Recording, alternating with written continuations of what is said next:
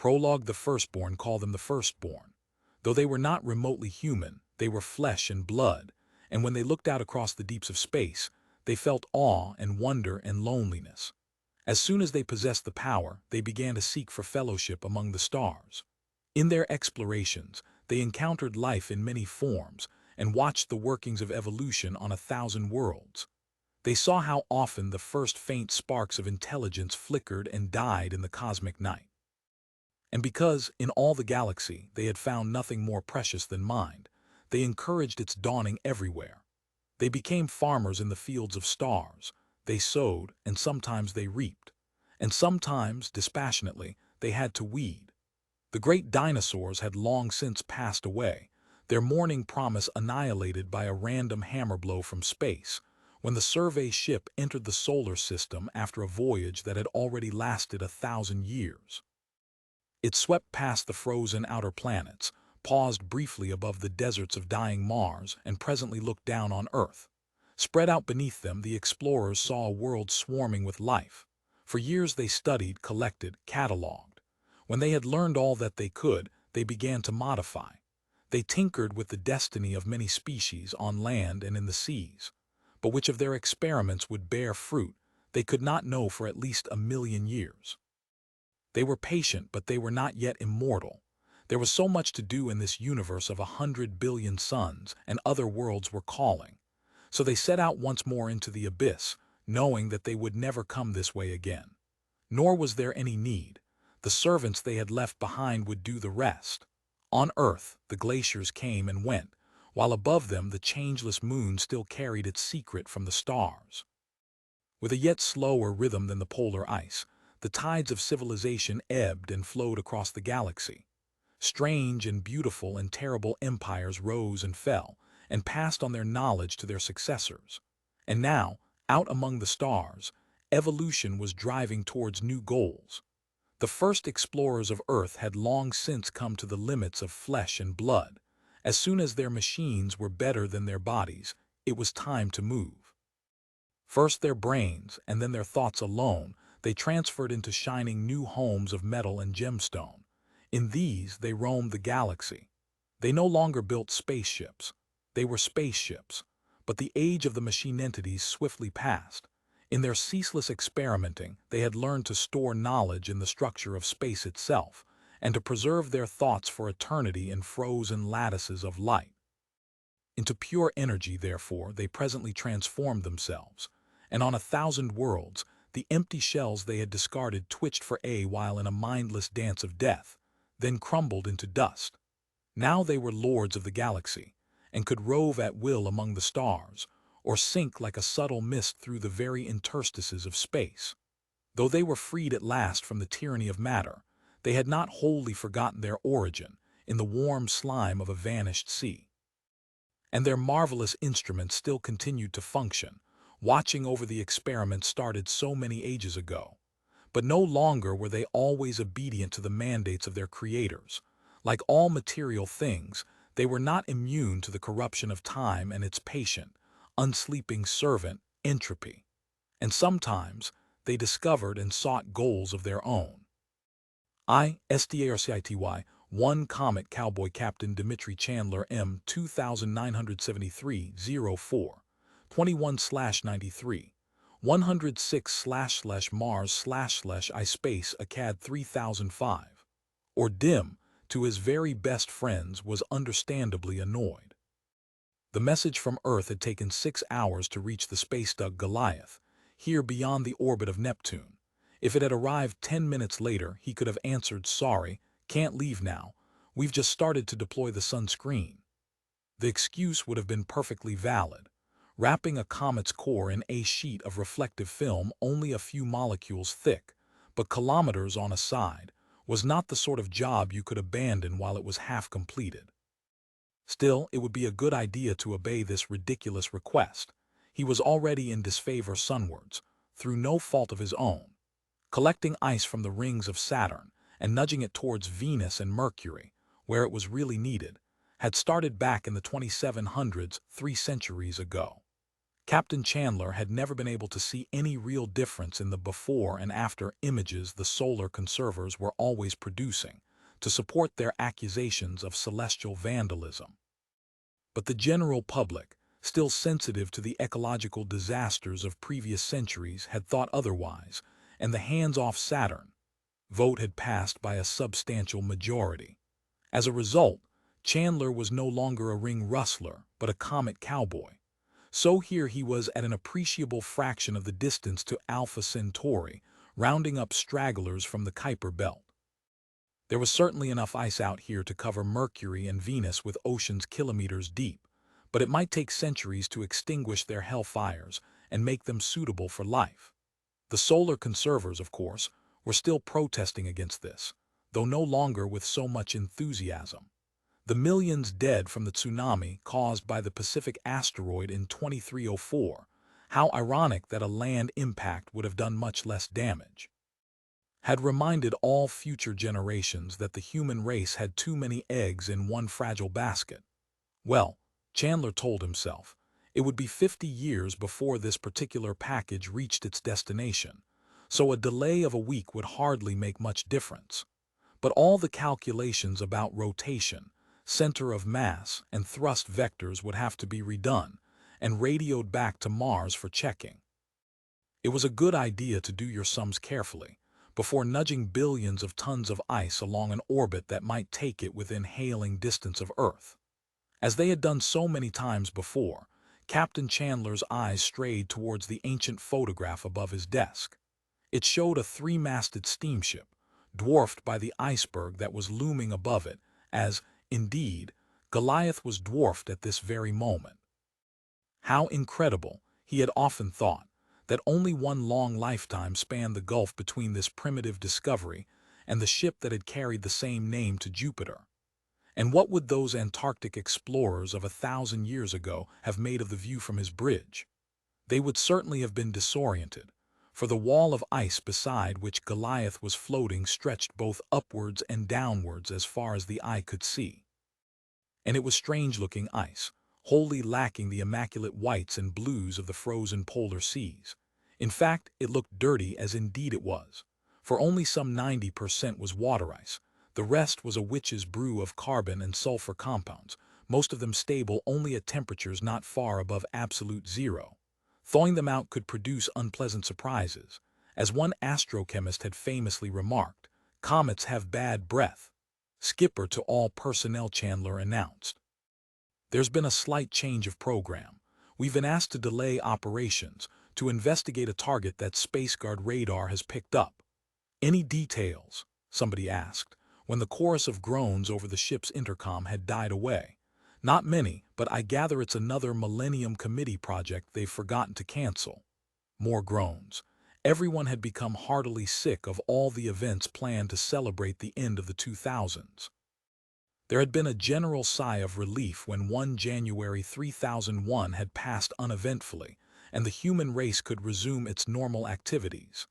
Anyway, it will probably be another false alarm like the last one. We'll get back to work just as quickly as we can. Skipper out. This was the third wild goose chase, Chandler thought morosely, he'd been involved with during his career. Despite centuries of exploration, the solar system could still produce surprises, and presumably SpaceGuard had a good reason for its request.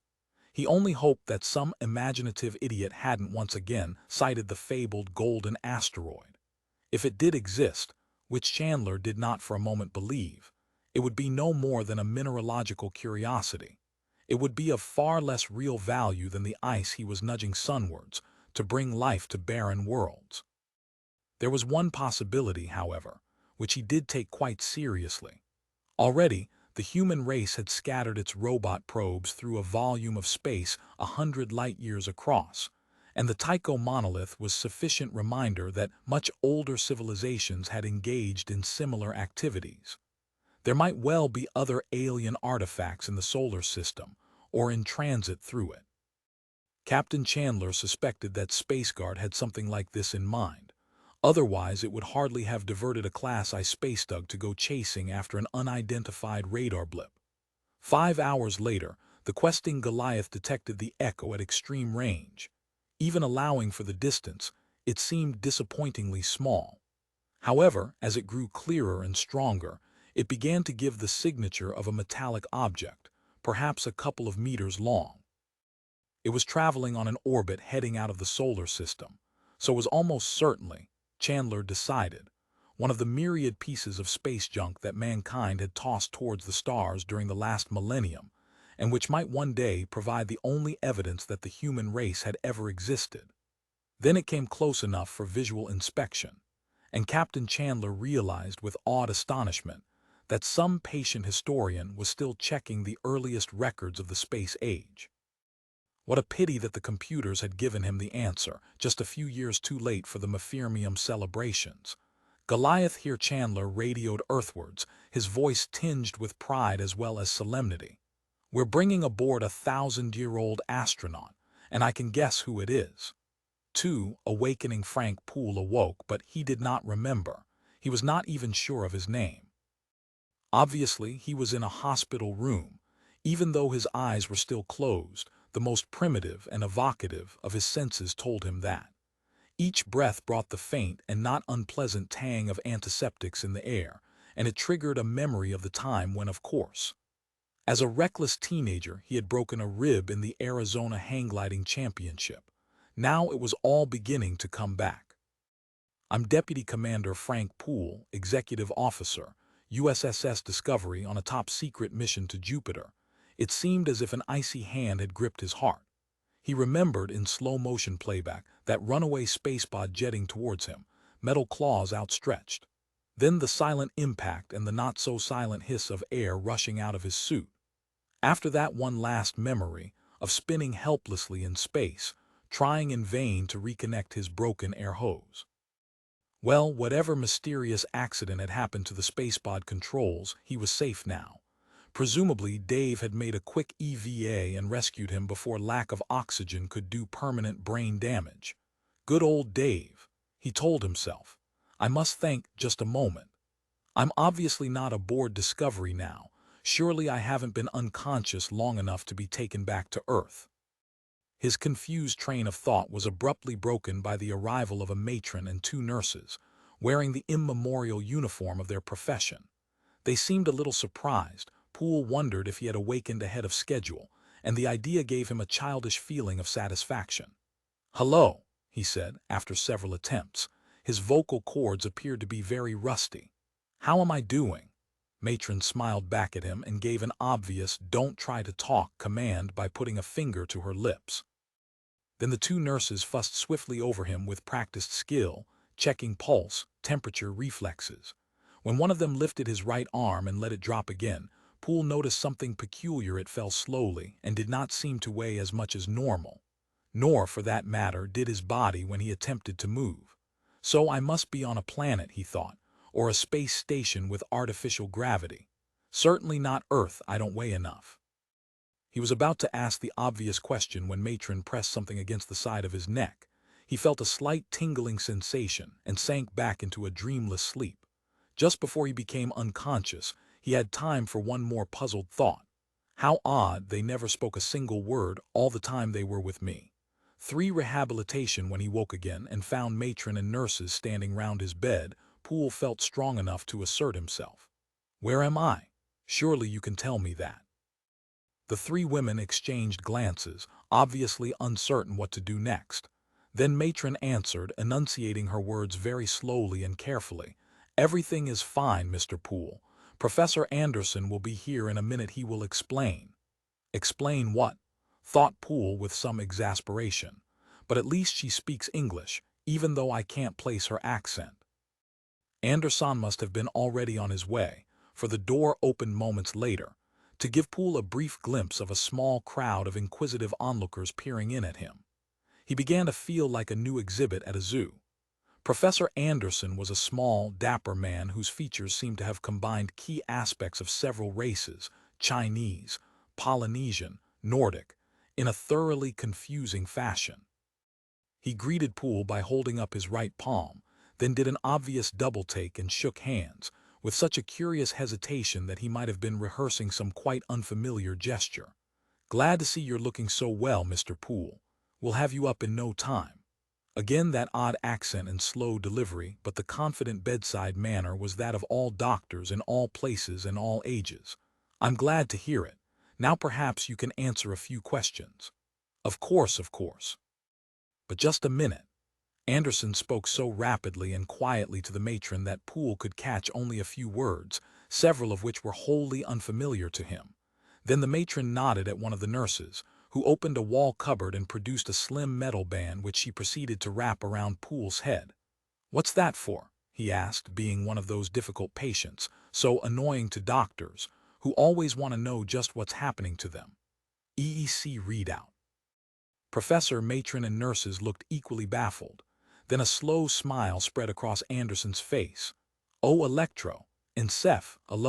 Graham," he said slowly, as if dredging the word up from the depth of memory. "You're quite right. We just want to monitor your brain functions." "My brain would function perfectly well if you'd let me use it," Poole grumbled silently. "But at least we seem to be getting somewhere finally." "Mr. Poole," said Anderson, still speaking in that curious stilted voice, as if venturing in a foreign language, "you know, of course, that you were disabled in a serious accident while you were working outside Discovery." Poole nodded agreement. "I'm beginning to suspect," he said dryly, "that disabled is a slight understatement." Anderson relaxed visibly, and a slow smile spread across his face. "You're quite correct. Tell me what you think happened." "Well, the best-case scenario is that, after I became unconscious, Dave Bowman rescued me and brought me back to the ship. How is Dave? No one will tell me anything. All in due course. And the worst case. It seemed to Frank Poole that a chill wind was blowing gently on the back of his neck. The suspicion that had been slowly forming in his mind began to solidify. That I died but was brought back here, wherever here is, and you've been able to revive me. Thank you. Quite correct. You're back on Earth. Well, very near it. What did he mean by very near it? There was certainly a gravity field here, so he was probably inside the slowly turning wheel of an orbiting space station.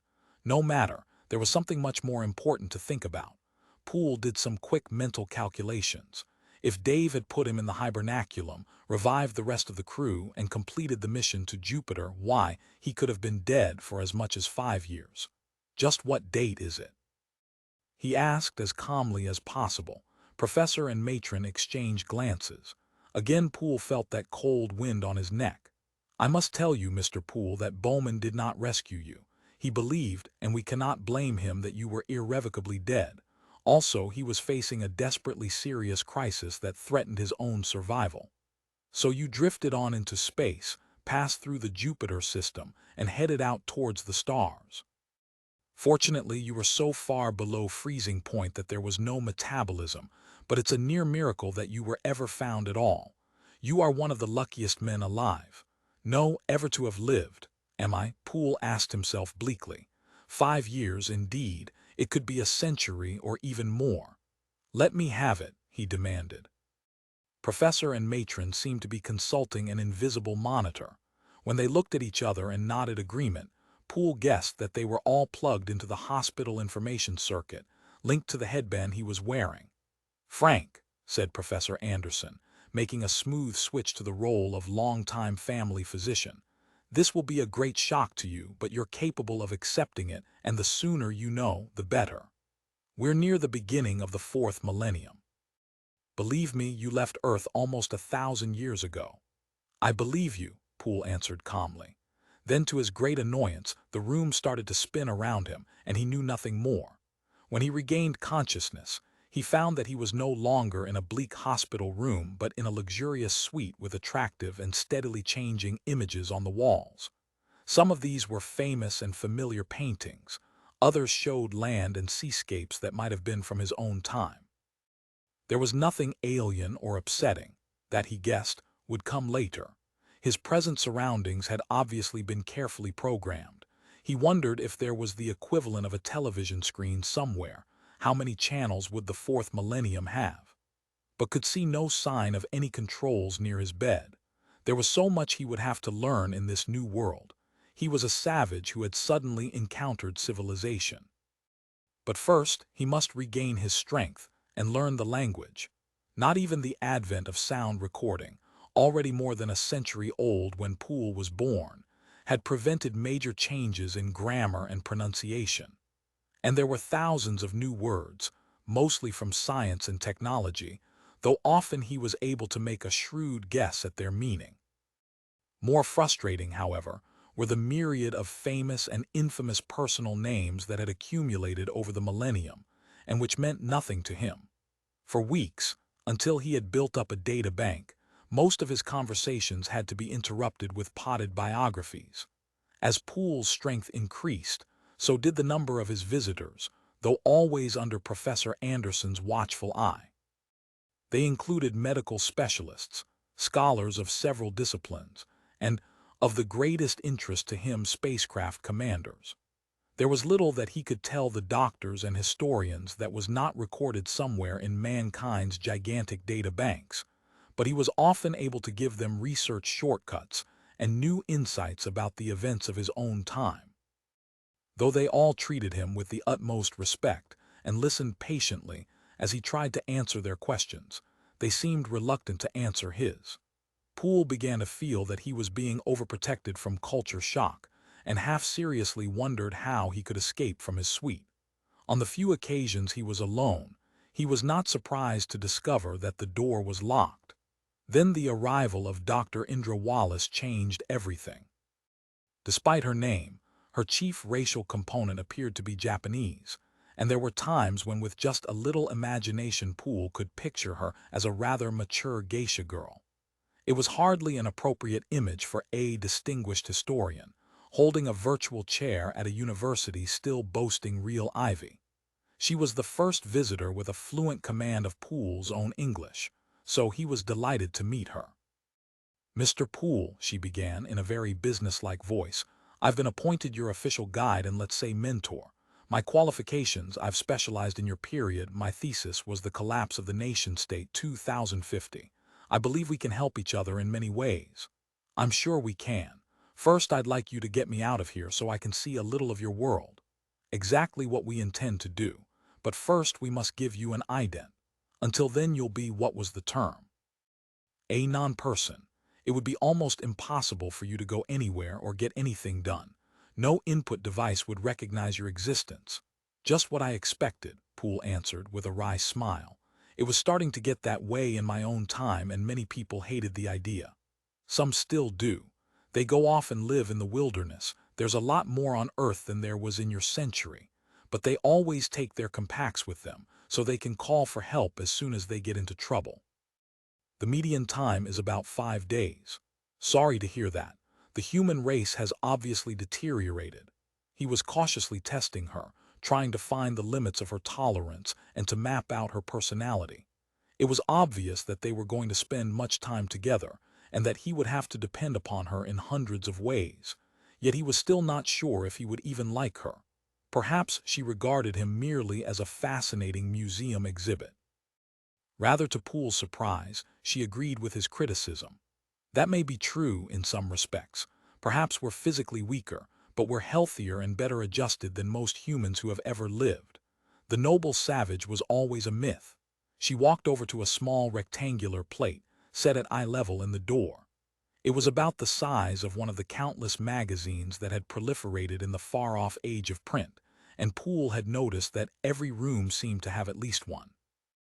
Usually they were blank, but sometimes they contained lines of slowly scrolling text, completely meaningless to Poole even when most of the words were familiar. Once a plate in his suite had emitted urgent beepings, which he had ignored on the assumption that someone else would deal with the problem, whatever it was. Fortunately, the noise stopped as abruptly as it had started. "Doctor." Wallace laid the palm of her hand upon the plate, then removed it after a few seconds. She glanced at Poole and said smilingly, "Come and look at this." The inscription that had suddenly appeared made a good deal of sense when he read it slowly. WALLACE, Indra F 2970-03, 1131.885/Hist, Oxford.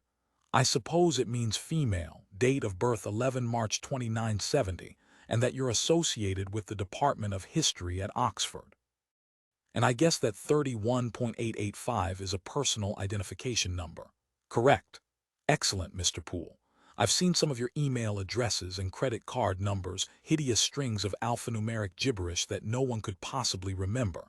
But we all know our date of birth, and not more than 99,999 other people will share it. So a five-figure number is all you'll ever need. And even if you forget that, it doesn't really matter. As you see, it's a part of you. Implant. Yes, nanochip at birth, one in each palm for redundancy. You won't even feel yours when it goes in, but you've given us a small problem. What's that? The readers you'll meet most of the time are too simple-minded to believe your date of birth, so with your permission we've moved it up 1,000 years. Permission granted, and the rest of the ident. Optional. You can leave it empty, give your current interests and location, or use it for personal messages, global or targeted. Some things, Poole was quite sure, would not have changed over the centuries. A high proportion of those targeted messages would be very personal indeed. He wondered if there were still self- or state-appointed censors in this day and age, and if their efforts at improving other people's morals had been more successful than in his own time. He would have to ask Dr. Wallace about that when he got to know her better. For a room with a view, Frank, Professor Anderson thinks you're strong enough to go for a little walk. I'm very pleased to hear it. Do you know the expression, stir crazy? No, but I can guess what it means. Poole had so adapted to the low gravity that the long strides he was taking seemed perfectly normal. Half a G, he had estimated just right to give a sense of well-being. They met only a few people on their walk, all of them strangers, but everyone gave a smile of recognition. By now, Poole told himself with a trace of smugness, I must be one of the best-known celebrities in this world. That should be a great help when I decide what to do with the rest of my life. At least another century, if I can believe Anderson. The corridor along which they were walking was completely featureless apart from occasional numbered doors, each bearing one of the universal relic panels. Poole had followed Indra for perhaps 200 meters when he came to a sudden halt, shocked because he had not realized something so blindingly obvious. This space station must be enormous, he exclaimed. Indra smiled back at him. Didn't you have a saying, you ain't seen anything yet? Nothing, he corrected, absent-mindedly. He was still trying to estimate the scale of this structure when he had another surprise. Who would have imagined a space station large enough to boast a subway, admittedly a miniature one, with a single small coach capable of seating only a dozen passengers? Observation Lounge 3, ordered Indra, and they drew silently and swiftly away from the terminal. Poole checked the time on the elaborate wristband whose functions he was still exploring. One minor surprise had been that the whole world was now on universal time. The confusing patchwork of time zones had been swept away by the advent of global communications. There had been much talk of this, back in the 21st century, and it had even been suggested that solar should be replaced by sidereal time. Then, during the course of the year, the sun would move right round the clock, setting at the time it had risen 6 months earlier. However, nothing had come of this equal time in the sun proposal, or of even more vociferous attempts to reform the calendar. That particular job, it had been cynically suggested, would have to wait for somewhat major advances in technology. Someday, surely, one of God's minor mistakes would be corrected, and the Earth's orbit would be adjusted to give every year 12 months of 30 exactly equal days. As far as Poole could judge by speed and elapsed time, they must have traveled at least 3 kilometers before the vehicle came to a silent stop. The doors opened and a bland auto voice intoned, "Have a good view. 35% cloud cover today." At last, thought Poole, we're getting near the outer wall. But here was another mystery. Despite the distance he had gone, neither the strength nor the direction of gravity had altered. He could not imagine a spinning space station so huge that the g-vector would not be changed by such a displacement. Could he really be on some planet after all? But he would feel lighter, usually much lighter, on any other habitable world in the solar system. When the outer door of the terminal opened, and Poole found himself entering a small airlock, he realized that he must indeed be in space. But where were the spacesuits? He looked around anxiously. It was against all his instincts to be so close to vacuum, naked and unprotected. One experience of that was enough. "We're nearly there," said Indra reassuringly. The last door opened, and he was looking out into the utter blackness of space, through a huge window that was curved both vertically and horizontally. He felt like a goldfish in its bowl, and hoped that the designers of this audacious piece of engineering knew exactly what they were doing. They certainly possessed better structural materials than had existed in his time. Though the stars must be shining out there, his light-adapted eyes could see nothing but black emptiness beyond the curve of the great window. As he started to walk towards it to get a wider view, Indra restrained him and pointed straight ahead. "Look carefully," she said. "Don't you see it?" Poole blinked and stared into the night. Surely it must be an illusion, even, heaven forbid, a crack in the window. He moved his head from side to side. No, it was real. But what could it be? He remembered Euclid's definition: a lie has length but no thickness. For spanning the whole height of the window, and obviously continuing out of sight above and below, was a thread of light quite easy to see when he looked for it, yet so one-dimensional that the word thin could not even be applied. However, it was not completely featureless. There were barely visible spots of greater brilliance at irregular intervals along its length, like drops of water on a spider's web. Poole continued walking towards the window, and the view expanded until at last he could see what lay below him. It was familiar enough. The whole continent of Europe and much of northern Africa, just as he had seen them many times from space.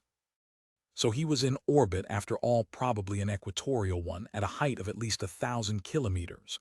Indra was looking at him with a quizzical smile.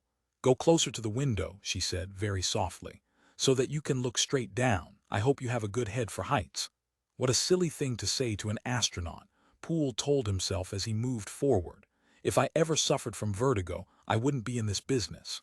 The thought had barely passed through his mind when he cried, "My God!" and involuntarily stepped back from the window. Then, bracing himself, he dared to look again. He was looking down on the distant Mediterranean from the face of a cylindrical tower, whose gently curving wall indicated a diameter of several kilometers. But that was nothing compared with its length, for it tapered away down, down, down, until it disappeared into the mist somewhere over Africa. He assumed that it continued all the way to the surface. "How high are we?" he whispered. 2,000 K. But now look upwards. This time, it was not such a shock. He had expected what he would see. The tower dwindled away until it became a glittering thread against the blackness of space, and he did not doubt that it continued all the way to the geostationary orbit, 36,000 kilometers above the equator. Such fantasies had been well known in Poole's day. He had never dreamed he would see the reality and be living in it. He pointed towards the distant thread reaching up from the eastern horizon. "That must be another one. Yes, the Asian tower. We must look exactly the same to them. How many are there?" "Just 4, equally spaced around the equator. Africa, Asia, America, Pacifica. The last one's almost empty, only a few hundred levels completed. Nothing to see except water." Poole was still absorbing this stupendous concept when a disturbing thought occurred to him. "There were already thousands of satellites at all sorts of altitudes in my time. How do you avoid collisions?" Indra looked slightly embarrassed. "You know, I never thought about that. It's not my field." She paused for a moment, clearly searching her memory. Then her face brightened. "I believe there was a big cleanup operation centuries ago. There just aren't any satellites below the stationary orbit." That made sense, Poole told himself. They wouldn't be needed. The 4 gigantic towers could provide all the facilities once provided by thousands of satellites and space stations. And there have never been any accidents, any collisions with spaceships leaving Earth or re-entering the atmosphere. Indra looked at him with surprise. "But they don't anymore," she pointed to the ceiling. "All the spaceports are where they should be, up there on the outer ring. I believe it's 400 years since the last rocket lifted off from the surface of the Earth." Poole was still digesting this when a trivial anomaly caught his attention. His training as an astronaut had made him alert to anything out of the ordinary. In space, that might be a matter of life or death. The sun was out of view, high overhead, but its rays streaming down through the great window painted a brilliant band of light on the floor underfoot. Cutting across that band at an angle was another, much fainter one, so that the frame of the window threw a double shadow. Poole had to go almost down on his knees so that he could peer up at the sky. He had thought himself beyond surprise, but the spectacle of two suns left him momentarily speechless. "What's that?" he gasped when he had recovered his breath. "Oh, haven't you been told? That's Lucifer. Earth has another sun. Well, it doesn't give us much heat, but it's put the moon out of business. Before the second mission went there to look for you, that was the planet Jupiter." "I knew I would have much to learn in this new world," Poole told himself, "but just how much I never dreamed." 5 Education Poole was both astonished and delighted when the television set was wheeled into the room and positioned at the end of his bed. Delighted because he was suffering from mild information starvation, and astonished because it was a model which had been obsolete even in his own time. "We've had to promise the museum we'll give it back," Matron informed him. "And I expect you know how to use this." As he fondled the remote control, Poole felt a wave of acute nostalgia sweep over him. As few other artifacts could, it brought back memories of his childhood and the days when most television sets were too stupid to understand spoken commands. "Thank you, Matron. What's the best news channel?" She seemed puzzled by his question, then brightened. "Oh, I see what you mean. But Professor Anderson thinks you're not quite ready yet. So Archives has put together a collection that will make you feel at home." Poole wondered briefly what the storage medium was in this day and age.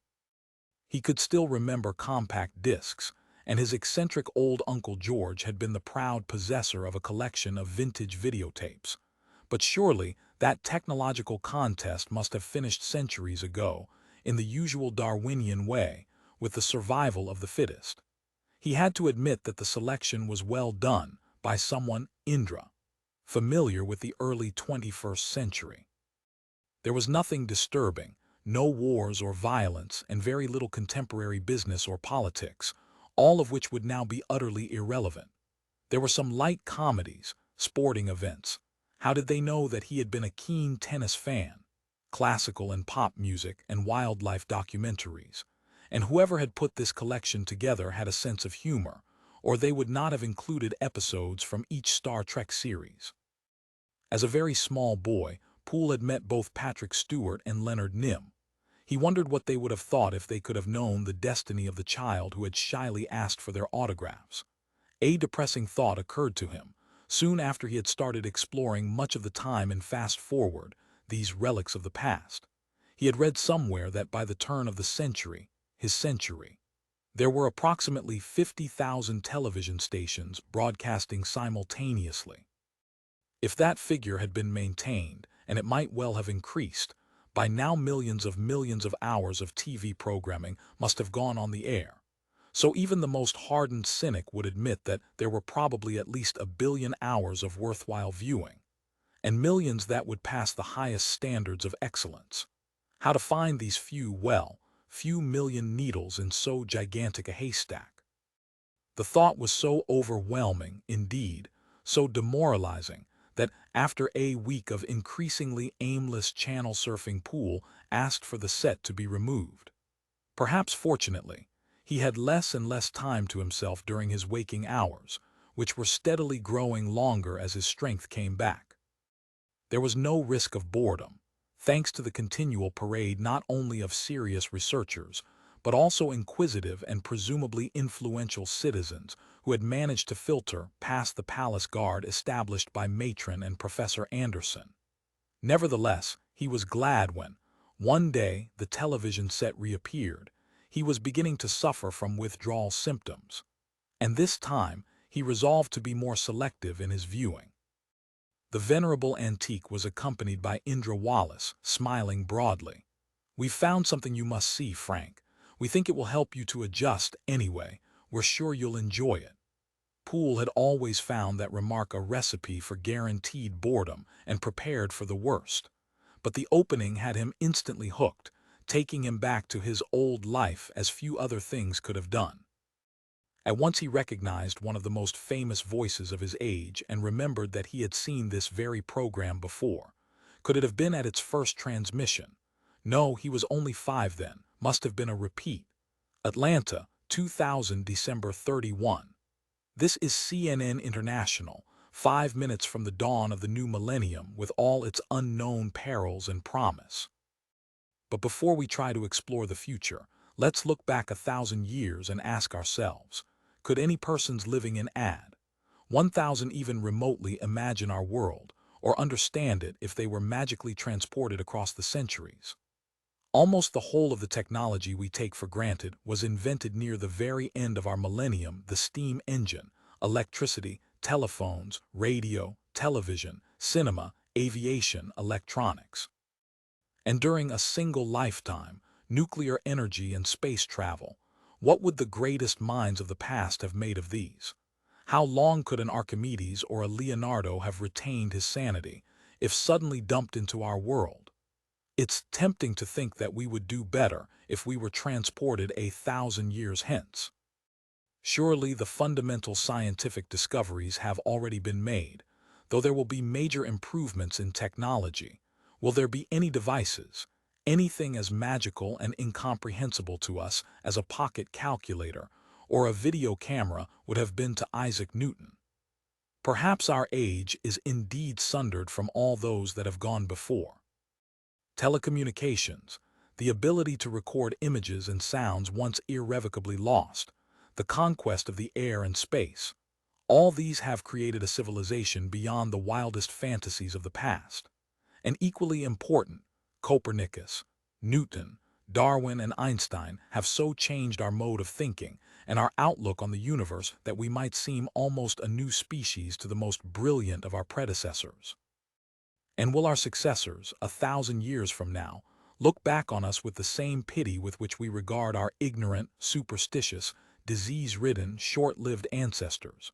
We believe that we know the answers to questions that they could not even ask, but what surprises does the third millennium hold for us? Well, here it comes. A great bell began to toll the strokes of midnight. The last vibration throbbed into silence. And that's the way it was. Goodbye, wonderful and terrible 20th century. Then the picture broke into a myriad fragments, and a new commentator took over, speaking with the accent which Poole could now easily understand, and which immediately brought him up to the present. Now, in the first minutes of the year 3001, we can answer that question from the past. Certainly, the people of 2001 who you were just watching would not feel as utterly overwhelmed in our age as someone from 1001 would have felt in theirs. Many of our technological achievements they would have anticipated. Indeed, they would have expected satellite cities and colonies on the moon and planets. They might even have been disappointed because we are not yet immortal and have sent probes only to the nearest stars. Abruptly, Indra switched off the recording. The rest later, Frank. You're getting tired, but I hope it will help you to adjust. Thank you, Indra. I'll have to sleep on it, but it certainly proved one point. What's that? I should be grateful I'm not 1,001er dropped into 2001. That would be too much of a quantum jump. I don't believe anyone could adjust to it. At least I know about electricity and won't die of fright if a picture starts talking at me. I hope, Poole told himself, that confidence is justified. Someone once said that any sufficiently advanced technology is indistinguishable from magic. Will I meet magic in this new world and be able to handle it? 6 Braincup, I'm afraid you'll have to make an agonizing decision, said Professor Anderson, with a smile that neutralized the exaggerated gravity of his words. I can take it, Doctor. Just give it to me straight. Before you can be fitted with your brain cap, you have to be completely bald. So here's your choice. At the rate your hair grows, you'd have to be shaved at least once a month, or you could have a permanent. How's that done? Laser scalp treatment kills the follicles at the root. Is it reversible? Yes, but that's messy and painful and takes weeks. Then I'll see how I like being hairless before committing myself. I can't forget what happened to Samson. Who? Character in a famous old book. His girlfriend cut off his hair while he was sleeping. When he woke up, all his strength had gone. Now I remember pretty obvious medical symbolism. Still, I wouldn't mind losing my beard. I'd be happy to stop shaving once and for all. I'll make the arrangements. And what kind of wig would you like? Poole laughed. I'm not particularly vain, think it would be a nuisance and probably won't bother. Something else I can decide later. That everyone in this era was artificially bald. was a surprising fact that Poole had been quite slow to discover.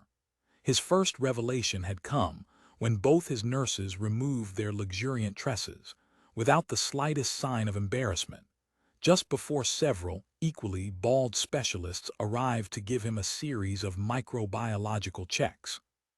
He had never been surrounded by so many hairless people, and his initial guess was that this was the latest step in the medical profession's endless war against germs.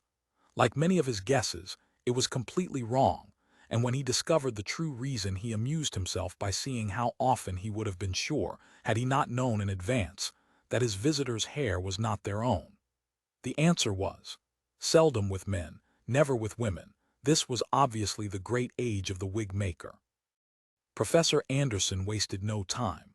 That afternoon the nurses smeared some evil-smelling cream over Poole's head, and when he looked into the mirror an hour later, he did not recognize himself. Well, he thought, perhaps a wig would be a good idea after all. The brain cap fitting took somewhat longer. First, a mold had to be made, which required him to sit motionless for a few minutes until the plaster set. He fully expected to be told that his head was the wrong shape when his nurses, giggling most unprofessionally, had a hard time extricating him. "Ouch, that hurt," he complained. Next came the skull cap itself, a metal helmet that fitted snugly almost down to the ears, and triggered a nostalgic thought, wish my Jewish friends could see me now. After a few minutes, it was so comfortable that he was unaware of its presence. Now he was ready for the installation, a process which, he realized with something akin to awe, had been the rite of passage for almost all the human race for more than half a millennium.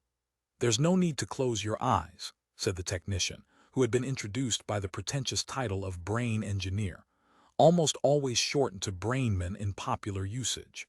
"When setup begins, all your inputs will be taken over. Even if your eyes are open, you won't see anything." "I wonder if everyone feels as nervous as this," Poole asked himself. "Is this the last moment I'll be in control of my own mind? Still, I've learned to trust the technology of this age. Up to now, it hasn't let me down. Of course, as the old saying goes, there's always a first time." As he had been promised, he had felt nothing except a gentle tickling as the myriad of nanowires wormed their way through his scalp. All his senses were still perfectly normal. When he scanned his familiar room, everything was exactly where it should be. The brainman, wearing his own skull cap, wired like Poole's to a piece of equipment that could easily have been mistaken for a 20th century laptop computer, gave him a reassuring smile. "Ready?" he asked. There were times when the old clichés were the best ones. "Ready as I'll ever be," Poole answered. Slowly, the light faded, or seemed to. A great silence descended, and even the gentle gravity of the tower relinquished its hold upon him. He was an embryo, floating in a featureless void, though not in complete darkness. He had known such a barely visible, near ultraviolet tenebrosity, on the very edge of night, only once in his life when he had descended further than was altogether wise down the face of a sheer cliff at the outer edge of the Great Barrier Reef. Looking down into hundreds of meters of crystalline emptiness, he had felt such a sense of disorientation that he experienced a brief moment of panic, and had almost triggered his buoyancy unit before regaining control. Needless to say, he had never mentioned the incident to the space agency physicians. From a great distance, a voice spoke out of the immense void that now seemed to surround him. But it did not reach him through his ears. It sounded softly in the echoing labyrinths of his brain. Calibration starting. From time to time you will be asked questions you can answer mentally, but it may help to vocalize. Do you understand?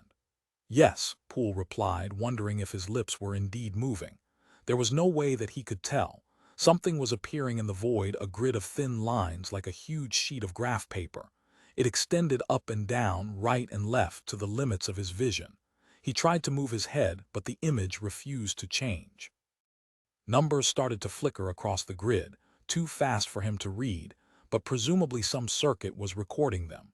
Poole could not help smiling. Did his cheeks move? At the familiarity of it all.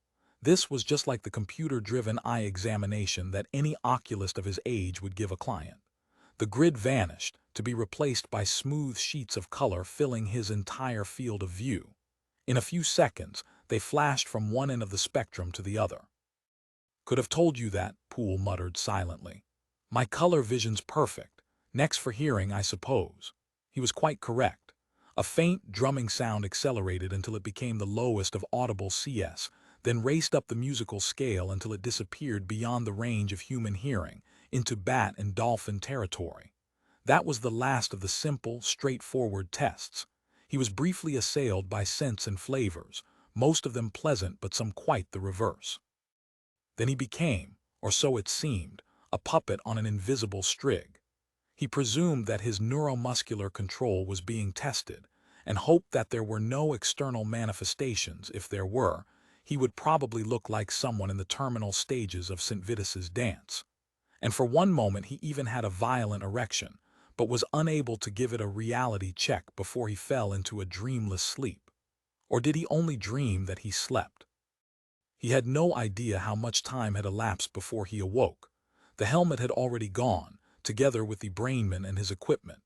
"Everything went fine," beamed Matron. "It will take a few hours to check that there are no anomalies. If your reading's okay, you'll have your brain cap tomorrow."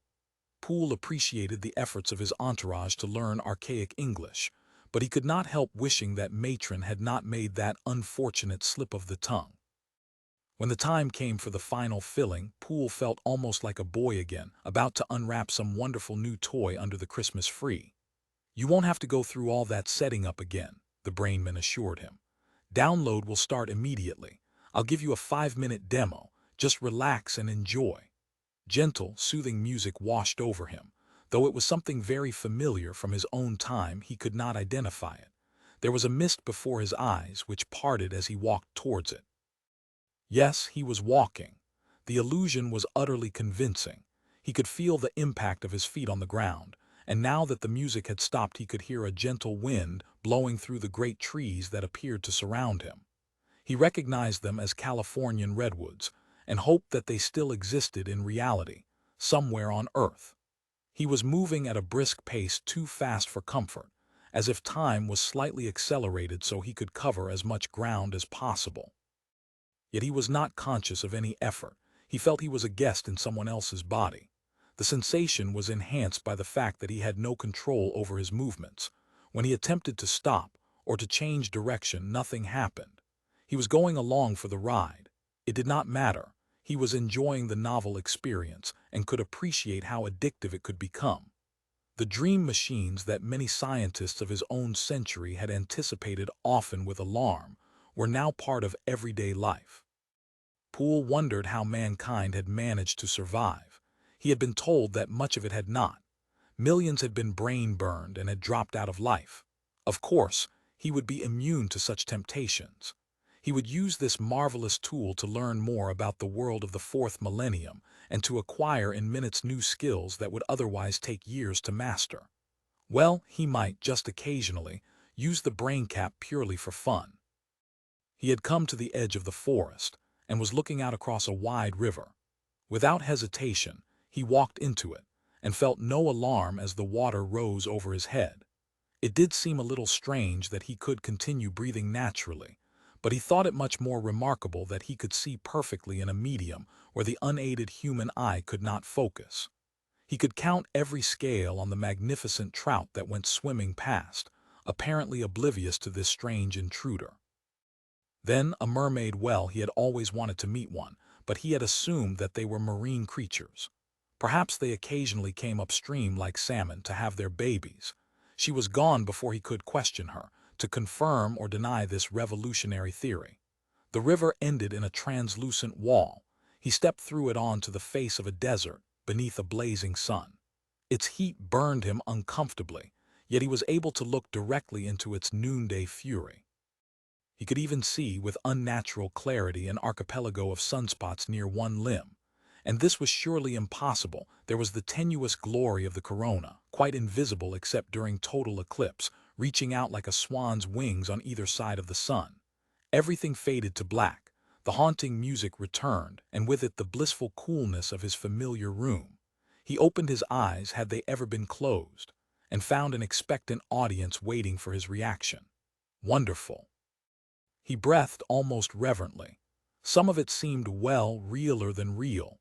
Then his engineer's curiosity, never far from the surface, started nagging him. Even that short demo must have contained an enormous amount of information. How's it stored? In these tablets, the same your audiovisual system uses, but with much greater capacity. The brainman handed Poole a small square, apparently made of glass, silvered on one surface. It was almost the same size as the computer diskettes of his youth, but twice the thickness. As Poole tilted it back and forth, trying to see into its transparent interior, there were occasional rainbow-hued flashes, but that was all. He was holding, he realized, the end product of more than 1,000 years of electro-optical technology, as well as other technologies unborn in his era. And it was not surprising that superficially it resembled closely the devices he had known. There was a convenient shape and size for most of the common objects of everyday life: knives and forks, books, hand tools, furniture, and removable memories for computers. "What's its capacity?" he asked. "In my time, we were up to a terabyte in something this size. I'm sure you've done a lot better." "Not as much as you might imagine. There's a limit, of course, set by the structure of matter." "By the way, what was a terabyte? Afraid I've forgotten." "Shame on you. Kilo, mega, giga, tera. That's 10 to the 12th bytes. Then the petabyte, 10 to the 15th. That's as far as I ever got." "That's about where we start. It's enough to record everything any person can experience during one lifetime." It was an astonishing thought, yet it should not have been so surprising. The kilogram of jelly inside the human skull was not much larger than the tablet Poole was holding in his hand, and it could not possibly be as efficient a storage device. It had so many other duties to deal with. "And that's not all," the brainman continued. "With some data compression, it could store not only the memories but the actual person, and reproduce them again. Of course, straightforward job of nanoassembly." "So I'd heard," Poole told himself, "but I never really believed it." Back in his century, it seemed wonderful enough that the entire lifework of a great artist could be stored on a single small disk. And now, something no larger could hold the artist as well. 7 debriefing. "I'm delighted," said Poole, "to know that the Smithsonian still exists after all these centuries." "You probably wouldn't recognize it," said the visitor, who had introduced himself as Dr. Alastair Kim, Director of Astronautics.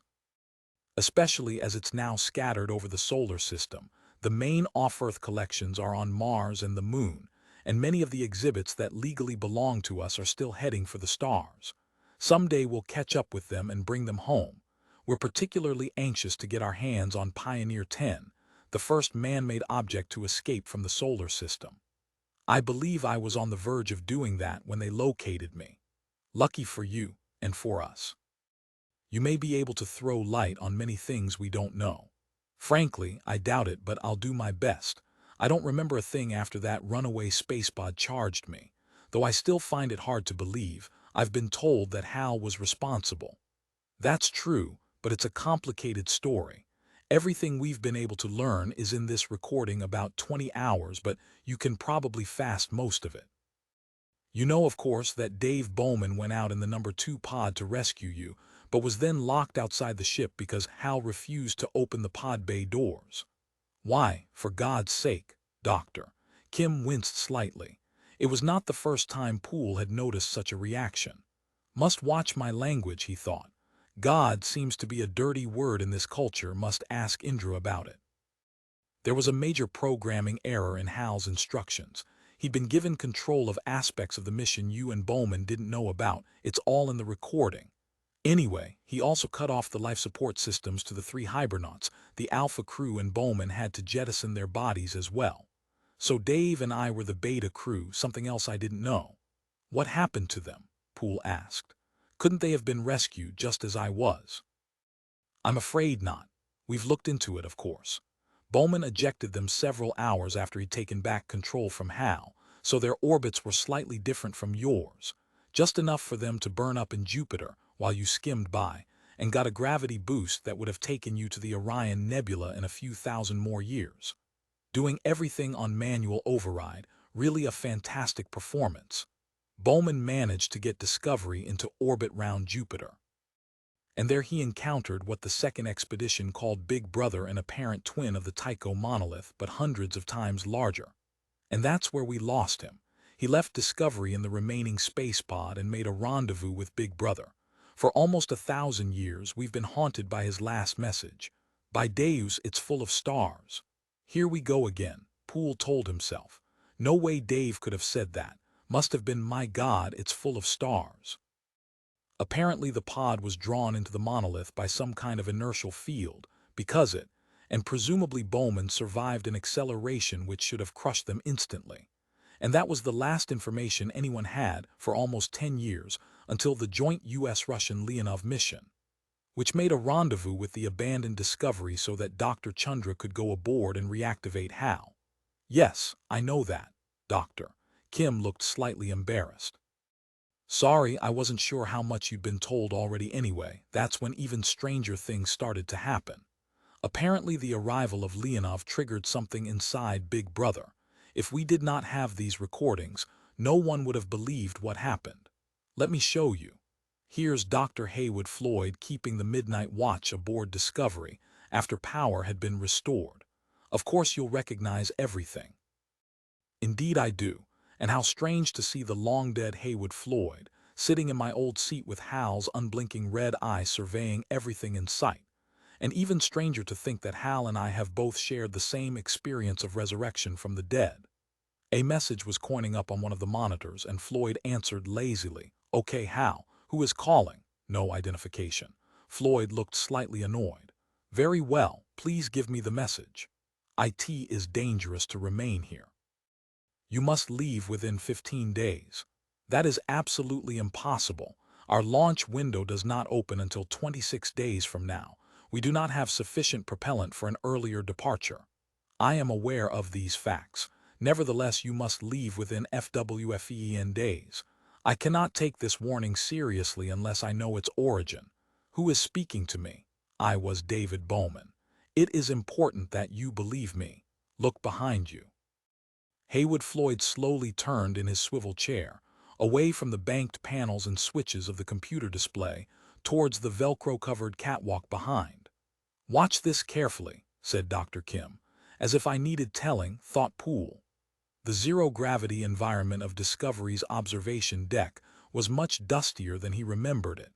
He guessed that the air filtration plant had not yet been brought online. The parallel rays of the distant yet still brilliant sun, streaming through the great windows, lit up a myriad of dancing motes in a classic display of Brownian movement. And now something strange was happening to these particles of dust.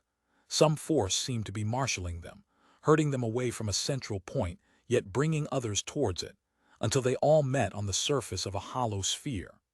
That sphere, about a meter across, hovered in the air for a moment like a giant soap bubble.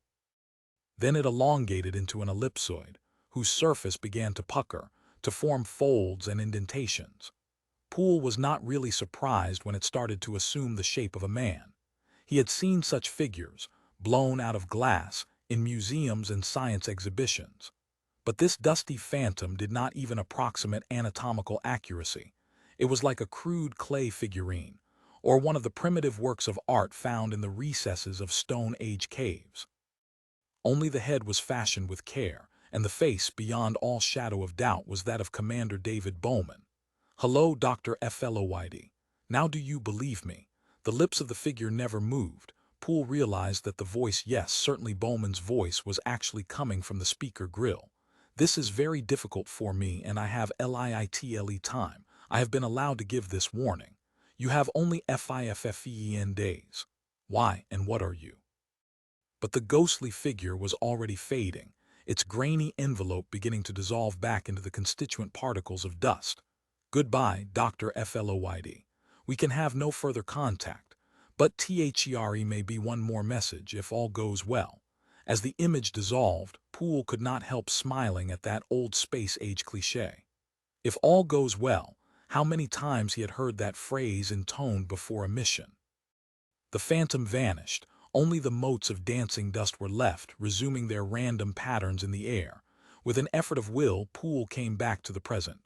"Well, Commander, what do you think of that?" asked Kim. Poole was still shaken, and it was several seconds before he could reply. The face and the voice were Bowman's, I'd swear to that. But what was it? That's what we're still arguing about. Call it a hologram, a projection, of course. There are plenty of ways it could be faked if anyone wanted to, but not in those circumstances. And then, of course, there's what happened next. Lucifer. Yes, thanks to that warning, the Leonov had just sufficient time to get away before Jupiter detonated. So whatever it was, the Bowman thing was friendly and trying to help. Presumably. And it may have been responsible for that one more message we did receive. It was sent only minutes before the detonation. Another waning. Dr. Kim brought the screen to life once more. It showed plain text. All these worlds are yours except Europa. Attempt no landings there. The same message was repeated about 100 times, then the letters became garbled. And we never have tried to land there, asked Poole. Only once by accident 36 years later, when the USS Galaxy was hijacked and forced down there, and her sister ship Universe had to go to the rescue. It's all here with what little our robot monitors have told us about the Europans. I'm anxious to see them. They're amphibious and come in all shapes and sizes. As soon as Lucifer started melting the ice that covered their whole world, they began to emerge from the sea. Since then, they've developed at a speed that seems biologically impossible. From what I remember about Europa, weren't there lots of cracks in the ice? Perhaps they'd already started crawling through and having a look round. That's a widely accepted theory. But there's another, much more speculative one. The monolith may have been involved in ways we don't yet understand. What triggered that line of thought was the discovery of TMA-0, right here on Earth, almost 500 years after your time. I suppose you've been told about that. Only vaguely. There's been so much to catch up with. I did think the name was ridiculous since it wasn't a magnetic anomaly, and it was in Africa, not Tycho. You're quite right, of course, but we're stuck with the name. And the more we learn about the monoliths, the more the puzzle deepens, especially as they're still the only real evidence for advanced technology beyond the Earth. That surprised me. I should have thought that by this line we'd have picked up radio signals from somewhere. The astronomers started searching when I was a boy. Well, there is one hint, and it's so terrifying that we don't like to talk about it. Have you heard of Nova Scorpio? I don't believe so. Stars go nova all the time, of course, and this wasn't a particularly impressive one. But before it blew up, Scorp was known to have several planets. Inhabited. Absolutely no way of telling. Radio searches had picked up nothing. And here's the nightmare. Luckily, the automatic Nova Patrol caught the event at the very beginning, and it didn't start at the star. One of the planets detonated first and then triggered its sun. My God, sorry, go on. You see the point. It's impossible for a planet to go nova except in one way. I once read a sick joke in a science fiction novel: supernovae are industrial accidents. It wasn't a supernova, but that may be no joke. The most widely accepted theory is that someone else had been tapping vacuum energy and had lost control. Or it could have been a war. Just as bad, we'll probably never know. But as our own civilization depends on the same energy source, you can understand why Scorp sometimes gives us nightmares. And we only had melting nuclear reactors to worry about. Not any longer, thank Deus. But I really wanted to tell you more about TMA-0's discovery, because it marked a turning point in human history. Finding TMA-1 on the moon was a big enough shock, but 500 years later there was a worse one. And it was much nearer home in every sense of the word. Down there, in Africa. 8 returned to Olduvai the Leakeys. Dr. Stephen Del Marco often told himself, would never have recognized this place, even though it's barely a dozen kilometers from where Louis and Mary, 5 centuries ago, dug up the bones of our first ancestors. Global warming and the Little Ice Age, truncated by miracles of heroic technology, had transformed the landscape and completely altered its biota. Oaks and pine trees were still fighting it out, to see which would survive the changes in climatic fortune. And it was hard to believe that, by this year 2513, there was anything left in Olduvai undug by enthusiastic anthropologists. However, recent flash floods, which were not supposed to happen anymore, had resculpted this area, and cut away several meters of topsoil. Del Marco had taken advantage of the opportunity, and there, at the limit of the deep scan, was something he could not quite believe. It had taken more than a year of slow and careful excavation to reach that ghostly image, and to learn that the reality was stranger than anything he had dared to imagine. Robot digging machines had swiftly removed the first few meters, then the traditional slave crews of graduate students had taken over. They had been helped or hindered by a team of 4 Kongs, who Del Marco considered more trouble than they were worth. However, the students adored the genetically enhanced gorillas, whom they treated like retarded but much-loved children. It was rumored that the relationships were not always completely platonic. For the last few meters, however, everything was the work of human hands, usually wielding toothbrushes soft-bristled at that. And now it was finished. Howard Carter, seeing the first glint of gold in Tutankhamun's tomb, had never uncovered such a treasure as this. From this moment onwards, Del Marco knew, human beliefs and philosophies would be irrevocably changed. The monolith appeared to be the exact twin of that discovered on the moon 5 centuries earlier. Even the excavation surrounding it was almost identical in size. And like TMA-1, it was totally non-reflective, absorbing with equal indifference the fierce glare of the African sun and the pale gleam of Lucifer. As he led his colleagues, the directors of the world's half-dozen most famous museums, 3 eminent anthropologists, the heads of 2 media empires down into the pit, Del Marco wondered if such a distinguished group of men and women had ever been so silent, for so long. But that was the effect that this ebon rectangle had on all visitors, as they realized the implications of the thousands of artifacts that surrounded it. For here was an archaeologist's treasure trove, crudely fashioned flint tools, countless bones, some animal, some human, and almost all arranged in careful patterns. For centuries, no, millennia, these pitiful gifts had been brought here, by creatures with only the first glimmer of intelligence, as tribute to a marvel beyond their understanding. And beyond ours, Del Marco had often thought. Yet of 2 things he was certain, though he doubted if proof would ever be possible. This was where in time and space the human species had really begun, and this monolith was the very first of all its multitudinous gods. 9 Skyland, there were mice in my bedroom last night, Poole complained, only half seriously. Is there any chance you could find me a cat, Doctor? Wallace looked puzzled, then started to laugh. You must have heard one of the cleaning microts. I'll get the programming checked so they don't disturb you. Try not to step on one if you catch it at work. If you do, it will call for help and all its friends will come to pick up the pieces. So much to learn, so little time. No, that wasn't true, Poole reminded himself. He might well have a century ahead of him, thanks to the medical science of this age. The thought was already beginning to fill him with apprehension rather than pleasure. At least he was now able to follow most conversations easily, and had learned to pronounce words so that Indra was not the only person who could understand him. He was very glad that English was now the world language, though French, Russian, and Mandarin still flourished. I've another problem, Indra, and I guess you're the only person who can help. When I say God, why do people look embarrassed? Indra did not look at all embarrassed. In fact, she laughed. That's a very complicated story.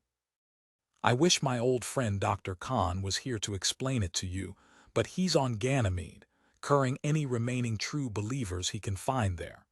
When all the old religions were discredited, let me tell you about Pope Pius XX, sometime one of the greatest men in history. We still needed a word for the prime cause, or the creator of the universe, if there is one. Were lots of suggestions, Dio, Theo, Jove, Brahma, they were all tried, and some of them are still around, especially Einstein's favorite, the old one, but Deus seems to be the fashion nowadays. I'll try to remember, but it still seems silly to me. You'll get used to it. I'll teach you some other reasonably polite expletives to use when you want to express your feelings. You said that all the old religions have been discredited, so what do people believe nowadays? As little as possible. We're all either deists or theists. You've lost me. Definitions, please. They were slightly different in your time, but here are the latest versions. Theists believe there's not more than one God, deists that there is not less than one God. I'm afraid the distinction's too subtle for me. Not for everyone. You'd be amazed at the bitter controversies it's aroused. 5 centuries ago, someone used what's known as surreal mathematics to prove there's an infinite number of grades between theists and deists. Of course, like most dabblers with infinity, he went insane. By the way, the best-known deists were Americans Washington, Franklin, Jefferson. A little before my time, though you'd be surprised how many people don't realize it. Now I've some good news. Joe Prof. Anderson has finally given his what was the phrase, "Okay, you're fit enough to go for a little trip upstairs, to the lunar level." Wonderful, how far is that? Oh, about 12,000 kilometers. 12,000. That will take hours. Indra looked surprised at his remark. Then she smiled. Not as long as you think. No, we don't have a Star Trek transporter yet, though I believe they're still working on it. But you'll need new clothes and someone to show you how to wear them, and to help you with the hundreds of little everyday jobs that can waste so much time. So we've taken the liberty of arranging a human personal assistant for you. Come in, Daniel. Daniel was a small, light brown man in his mid-30s, who surprised Poole by not giving him the usual palm-top salute, with its automatic exchange of information. Indeed, it soon appeared that Daniel did not possess an ident. Whenever it was needed, he produced a small rectangle of plastic that apparently served the same purpose as the 21st century's smart cards. Daniel will also be your guide, and what was that word? I can never remember rhymes with ballet. He's been specially trained for the job. I'm sure you'll find him completely satisfactory. Though Poole appreciated this gesture, it made him feel a little uncomfortable. A valet, indeed. He could not recall ever meeting one. In his time, they were already a rare and endangered species. He began to feel like a character from an early 20th century English novel. You have a choice, said Indra, though I know which one you'll take. We can go up on an external elevator and admire the view, or an interior one, and enjoy a meal and some light entertainment. I can't imagine anyone wanting to stay inside. You'd be surprised. It's too vertiginous for some people, especially visitors from down below. Even mountain climbers who say they've got a head for heights may start to turn green when the heights are measured in thousands of kilometers instead of meters. I'll risk it, Poole answered with a smile. I've been higher. When they had passed through a double set of airlocks in the exterior wall of the tower, was it imagination, or did he feel a curious sense of disorientation then? They entered what might have been the auditorium of a very small theater. Rows of 10 seats were banked up in 5 tiers. They all faced towards one of the huge picture windows, which Poole still found disconcerting, as he could never quite forget the hundreds of tons of air pressure, striving to blast it out into space. The dozen or so other passengers, who had probably never given the matter any thought, seemed perfectly at ease. They all smiled as they recognized him, nodded politely, then turned away to admire the view. "Welcome to Sky Lounge," said the inevitable auto voice. "Ascent begins in 5 minutes. You will find refreshments and toilets on the lower floor." Just how long will this trip last? Poole wondered. We're going to travel over 20,000 clicks there and back. This will be like no elevator ride I've ever known on Earth. While he was waiting for the ascent to begin, he enjoyed the stunning panorama laid out 2,000 kilometers below. It was winter in the northern hemisphere, but the climate had indeed changed drastically, for there was little snow south of the Arctic Circle. Europe was almost cloud-free, and there was so much detail that the eye was overwhelmed. One by one, he identified the great cities whose names had echoed down the centuries. They had been shrinking even in his time, as the communications revolution changed the face of the world, and had now dwindled still further. There were also some bodies of water in improbable places. The northern Sahara's Lake Saladin was almost a small sea. Poole was so engrossed by the view that he had forgotten the passage of time.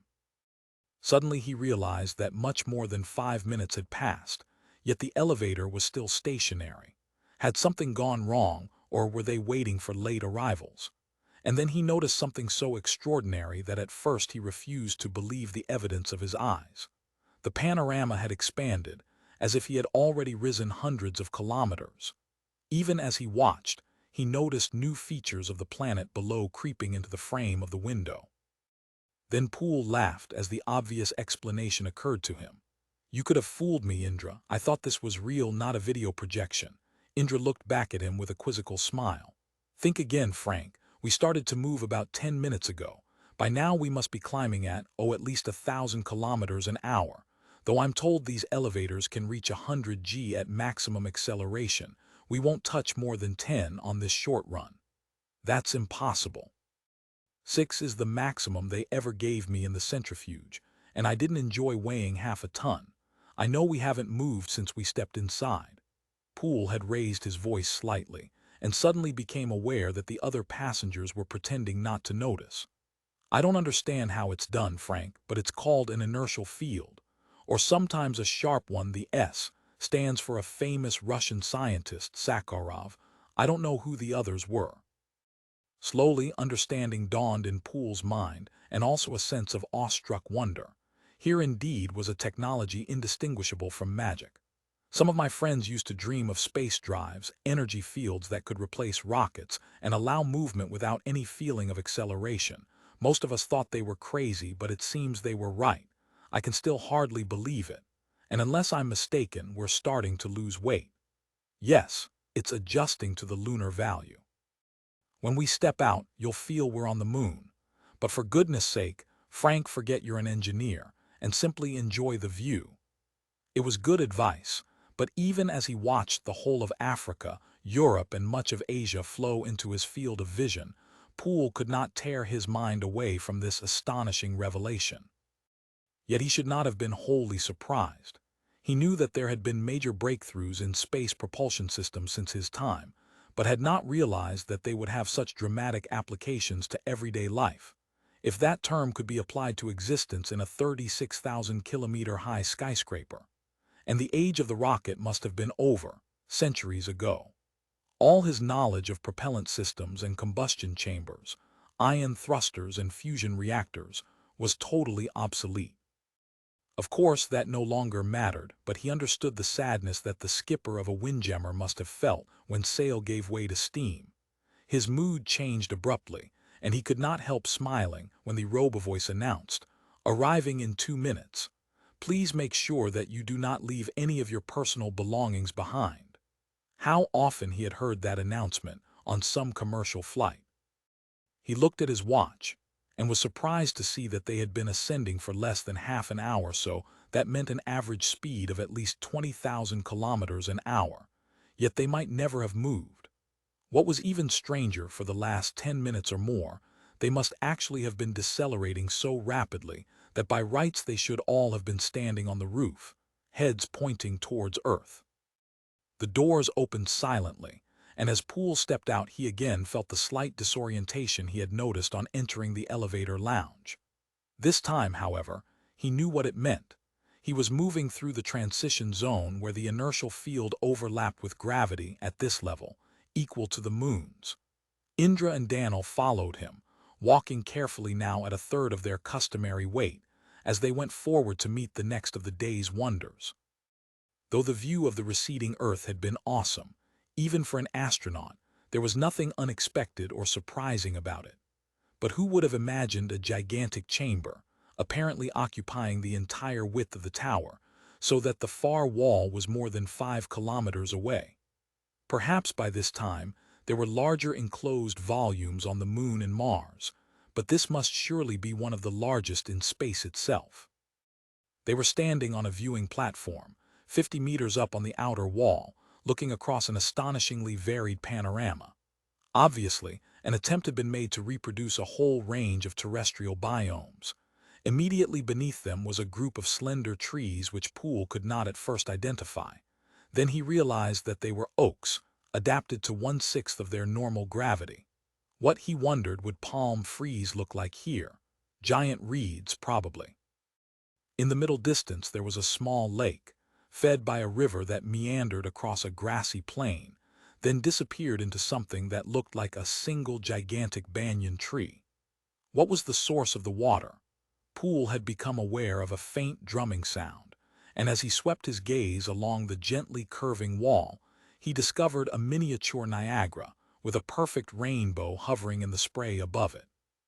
He could have stood here for hours, admiring the view and still not exhausting all the wonders of this complex and brilliantly contrived simulation of the planet below. As it spread out into new and hostile environments, perhaps the human race felt an ever-increasing need to remember its origins. Of course, even in his own time, every city had its parks as usually feeble reminders of nature. The same impulse must be acting here, on a much grander scale. Central Park, Africa Tower. "Let's go down," said Indra. "There's so much to see, and I don't come here as often as I'd like."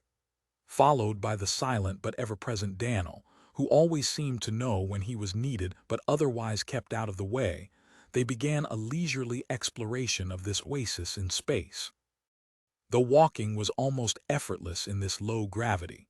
From time to time, they took advantage of a small monorail and stopped once for refreshments at a cafe, cunningly concealed in the trunk of a redwood that must have been at least a quarter of a kilometer tall. There were very few other people about. Their fellow passengers had long since disappeared into the landscape, so it was as if they had all this wonderland to themselves.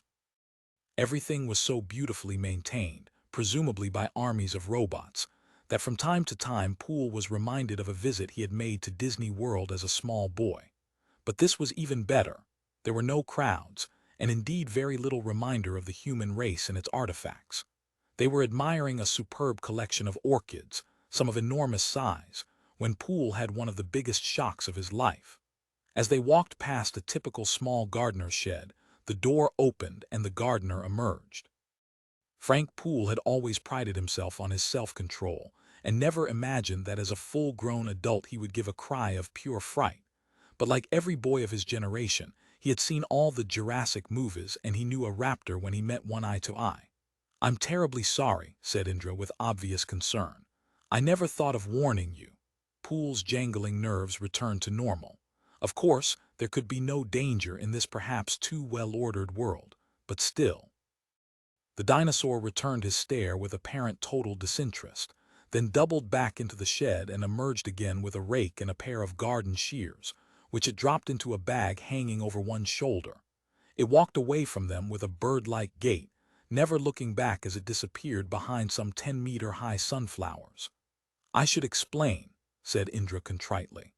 "We like to use bioorganisms when we can, rather than robots. I suppose it's carbon chauvinism. Now there are only a few animals that have any manual dexterity, and we've used them all at one time or another. And here's a mystery that no one's been able to solve.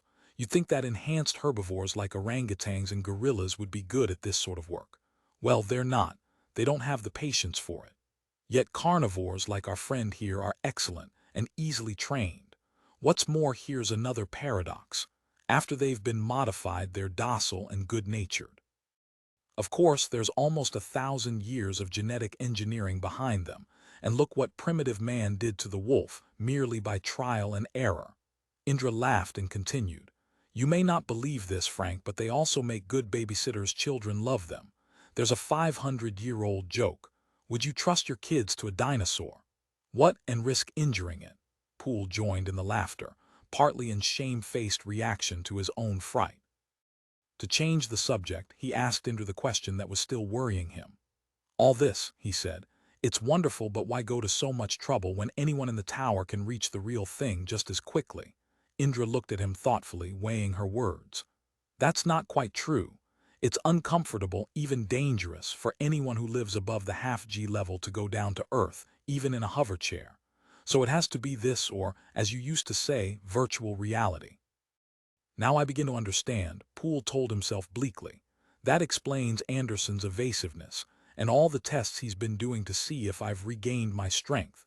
I've come all the way back from Jupiter to within 2,000 kilometers of Earth, but I may never again walk on the surface of my home planet. I'm not sure how I will be able to handle this." 10 homage to Icarus. His depression quickly passed. There was so much to do and see. 1,000 lifetimes would not have been enough, and the problem was to choose which of the myriad distractions this age could offer. He tried, not always successfully, to avoid the trivia, and to concentrate on the things that mattered, notably his education. The brain cap and the book-sized player that went with it, inevitably called the brain box, was of enormous value here. He soon had a small library of instant knowledge tablets, each containing all the material needed for a college degree. When he slipped one of these into the brain box and gave it the speed and intensity adjustments that most suited him, there would be a flash of light, followed by a period of unconsciousness that might last as long as an hour. When he awoke, it seemed that new areas of his mind had been opened up, though he only knew they were there when he searched for them. It was almost as if he was the owner of a library who had suddenly discovered shelves of books he did not know he possessed. To a large extent, he was the master of his own time. Out of a sense of duty and gratitude, he acceded to as many requests as he could from scientists, historians, writers, and artists working in media that were often incomprehensible to him. He also had countless invitations from other citizens of the Four Towers, virtually all of which he was compelled to turn down. Most tempting, and most hard to resist, were those that came from the beautiful planet spread out below. Of course, Professor Anderson had told him, you'd survive if you went down for a short time with the right life support system, but you wouldn't enjoy it, and it might weaken your neuromuscular system even further. It's never really recovered from that 1,000-year sleep. His other guardian, Indra Wallace, protected him from unnecessary intrusions and advised him which requests he should accept and which he should politely refuse. By himself, he would never understand the socio-political structure of this incredibly complex culture, but he soon gathered that, although in theory all class distinctions had vanished, there were a few thousand super-citizens. George Orwell had been right.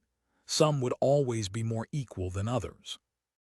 There had been times when, conditioned by his 21st century experience, Poole had wondered who was paying for all this hospitality. Would he one day be presented with the equivalent of an enormous hotel bill? But Indra had quickly reassured him. He was a unique and priceless museum exhibit, so would never have to worry about such mundane considerations. Anything he wanted within reason would be made available to him. Poole wondered what the limits were, never imagining that one day he would attempt to discover them. All the most important things in life happen by accident, and he had set his wall display browser on random scan, silent, when a striking image caught his attention. "Stop scan! Sound up!" he shouted with quite unnecessary loudness. He recognized the music, but it was a few minutes before he identified it. The fact that his wall was filled with winged humans circling gracefully round each other undoubtedly helped. But Tchaikovsky would have been utterly astonished to see this performance of Swan Lake with the dancers actually flying. Poole watched, entranced, for several minutes, until he was fairly confident that this was reality and not a simulation. Even in his own day, one could never be quite certain. Presumably the ballet was being performed in one of the many low-gravity environments, a very large one, judging by some of the images. It might even be here in Africa Tower. I want to try that, Poole decided. He had never quite forgiven the space agency for banning one of his greatest pleasures, delayed parachute formation jumping, even though he could see the agency's point in not wanting to risk a valuable investment. The doctors had been quite unhappy about his earlier hang-gliding accident. Fortunately, his teenage bones had healed completely. Well, he thought, there's no one to stop me now unless it's Prof. Anderson. To Poole's relief, the physician thought it an excellent idea, and he was also pleased to find that every one of the towers had its own aviary, up at the 1/10th G level. Within a few days he was being measured for his wings, not in the least like the elegant versions worn by the performers of Swan Lake. Instead of feathers there was a flexible membrane, and when he grasped the handholds attached to the supporting ribs, Poole realized that he must look much more like a bat than a bird. However, his move over Dracula was completely wasted on his instructor, who was apparently unacquainted with vampires. For his first lessons he was restrained by a light harness, so that he did not move anywhere while he was taught the basic strokes, and most important of all, learned control and stability. Like many acquired skills, it was not quite as easy as it looked. He felt ridiculous in this safety harness. How could anyone injure themselves at 1/10 of a gravity? and was glad that he needed only a few lessons. Doubtless his astronaut training helped. He was, the wingmaster told him, the best pupil he had ever taught, but perhaps he said that to all of them. After a dozen free flights in a chamber 40 meters on a side, crisscrossed with various obstacles which he easily avoided, Poole was given the all-clear for his first solo, and felt 19 years old again, about to take off in the Flagstaff Aero Club's antique Cessna. The unexciting name, the Aviary, had not prepared him for the venue of this maiden flight. Though it seemed even more enormous than the space holding the forests and gardens down at the lunar G level, it was almost the same size, since it too occupied an entire floor of the gently tapering tower. A circular void, half a kilometer high and over 4 kilometers wide, it appeared truly enormous, as there were no features on which the eye could rest. Because the walls were a uniform pale blue, they contributed to the impression of infinite space. Poole had not really believed the wingmaster's boast, "You can have any scenery you like," and intended to throw him what he was sure was an impossible challenge. But on this first flight, at the dizzy altitude of 50 meters, there were no visual distractions, of course. A fall from the equivalent altitude of 5 meters in the tenfold greater Earth gravity could break one's neck. However, even minor bruises were unlikely here, as the entire floor was covered with a network of flexible cables. The whole chamber was a giant trampoline. One could, thought Poole, have a lot of fun here even without wings. With firm downward strokes, Poole lifted himself into the air. In almost no time it seemed that he was 100 meters in the air and still rising. "Slow down," said the wingmaster. "I can't keep up with you." Poole straightened out, then attempted a slow roll. He felt light-headed as well as light-bodied, less than 10 kilograms, and wondered if the concentration of oxygen had been increased. This was wonderful, quite different from zero gravity, as it posed more of a physical challenge. The nearest thing to it was scuba diving. He wished there were birds here, to emulate the equally colorful coral fish who had so often accompanied him over tropical reefs. One by one, the wingmaster put him through a series of maneuvers, rolls, loops, upside-down flying, hovering. Finally he said, "Nothing more I can teach you. Now let's enjoy the view." Just for a moment Poole almost lost control, as he was probably expected to do. For without the slightest warning, he was surrounded by snow-capped mountains and was flying down a narrow pass, only meters from some unpleasantly jagged rocks. Of course, this could not be real. Those mountains were as insubstantial as clouds, and he could fly right through them if he wished. Nevertheless, he veered away from the cliff face. There was an eagle's nest on one of its ledges, holding 2 eggs which he felt he could touch if he came closer, and headed for more open space. The mountains vanished. Suddenly it was night. And then the stars came out, not the miserable few thousand in the impoverished skies of Earth, but legions beyond counting. And not only stars, but the spiral whirlpools of distant galaxies, the teeming, close-packed sun swarms of globular clusters. There was no possible way this could be real, even if he had been magically transported to some world where such skies existed. For those galaxies were receding even as he watched. Stars were fading, exploding, being born in stellar nurseries of glowing fire mist. Every second, a million years must be passing. The overwhelming spectacle disappeared as quickly as it had come. He was back in the empty sky, alone except for his instructor, in the featureless blue cylinder of the aviary. "I think that's enough for one day," said the wingmaster, hovering a few meters above Poole. "What scenery would you like the next time you come here?" Poole did not hesitate.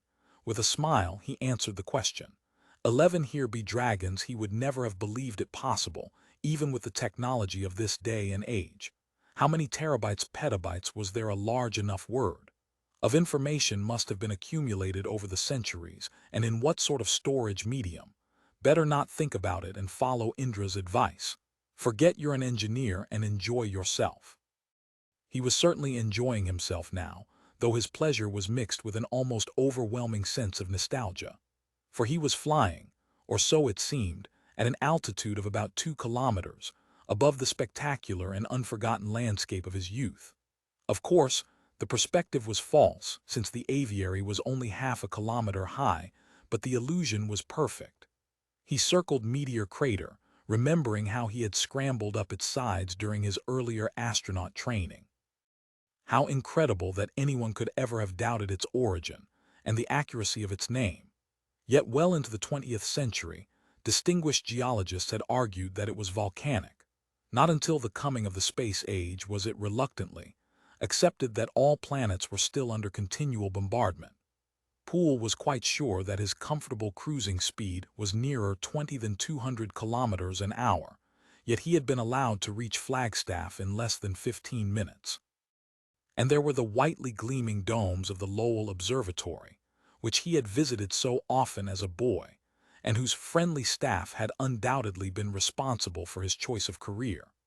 He had sometimes wondered what his profession might have been, had he not been born in Arizona, near the very spot where the most long-enduring and influential of Martian fantasies had been created.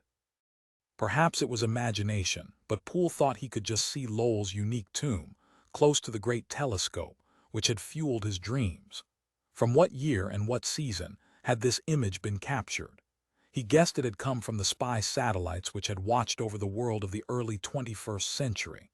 It could not be much later than his own time, for the layout of the city was just as he remembered. Perhaps if he went low enough he would even see himself. But he knew that was absurd. He had already discovered that this was the nearest he could get. If he flew any closer, the image would start to break up, revealing its basic pixels. It was better to keep his distance and not destroy the beautiful illusion. And there, it was incredible, was the little park where he had played with his junior and high school friends. The city fathers were always arguing about its maintenance as the water supply became more and more critical. Well, at least it had survived to this time, whenever that might be. And then another memory brought tears to his eyes. Along those narrow paths, whenever he could get home from Houston or the moon, he had walked with his beloved Rhodesian Ridgeback, throwing sticks for him to retrieve, as man and dog had done from time immemorial. Poole had hoped with all his heart that Ricky would still be there to greet him when he returned from Jupiter, and had left him in the care of his younger brother Martin. He almost lost control and sank several meters before regaining stability, as he once more faced the bitter truth that both Ricky and Martin had been dust for centuries. When he could see properly again, he noticed that the dark band of the Grand Canyon was just visible on the far horizon. He was debating whether to head for it. He was growing a little tired, when he became aware that he was not alone in the sky. Something else was approaching, and it was certainly not a human flyer. Although it was difficult to judge distances here, it seemed much too large for that. Well, he thought, I'm not particularly surprised to meet a pterodactyl here. Indeed, it's just the sort of thing I'd expect. I hope it's friendly or that I can outfly it if it isn't. Oh no, a pterodactyl was not a bad guess. Maybe 8 points out of 10. What was approaching him now with slow flaps of its great leathery wings was a dragon straight out of fairyland. And to complete the picture, there was a beautiful lady riding on its back. At least, Poole assumed she was beautiful. The traditional image was rather spoiled by one trifling detail. Much of her face was concealed by a large pair of aviator's goggles that might have come straight from the open cockpit of a World War I biplane. Poole hovered in midair, like a swimmer treading water, until the oncoming monster came close enough for him to hear the flapping of its great wings. Even when it was less than 20 meters away, he could not decide whether it was a machine or a bioconstruct, probably both. And then he forgot about the dragon, for the rider removed her goggles. The trouble with clichés, some philosopher remarked, probably with a yawn, is that they are so boringly true. But love at first sight is never boring. Daniel could provide no information, but then Poole had not expected any from him. His ubiquitous escort, he certainly would not pass muster as a classic valet, seemed so limited in his functions that Poole sometimes wondered if he was mentally handicapped, unlikely though that seemed. He understood the functioning of all the household appliances, carried out simple orders with speed and efficiency, and knew his way about the tower. But that was all. It was impossible to have an intelligent conversation with him, and any polite queries about his family were met with a look of blank incomprehension. Poole had even wondered if he too was a biorobot, Indra, however, gave him the answer he needed right away. "Oh, you've met the dragon lady. Is that what you call her? What's her real name, and can you get me her ident? We were hardly in a position to touch palms." "Of course, no problemo. Where did you pick up that?" Indra looked uncharacteristically confused. "I've no idea, some old book or movie. Is it a good figure of speech? Not if you're over 15. I'll try to remember. Now tell me what happened, unless you want to make me jealous." They were now such good friends that they could discuss any subject with perfect frankness. Indeed, they had laughingly lamented their total lack of romantic interest in each other, though Indra had once commented, "I guess that if we were both marooned on a desert asteroid with no hope of rescue, we could come to some arrangement. First, you tell me who she is." "Her name's Aurora McAuley. Among many other things, she's president of the Society for Creative Anachronisms. And if you thought Draco was impressive, wait until you see some of their other creations. Like Moby Dick and a whole zoo full of dinosaurs Mother Nature never thought of." "This is too good to be true," thought Poole. "I am the biggest anachronism on planet Earth." 12 Frustration. Until now, he had almost forgotten that conversation with the space agency psychologist. "You may be gone from Earth for at least 3 years. If you like, I can give you a harmless anaphrodisiac implant that will last out the mission. I promise we'll more than make it up when you get home." "No thanks," Poole had answered, trying to keep his face straight when he continued, "I think I can handle it." Nevertheless, he had become suspicious after the 3rd or 4th week, and so had Dave Bowman. "I've noticed it too," Dave said. "I bet those damn doctors put something in our diet." Whatever that something was, if indeed it had ever existed, it was certainly long past its shelf life. Until now, Poole had been too busy to get involved in any emotional entanglements, and had politely turned down generous offers from several young, and not so young ladies. He was not sure whether it was his physique or his fame that appealed to them. Perhaps it was nothing more than simple curiosity about a man who, for all they knew, might be an ancestor from 20 or 30 generations in the past. To Poole's delight, Mistress McAuley's ident conveyed the information that she was currently between lovers, and he wasted no further time in contacting her. Within 24 hours he was pillion riding, with his arms enjoyably around her waist. He had also learned why aviators' goggles were a good idea, for Draco was entirely robotic and could easily cruise at 100 clicks. Poole doubted if any real dragons had ever attained such speeds. He was not surprised that the ever-changing landscapes below them were straight out of legend. Ali Baba had waved angrily at them as they overtook his flying carpet, shouting, "Can't you see where you're going?" Yet he must be a long way from Baghdad, because the dreaming spires over which they now circled could only be Oxford. Aurora confirmed his guess as she pointed down. "That's the pub, the inn, where Lewis and Tolkien used to meet their friends, the Inklings. And look at the river, that boat just coming out from the bridge. Do you see the 2 little girls and the clergyman in it?" "Yes," he shouted back against the gentle susurration of Draco's slipstream. "And I suppose one of them is Alice."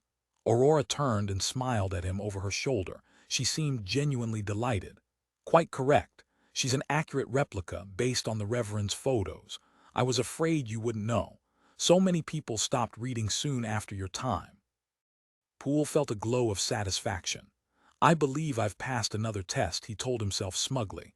Riding on Draco must have been the first. How many more, I wonder, fighting with broadswords, but there were no more, and the answer to the immemorial "your place or mine" was Poole's. The next morning, shaken and mortified, he contacted Professor Anderson.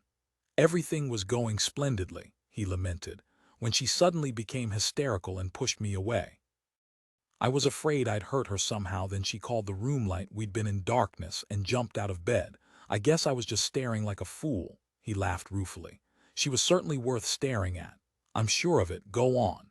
After a few minutes she relaxed and said something I'll never be able to forget. Anderson waited patiently for Poole to compose himself.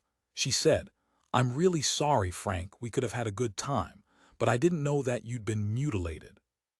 The professor looked baffled, but only for a moment. "Oh, I understand. I'm sorry too, Frank. Perhaps I should have warned you. In my 30 years of practice, I've only seen half a dozen cases, all for valid medical reasons, which certainly didn't apply to you.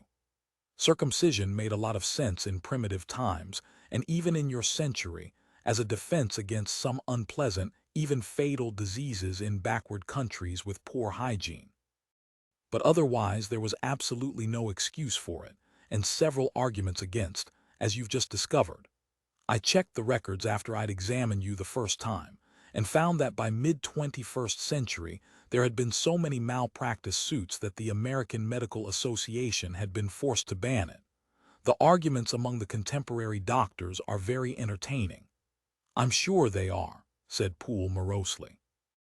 In some countries it continued for another century. Then some unknown genius coined a slogan, "Please excuse the vulgarity, God designed us. Circumcision is blasphemy." That more or less ended the practice.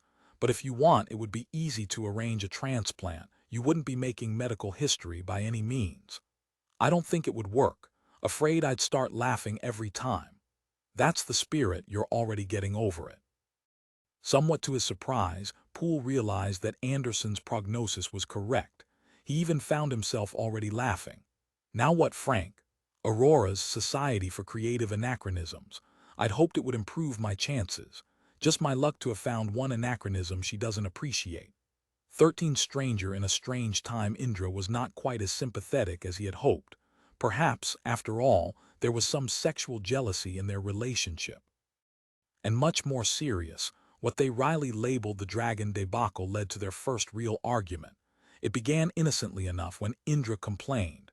People are always asking me why I've devoted my life to such a horrible period of history, and it's not much of an answer to say that there were even worse ones. Then why are you interested in my century? Because it marks the transition between barbarism and civilization. Thank you, just call me Conan. Conan. The only one I know is the man who invented Sherlock Holmes. Never mind, sorry I interrupted. Of course, we in the so-called developed countries thought we were civilized. At least war wasn't respectable anymore, and the United Nations was always doing its best to stop the wars that did break out. Not very successfully. I'd give it about 3 out of 10. But what we find incredible is the way that people, right up to the early 2000s, calmly accepted behavior we would consider atrocious, and believed in the most mind-boggling nonsense, which surely any rational person would dismiss out of hand. Examples, please. Well, your really trivial loss started me doing some research, and I was appalled by what I found. Did you know that every year in some countries thousands of little girls were hideously mutilated to preserve their virginity? Many of them died, but the authorities turned a blind eye. I agree that was terrible, but what could my government do about it? A great deal if it wished, but that would have offended the people who supplied it with oil and bought its weapons, like the landmines that killed and maimed civilians by the thousand. You don't understand, Indra. Often we had no choice. We couldn't reform the whole world. And didn't somebody once say politics is the art of the possible? Quite true, which is why only second-rate minds go into it. Genius likes to challenge the impossible. Well, I'm glad you have a good supply of genius so you can put things right. Do I detect a hint of sarcasm? Thanks to our computers, we can run political experiments in cyberspace before trying them out in practice. Lenin was unlucky. He was born 100 years too soon. Russian communism might have worked at least for a while if it had had microchips, and had managed to avoid Stalin. Poole was constantly amazed by Indra's knowledge of his age, as well as by her ignorance of so much that he took for granted. In a way, he had the reverse problem. Even if he lived the 100 years that had been confidently promised him, he could never learn enough to feel at home. In any conversation, there would always be references he did not understand, and jokes that would go over his head. Worse still, he would always feel on the verge of some faux pas, about to create some social disaster that would embarrass even the best of his new friends. Such as the occasion when he was lunching, fortunately in his own quarters, with Indra and Professor Anderson. The meals that emerged from the auto chef were always perfectly acceptable, having been designed to match his physiological requirements. But they were certainly nothing to get excited about, and would have been the despair of a 21st century gourmet. Then, one day, an unusually tasty dish appeared, which brought back vivid memories of the deer hunts and barbecues of his youth. However, there was something unfamiliar about both flavor and texture, so Poole asked the obvious question. Anderson merely smiled, but for a few seconds Indra looked as if she was about to be sick. Then she recovered and said, "You tell him after we've finished eating." Now what have I done wrong? Poole asked himself. Half an hour later, with Indra rather pointedly absorbed in a video display at the other end of the room, his knowledge of the third millennium made another major advance. Corpse food was on the way out even in your time, Anderson explained. Raising animals to eat them became economically impossible. I don't know how many acres of land it took to feed one cow, but at least 10 humans could survive on the plants it produced, and probably 100 with hydroponic techniques. But what finished the whole horrible business was not economics but disease. It started first with cattle, then spread to other food animals. A kind of virus, I believe, that affected the brain and caused a particularly nasty death. Although a cure was eventually found, it was too late to turn back the clock, and anyway, synthetic foods were now far cheaper, and you could get them in any flavor you liked. Remembering weeks of satisfying but unexciting meals, Poole had strong reservations about this. For why, he wondered, did he still have wistful dreams of spare ribs and cordon bleu steaks? Other dreams were far more disturbing, and he was afraid that before long he would have to ask Anderson for medical assistance. Despite everything that was being done to make him feel at home, the strangeness and sheer complexity of this new world were beginning to overwhelm him. During sleep, as if in an unconscious effort to escape, he often reverted to his earlier life. But when he awoke, that only made matters worse. He had traveled across to America Tower and looked down, in reality and not in simulation, on the landscape of his youth, and it had not been a good idea. With optical aid, when the atmosphere was clear, he'd got so close that he could see individual human beings as they went about their affairs, sometimes along streets that he remembered. And always at the back of his mind was the knowledge that down there had once lived everyone he had ever loved, mother, father, before he had gone off with that other woman, dear Uncle George and Aunt Lil, brother Martin, and not least, a succession of dogs, beginning with the warm puppies of his earliest childhood and culminating in Ricky. Above all, there was the memory and mystery of Helena. It had begun as a casual affair in the early days of his astrotraining, but had become more and more serious as the years went by. Just before he had left for Jupiter, they had planned to make it permanent when he returned. And if he did not, Helena wished to have his child. He still recalled the blend of solemnity and hilarity with which they had made the necessary arrangements. Now, 1,000 years later, despite all his efforts, he had been unable to find if Helena had kept her promise. Just as there were now gaps in his own memory, so there were also in the collective records of mankind. The worst was that created by the devastating electromagnetic pulse from the 2304 asteroid impact, which had wiped out several % of the world's information banks, despite all backups and safety systems. Poole could not help wondering if, among all the exabytes that were irretrievably lost, were the records of his own children. Even now, his descendants of the 30th generation might be walking the earth, but he would never know. It helped a little to have discovered that, unlike Aurora, some ladies of this era did not consider him to be damaged goods.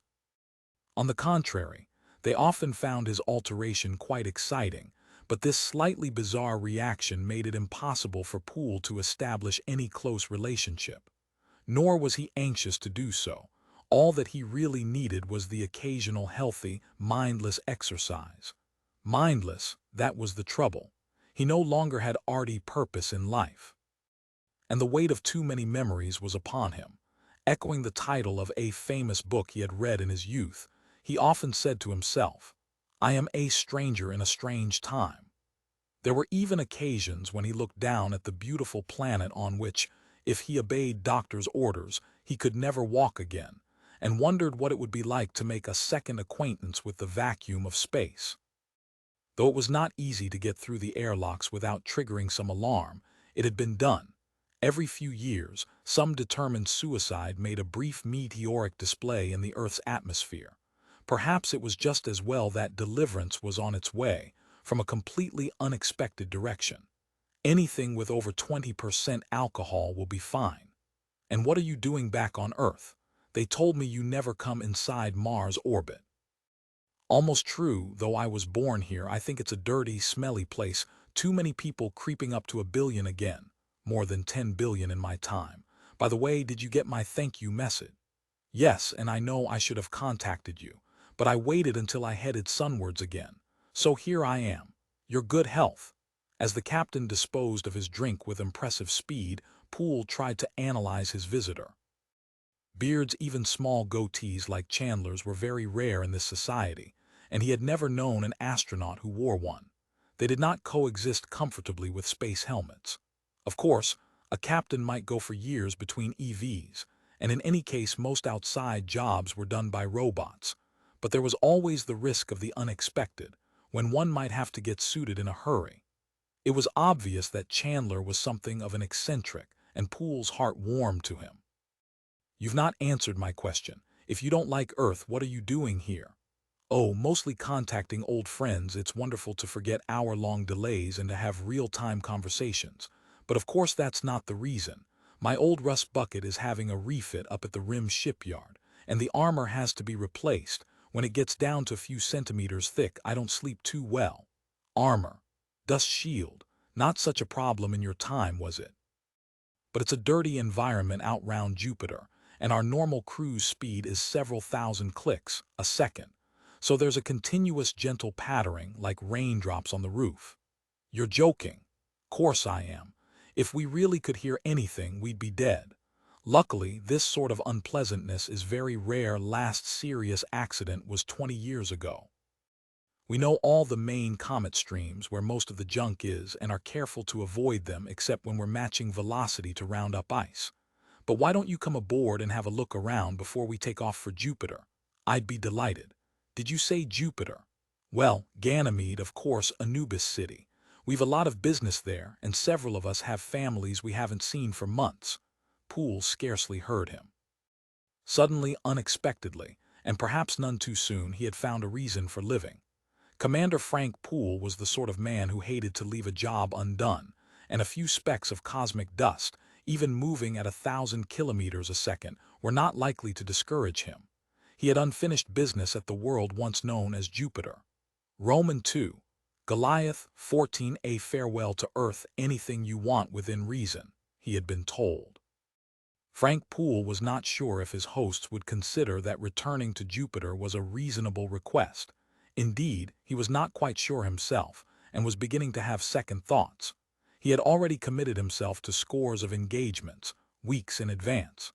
Most of them he would be happy to miss, but there were some he would be sorry to forego.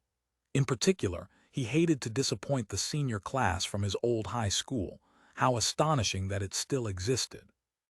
When they planned to visit him next month, however, he was relieved and a little surprised when both Indra and Professor Anderson agreed that it was an excellent idea. For the first time, he realized that they had been concerned with his mental health. Perhaps a holiday from Earth would be the best possible cure. And most important of all, Captain Chandler was delighted. You can have my cabin, he promised. I'll kick the first mate out of hers. There were times when Poole wondered if Chandler, with his beard and swagger, was not another anachronism. He could easily picture him on the bridge of a battered three-master, with skull and crossbones flying overhead. Once his decision had been made, events moved with surprising speed. He had accumulated very few possessions, and fewer still that he needed to take with him. The most important was Miss Pringle, his electronic alter ego and secretary, now the storehouse of both his lives, and the small stack of terabyte memories that went with her. Miss Pringle was not much larger than the hand-held personal assistants of his own age, and usually lived, like the Old West's Colt 45, in a quick-draw holster at his waist. She could communicate with him by audio or brain cap, and her prime duty was to act as an information filter and a buffer to the outside world. Like any good secretary, she knew when to reply in the appropriate format. I'll put you through now or much more frequently. I'm sorry Mr. Poole is engaged. Please record your message and he will get back to you as soon as possible. Usually, this was never. There were very few farewells to be made. Though real-time conversations would be impossible owing to the sluggish velocity of radio waves, he would be in constant touch with Indra and Joseph, the only genuine friends he had made. Somewhat to his surprise, Poole realized that he would miss his enigmatic but useful valet, because he would now have to handle all the small chores of everyday life by himself. Daniel bowed slightly when they parted but otherwise showed no sign of emotion as they took the long ride up to the outer curve of the world-circling wheel, 36,000 kilometers above Central Africa. I'm not sure, Dim, that you'll appreciate the comparison, but do you know what Goliath reminds me of? They were now such good friends that Poole could use the captain's nickname, but only when no one else was around. Something unflattering, I assume. Not really. But when I was a boy, I came across a whole pile of old science fiction magazines that my Uncle George had abandoned, pulps, they were called, after the cheap paper they were printed on. Most of them were already falling to bits. They had wonderful garish covers, showing strange planets and monsters, and of course spaceships. As I grew older, I realized how ridiculous those spaceships were. They were usually rocket-driven, but there was never any sign of propellant tanks. Some of them had rows of windows from stem to stem, just like ocean liners. There was one favorite of mine with a huge glass dome, a space-going conservatory. Well, those old artists had the last laugh. Too bad they could never know. Goliath looks more like their dreams than the flying fuel tanks we used to launch from the Cape. Your inertial drive still seems too good to be true, no visible means of support, unlimited range and speed. Sometimes I think I'm the one who's dreaming. Chandler laughed and pointed to the view outside. Does that look like a dream? It was the first time that Poole had seen a genuine horizon since he had come to Star City, and it was not quite as far away as he had expected. After all, he was on the outer rim of a wheel 7 times the diameter of Earth, so surely the view across the roof of this artificial world should extend for several hundred kilometers. He used to be good at mental arithmetic, a rare achievement even in his time, and probably much rarer now. The formula to give the horizon distance was a simple one.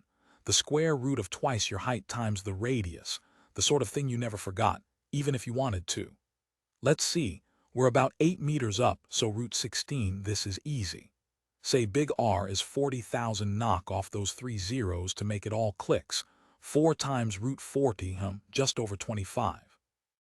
Well, 25 kilometers was a fair distance, and certainly no spaceport on Earth had ever seemed this huge. Even knowing perfectly well what to expect, it was uncanny to watch vessels many times the size of his long-lost Discovery lifting off, not only with no sound, but with no apparent means of propulsion. Though Poole missed the flame and fury of the old-time countdowns, he had to admit that this was cleaner, more efficient, and far safer. Strangest of all, though, was to sit up here on the rim in the geostationary orbit itself, and to feel weight. Just meters away, outside the window of the tiny observation lounge, servicing robots and a few spacesuited humans were gliding gently about their business. Yet here inside Goliath, the inertial field was maintaining standard Mars G. Sure you don't want to change your mind, Frank? Captain Chandler had asked jokingly as he left for the bridge. Still 10 minutes before liftoff. Wouldn't be very popular if I did, would I? No, as they used to say back in the old days, we have commit. Ready or not, here I come. Poole felt the need to be alone when the drive went on, and the tiny crew, only 4 men and 3 women, respected his wish. Perhaps they guessed how he must be feeling, to leave Earth for the second time in 1,000 years, and once again to face an unknown destiny. Jupiter Lucifer was on the other side of the sun, and the almost straight line of Goliath's orbit would take them close to Venus. Poole looked forward to seeing, with his own unaided eyes, if Earth's sister planet was now beginning to live up to that description, after centuries of terraforming. From 1,000 kilometers up, Star City looked like a gigantic metal band around Earth's equator, dotted with gantries, pressure domes, scaffolding holding half-completed ships, antennas, and other more enigmatic structures. It was diminishing swiftly as Goliath headed sunwards, and presently Poole could see how incomplete it was. There were huge gaps spanned only by a spider's web of scaffolding, which would probably never be completely enclosed. And now they were falling below the plane of the ring. It was midwinter in the northern hemisphere, so the slim halo of Star City was inclined at over 20 degrees to the sun. Already Poole could see the American and Asian towers, as shining threads stretching outwards and away, beyond the blue haze of the atmosphere. He was barely conscious of time as Goliath gained speed, moving more swiftly than any comet that had ever fallen sunwards from interstellar space. Earth, almost full, still spanned his field of view, and he could now see the full length of the Africa Tower which had been his home in the life he was now leaving. Perhaps he could not help thinking, leaving forever. When they were 50,000 kilometers out, he was able to view the whole of Star City as a narrow ellipse enclosing the Earth. Though the far side was barely visible, as a hairline of light against the stars, it was awe-inspiring to think that the human race had now set this sign upon the heavens. Then Poole remembered the rings of Saturn, infinitely more glorious. The astronautical engineers still had a long, long way to go before they could match the achievements of nature. Or, if that was the right word, Deus. 15 transit of Venus. When he woke the next morning, they were already at Venus. But the huge, dazzling crescent of the still cloud-wrapped planet was not the most striking object in the sky. Goliath was floating above an endless expanse of crinkled silver foil, flashing in the sunlight with ever-changing patterns as the ship drifted across it. Poole remembered that in his own age, there had been an artist who had wrapped whole buildings in plastic sheets. How he would have loved this opportunity to package billions of tons of ice in a glittering envelope. Only in this way could the core of a comet be protected from evaporation on its decades-long journey sunwards. "You're in luck, Frank," Chandler had told him. "This is something I've never seen myself. It should be spectacular. Impact due in just over an hour. We've given it a little nudge to make sure it comes down in the right place. Don't want anyone to get hurt." Poole looked at him in astonishment. "You mean there are already people on Venus?" "About 50 mad scientists near the South Pole. Of course, they're well dug in, but we should shake them up a bit, even though ground zero is on the other side of the planet. Or I should say atmosphere zero. It will be days before anything except the shockwave gets down to the surface." As the cosmic iceberg, sparkling and flashing in its protective envelope, dwindled away towards Venus, Poole was struck with a sudden, poignant memory. The Christmas trees of his childhood had been adorned with just such ornaments, delicate bubbles of colored glass. And the comparison was not completely ludicrous. For many families on Earth, this was still the right season for gifts, and Goliath was bringing a present beyond price to another world. The radar image of the tortured Venusian landscape, its weird volcanoes, pancake domes, and narrow, sinuous canyons, dominated the main screen of Goliath's control center, but Poole preferred the evidence of his own eyes. Although the unbroken sea of clouds that covered the planet revealed nothing of the inferno beneath, he wanted to see what would happen when the stolen comet struck.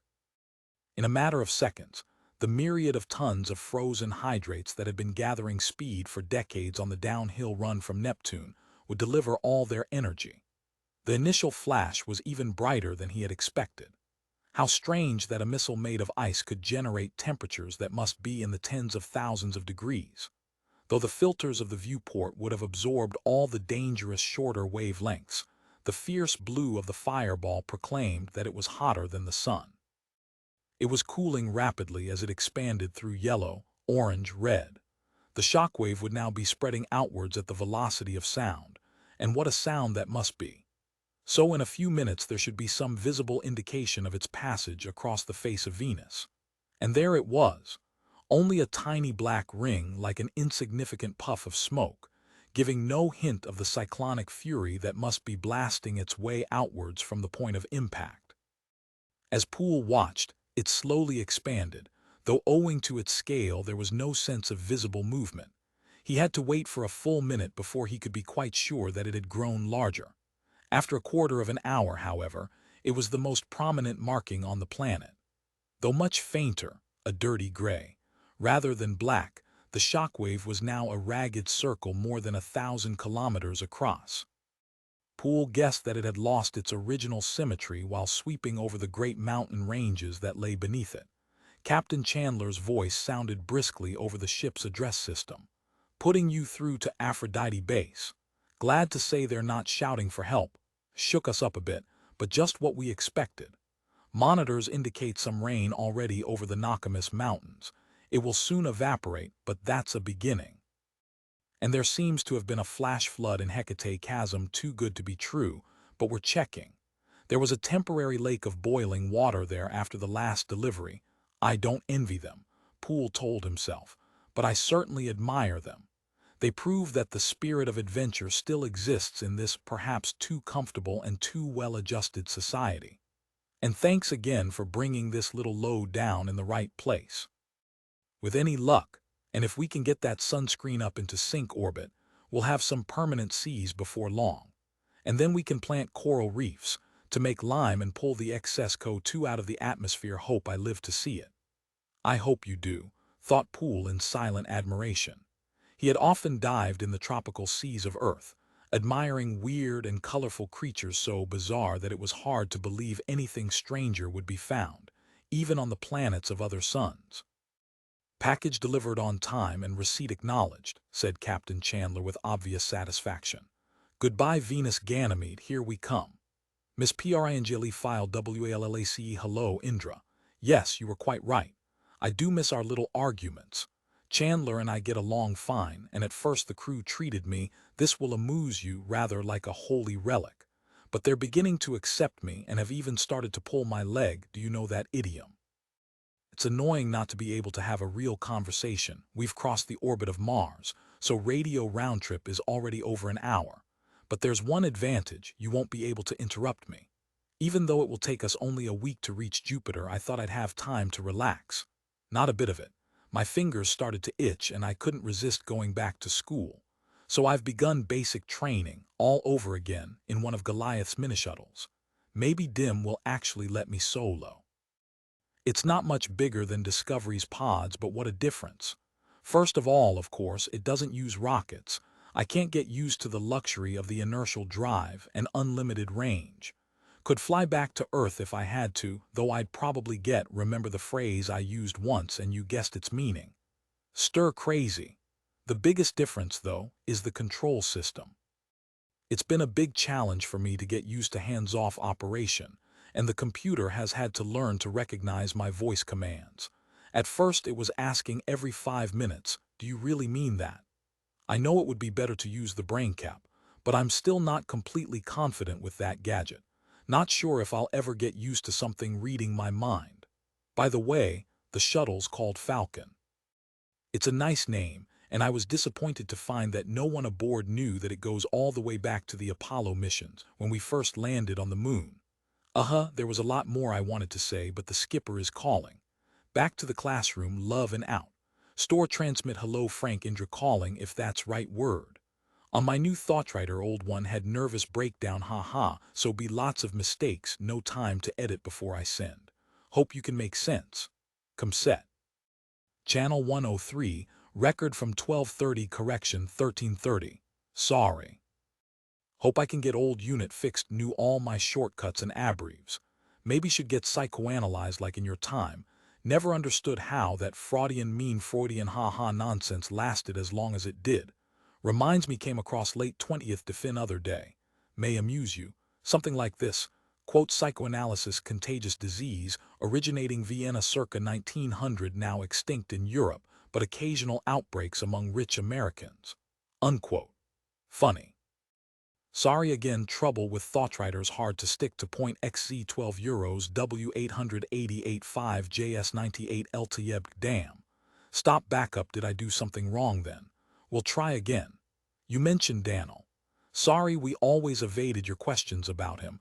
Knew you were curious, but we had very good reason. Remember you once called him a non-person. Not bad guess. Once you asked me about crime nowadays, I said any such interest pathological may be prompted by the endless sickening television programs of your time, never able to watch more than few minutes myself. Disgusting. Doric knowledge. OH, hello MELINDA excuse sit down nearly finished.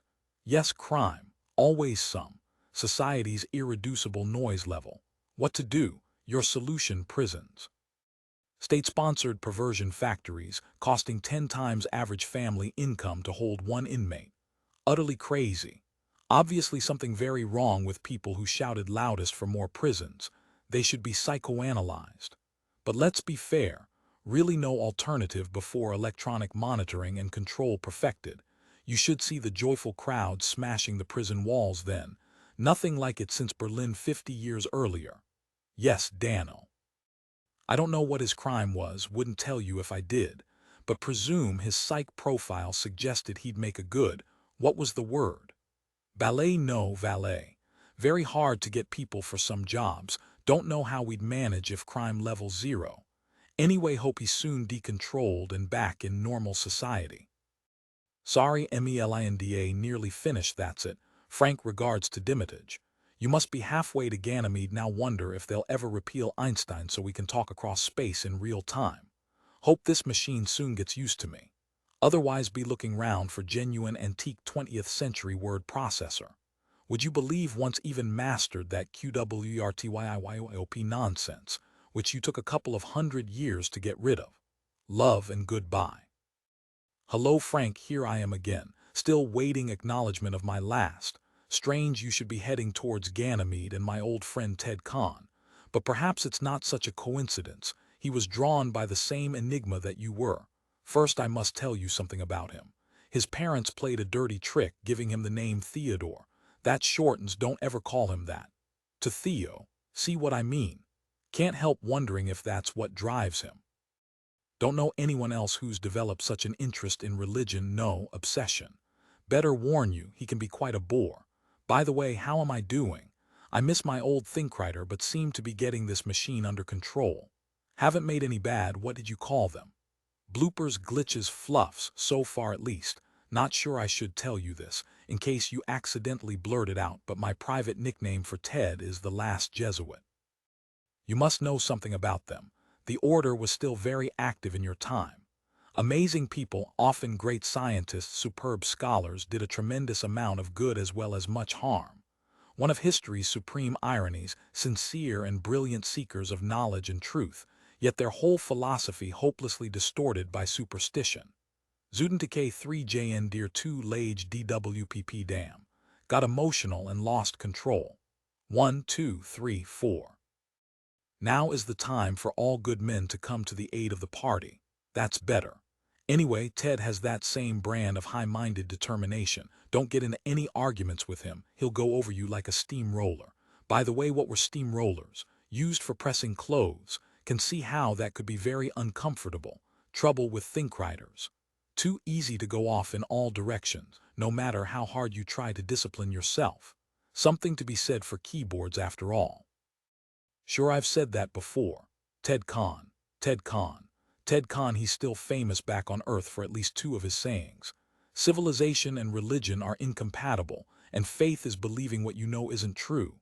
Actually, I don't think the last one is original. If it is, that's the nearest he ever got to a joke.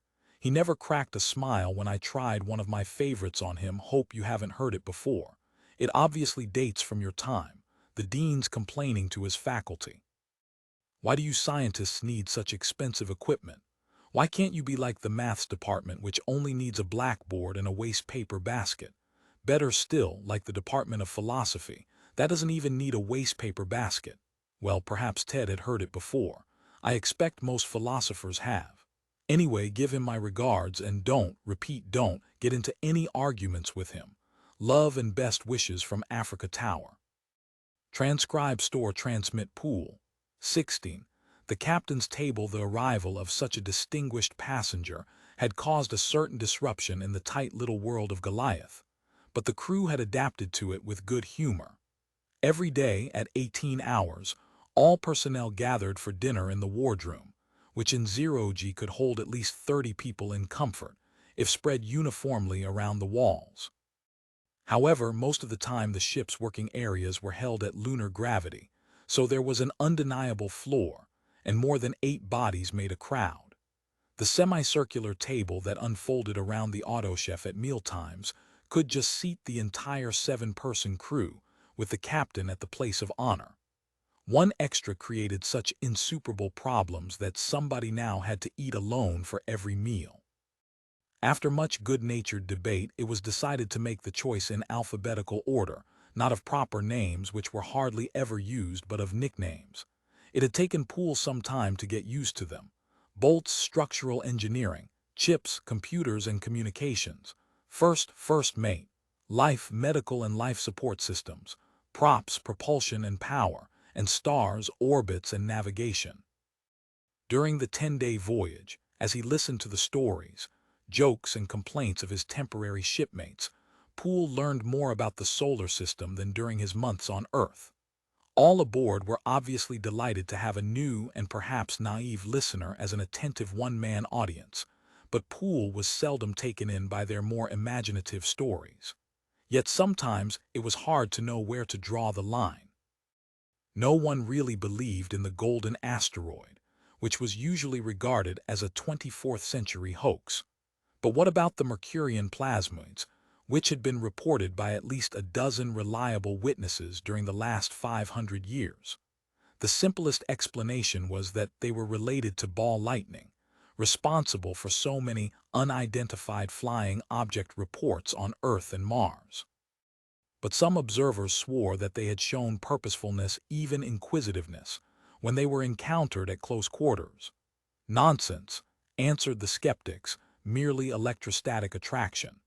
Inevitably, this led to discussions about life in the universe, and Poole found himself, not for the first time, defending his own era against its extremes of credulity and skepticism. Although the aliens are among you's mania had already subsided when he was a boy, even as late as the 2020s, the space agency was still plagued by lunatics who claimed to have been contacted or abducted by visitors from other worlds. Their delusions had been reinforced by sensational media exploitation, and the whole syndrome was later enshrined in the medical literature as Adamski's disease. The discovery of TMA-1 had, paradoxically, put an end to this sorry nonsense, by demonstrating that though there was indeed intelligence elsewhere, it had apparently not concerned itself with mankind for several million years. TMA-1 had also convincingly refuted the handful of scientists who argued that life above the bacterial level was such an improbable phenomenon that the human race was alone in this galaxy, if not the cosmos. Goliath's crew was more interested in the technology than the politics and economics of Poole's era, and were particularly fascinated by the revolution that had taken place in his own lifetime, the end of the fossil fuel age, triggered by the harnessing of vacuum energy. They found it hard to imagine the smog-choked cities of the 20th century and the waste, greed, and appalling environmental disasters of the oil age. "Don't blame me," said Poole, fighting back gamely after one round of criticism. "Anyway, see what a mess the 21st century made." There was a chorus of "what you means" around the table. Well, as soon as the so-called age of infinite power got underway, and everyone had thousands of kilowatts of cheap, clean energy to play with, you know what happened. Oh, you mean the thermal crisis. But that was fixed. Eventually, after you'd covered half the Earth with reflectors to bounce the sun's heat back into space. Otherwise, it would have been as parbled as Venus by now. The crew's knowledge of third millennium history was so surprisingly limited that Poole, thanks to the intensive education he had received in Star City, could often amaze them with details of events centuries after his own time. However, he was flattered to discover how well acquainted they were with Discovery's log. It had become one of the classic records of the space age. They looked on it as he might have regarded a Viking saga. Often he had to remind himself that he was midway in time between Goliath and the first ships to cross the Western Ocean. "On your day 86, Stars reminded him at dinner on the 5th evening, you passed within 2,000 km of asteroid 7794 and shot a probe into it. Do you remember?" "Of course I do," Poole answered rather brusquely to me. "It happened less than a year ago. Sorry." "Well, tomorrow will be even closer to 13,445. Like to have a look. With auto-guidance and freeze frame, we should have a window all of 10 milliseconds wide. A hundredth of a second. That few minutes in Discovery had seemed hectic enough, but now everything would happen 50 times faster." "How large is it?" Poole asked. 30 by 20 by 15 meters, Stars replied. "Looks like a battered brick." "Sorry, we don't have a slug to fire at it," said Props. "Do you ever wonder if 7794 would hit back?" "Never occurred to us, but it did give the astronomers a lot of useful information, so it was worth the risk. Anyway, a hundredth of a second hardly seems worth the bother. Thanks all the same." "I understand. When you've seen one asteroid, you've seen them, not true, Chips. When I was on Eros, as you've told us at least a dozen times," Poole's mind tuned out the discussion so that it was a background of meaningless noise. He was 1,000 years in the past, recalling the only excitement of Discovery's mission before the final disaster. Though he and Bowman were perfectly aware that 7794 was merely a lifeless, airless chunk of rock, that knowledge scarcely affected their feelings. It was the only solid matter they would meet this side of Jupiter, and they had stared at it with the emotions of sailors on a long sea voyage, skirting a coast on which they could not land. It was turning slowly end over end, and there were mottled patches of light and shade distributed at random over its surface. Sometimes it sparkled like a distant window, as planes or outcroppings of crystalline material flashed in the sun. He remembered, also, the mounting tension as they waited to see if their aim had been accurate. It was not easy to hit such a small target, 2,000 kilometers away, moving at a relative velocity of 20 kilometers a second. Then, against the darkened portion of the asteroid, there had been a sudden, dazzling explosion of light. The tiny slug, pure uranium-238, had impacted at meteoric speed. In a fraction of a second, all its kinetic energy had been transformed into heat. A puff of incandescent gas had erupted briefly into space, and Discovery's cameras were recording the rapidly fading spectral lines, looking for the telltale signatures of glowing atoms. A few hours later, back on Earth, the astronomers learned for the first time the composition of an asteroid's crust. There were no major surprises, but several bottles of champagne changed hands. Captain Chandler himself took little part in the very democratic discussions around his semicircular table. He seemed content to let his crew relax and express their feelings in this informal atmosphere. There was only one unspoken rule: no serious business at mealtimes. If there were any technical or operational problems, they had to be dealt with elsewhere. Poole had been surprised, and a little shocked, to discover that the crew's knowledge of Goliath systems was very superficial. Often he had asked questions which should have been easily answered, only to be referred to the ship's own memory banks. After a while, however, he realized that the sort of in-depth training he had received in his days was no longer possible. Far too many complex systems were involved for any man or woman's mind to master. The various specialists merely had to know what their equipment did, not how. Reliability depended on redundancy and automatic checking, and human intervention was much more likely to do harm than good. Fortunately, none was required on this voyage. It had been as uneventful as any skipper could have hoped when the new son of Lucifer dominated the sky ahead. Roman 3. The Worlds of Galileo extract, text only, Tourist's Guide to Outer Solar System, v. 219.3. Even today, the giant satellites of what was once Jupiter present us with major mysteries. Why are four worlds, orbiting the same primary and very similar in size, so different in most other respects? Only in the case of Io, the innermost satellite, is there a convincing explanation. It is so close to Jupiter that the gravitational tides constantly kneading its interior generate colossal quantities of heat, so much, indeed, that Io's surface is semi-molten. It is the most volcanically active world in the solar system. Maps of Io have a half-life of only a few decades. Though no permanent human bases have ever been established in such an unstable environment, there have been numerous landings and there is continuous robot monitoring. For the tragic fate of the 2571 expedition, see Beagle 5. Europa, second in distance from Jupiter, was originally entirely covered in ice and showed few surface features except a complicated network of cracks. The tidal forces which dominate Io were much less powerful here, but produced enough heat to give Europa a global ocean of liquid water, in which many strange life forms have evolved. In 2010, the Chinese ship Scene touched down on Europa on one of the few outcrops of solid rock protruding through the crust of ice. In doing so, it disturbed a creature of the European abyss and was destroyed. See spacecraft Scene, Galaxy, Universe. Since the conversion of Jupiter into the mini-sun Lucifer in 2061, virtually all of Europa's ice cover has melted, and extensive volcanism has created several small islands. As is well known, there have been no landings on Europa for almost 1,000 years, but the satellite is under continuous surveillance.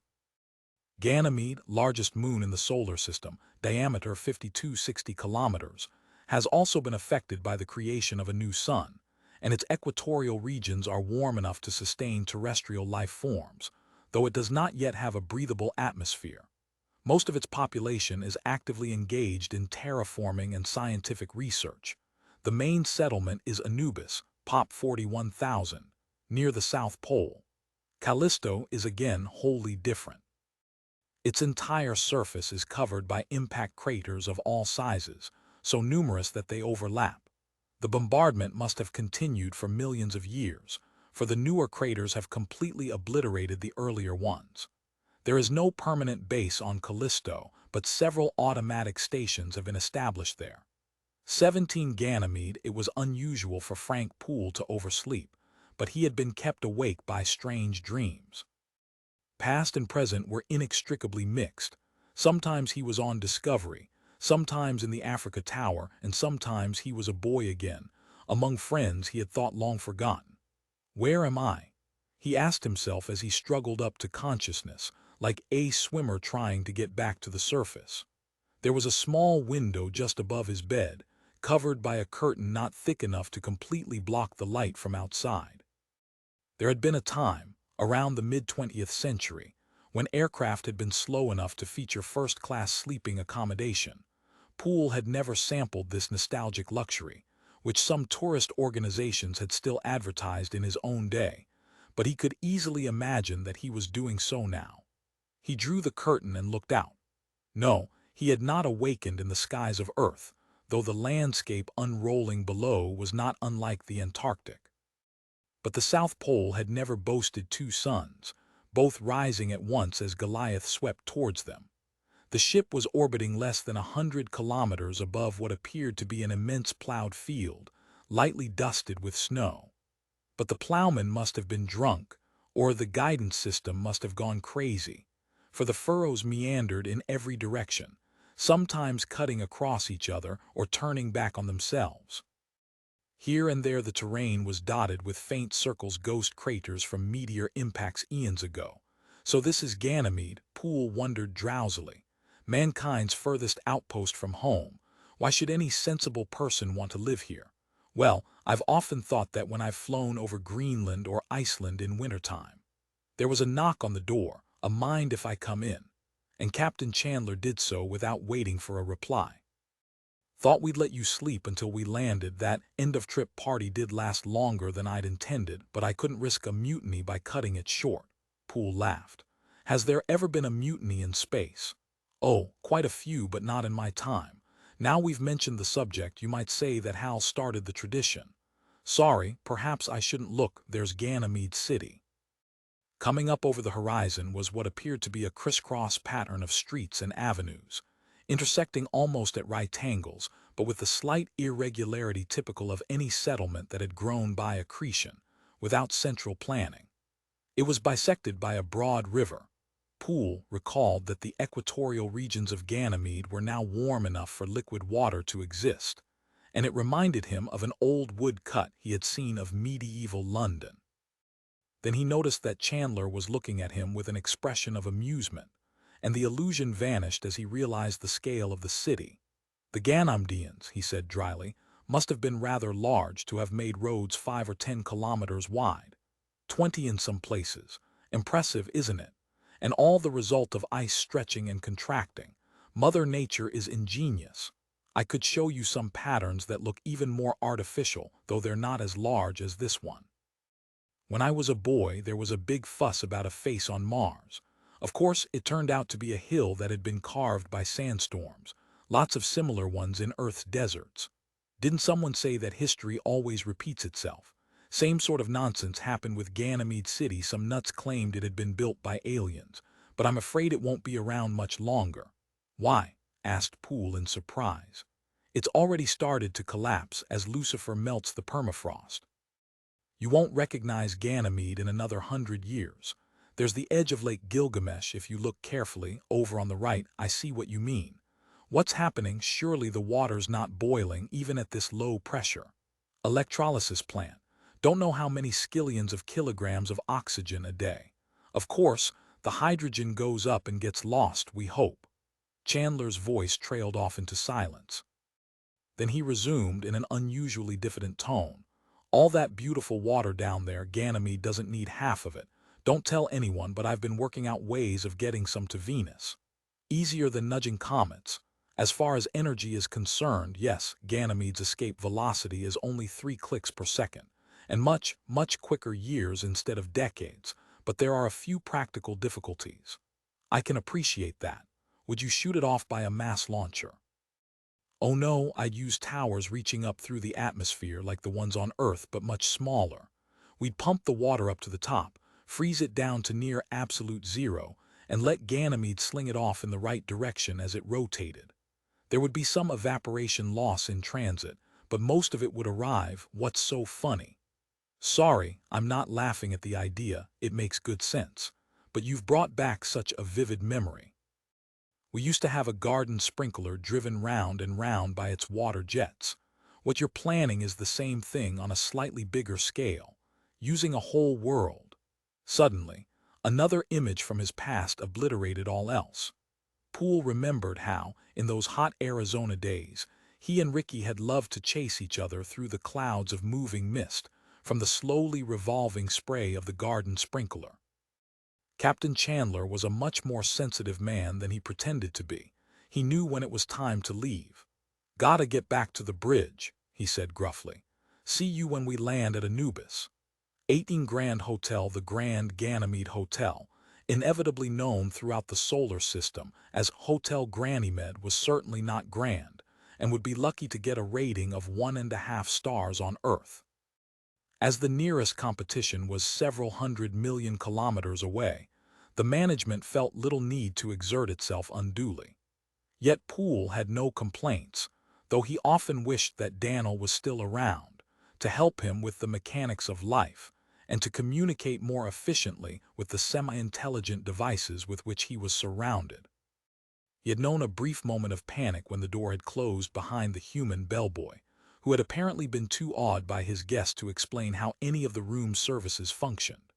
After 5 minutes of fruitless talking to the unresponsive walls, Poole had finally made contact with a system that understood his accent and his commands. What an all-world's news item it would have made. Historic astronaut starves to death, trapped in Ganymede hotel room. And there would have been a double irony.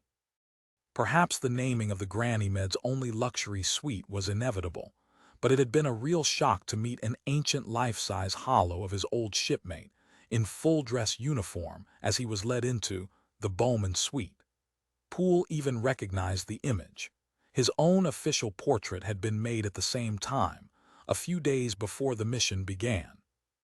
He soon discovered that most of his Goliath crewmates had domestic arrangements in Anubis, and were anxious for him to meet their significant others during the ship's planned 20-day stop. Almost immediately, he was caught up in the social and professional life of this frontier settlement, and it was Africa Tower that now seemed a distant dream. Like many Americans, in their secret hearts, Poole had a nostalgic affection for small communities where everyone knew everyone else, in the real world, and not the virtual one of cyberspace. Anubis, with a resident population less than that of his remembered Flagstaff, was not a bad approximation to this ideal. The three main pressure domes, each 2 kilometers in diameter, stood on a plateau overlooking an ice field which stretched unbroken to the horizon. Ganymede's second sun, once known as Jupiter, would never give sufficient heat to melt the polar caps. This was the principal reason for establishing Anubis in such an inhospitable spot.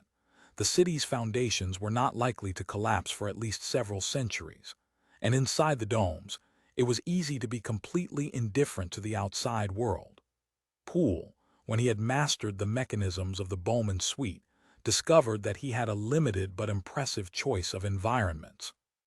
He could sit beneath palm trees on a Pacific beach, listening to the gentle murmur of the waves, or, if he preferred, the roar of a tropical hurricane. He could fly slowly along the peaks of the Himalayas, or down the immense canyons of Mariner Valley. He could walk through the gardens of Versailles or down the streets of half a dozen great cities, at several widely spaced times in their history. Even if the Hotel Ganymed was not one of the solar system's most highly acclaimed resorts, it boasted facilities which would have astounded all its more famous predecessors on Earth. But it was ridiculous to indulge in terrestrial nostalgia when he had come halfway across the solar system to visit a strange new world. After some experimenting, Poole arranged a compromise for enjoyment and inspiration during his steadily fewer moments of leisure. To his great regret, he had never been to Egypt, so it was delightful to relax beneath the gaze of the Sphinx, as it was before its controversial restoration, and to watch tourists scrambling up the massive blocks of the Great Pyramid. The illusion was perfect, apart from the no-man's land where the desert clashed with the slightly worn carpet of the Bowman suite. The sky, however, was one that no human eyes had seen until 5,000 years after the last stone was laid at Giza. But it was not an illusion. It was the complex and ever-changing reality of Ganymede. Because this world, like its companions, had been robbed of its spin eons ago by the tidal drag of Jupiter, the new sun born from the giant planet hung motionless in its sky. One side of Ganymede was in perpetual Lucifer light, and although the other hemisphere was often referred to as the night land, that designation was as misleading as the much earlier phrase, the dark side of the moon.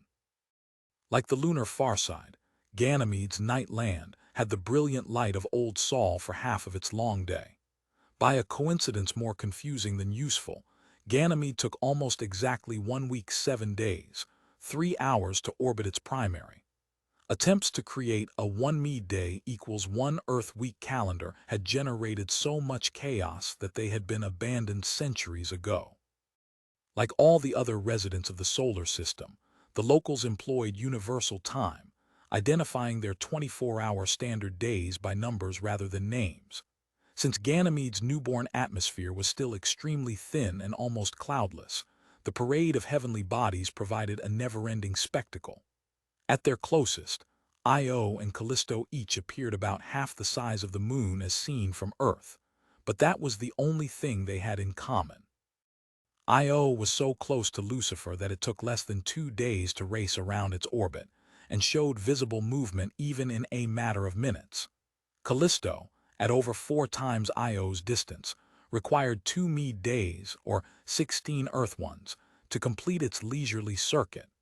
The physical contrast between the two worlds was even more remarkable. Deep-frozen Callisto had been almost unchanged by Jupiter's conversion into a mini-sun. It was still a wasteland of shallow ice craters, so closely packed that there was not a single spot on the entire satellite that had escaped from multiple impacts, in the days when Jupiter's enormous gravity field was competing with Saturn's to gather up the debris of the outer solar system. Since then, apart from a few stray shots, nothing had happened for several billion years. On Io, something was happening every week. As a local wit had remarked, before the creation of Lucifer it had been hell, now it was hell warmed up. Often, Poole would zoom into that burning landscape and look into the sulfurous throats of volcanoes that were continually reshaping an area larger than Africa. Sometimes incandescent fountains would soar briefly hundreds of kilometers into space, like gigantic trees of fire growing on a lifeless world. As the floods of molten sulfur spread out from volcanoes and vents, The versatile element changed through a narrow spectrum of reds and oranges and yellows when, chameleon-like, it was transformed into its vari-colored allotropes. Before the dawn of the space age, no one had ever imagined that such a world existed. Fascinating though it was to observe it from his comfortable vantage point, Poole found it hard to believe that men had ever risked landing there, where even robots feared to tread.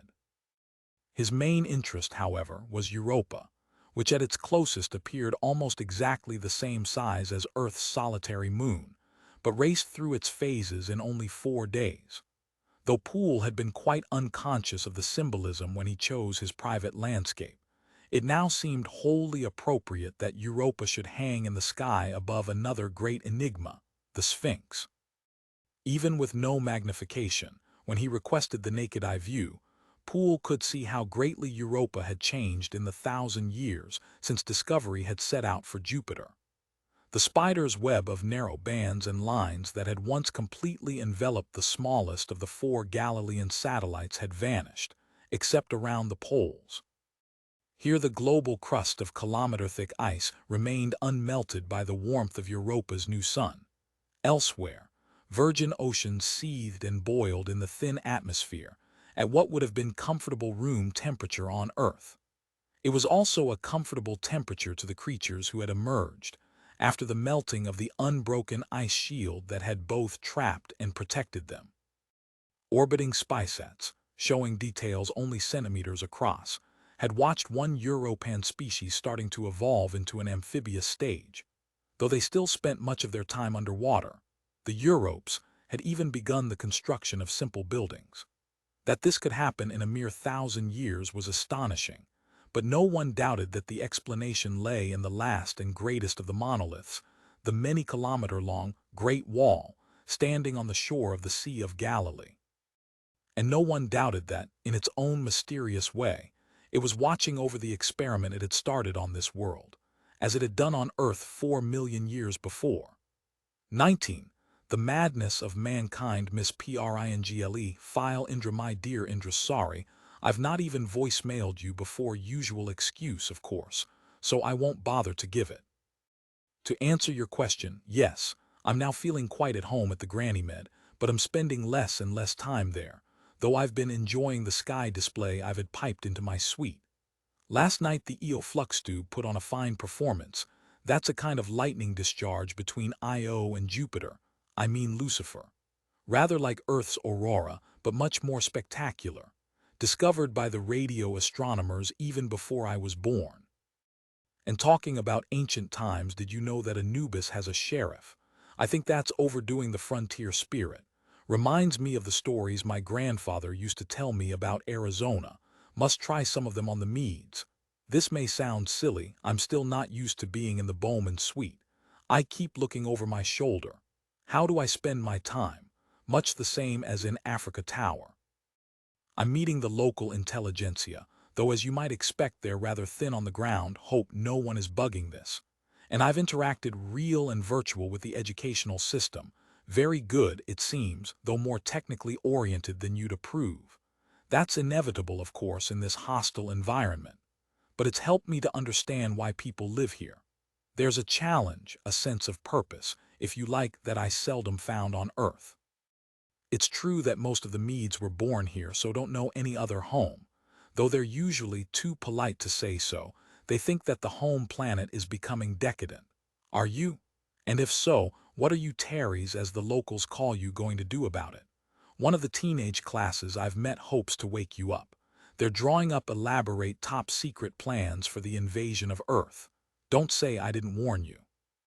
I've made one trip outside Anubis, into the so-called Night Land, where they never see Lucifer.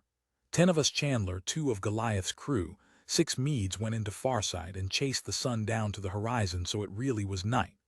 Awesome, much like polar winters on Earth, but with the sky completely black. Almost felt I was in space.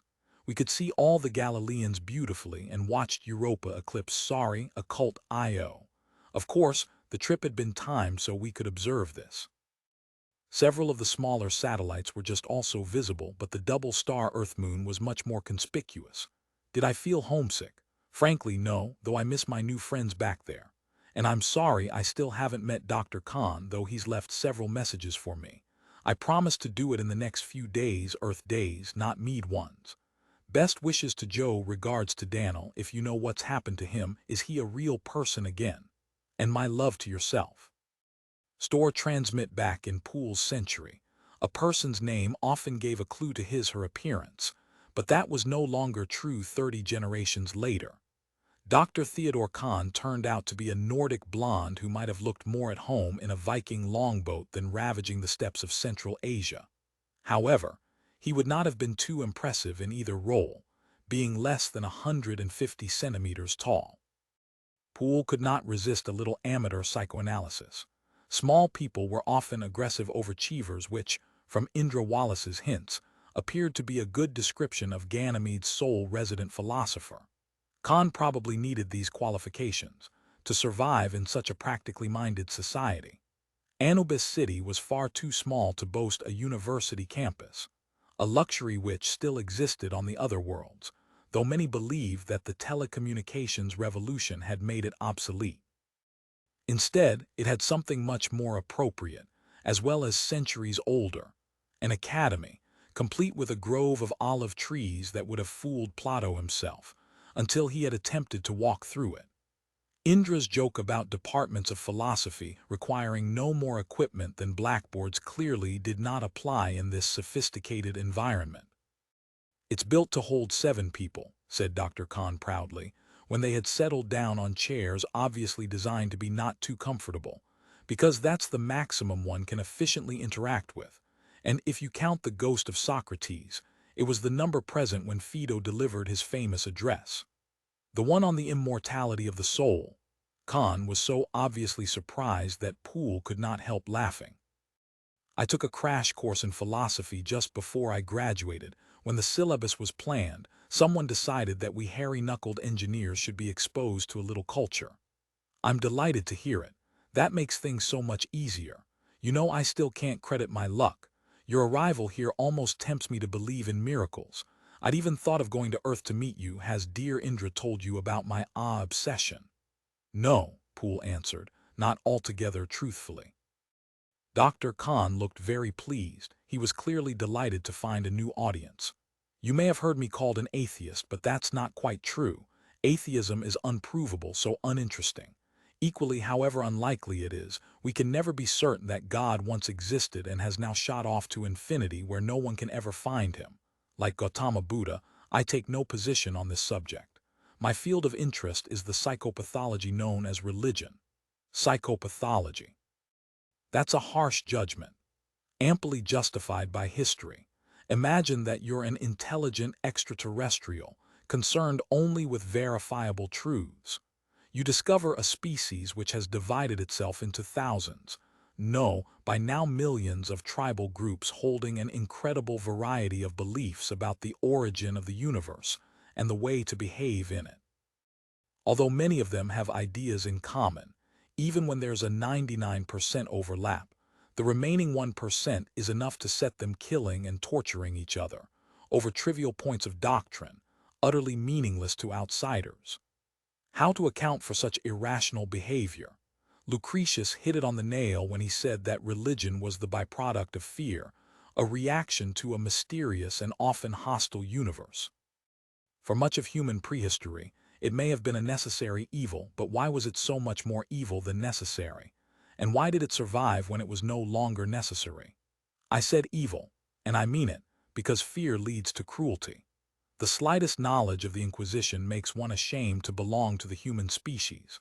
One of the most revolting books ever published was The Hammer of Witches, written by a couple of sadistic perverts and describing the tortures the Church authorized, encouraged. To extract confessions from thousands of harmless old women before it burned them alive. The Pope himself wrote an approving foreword. But most of the other religions, with a few honorable exceptions, were just as bad as Christianity.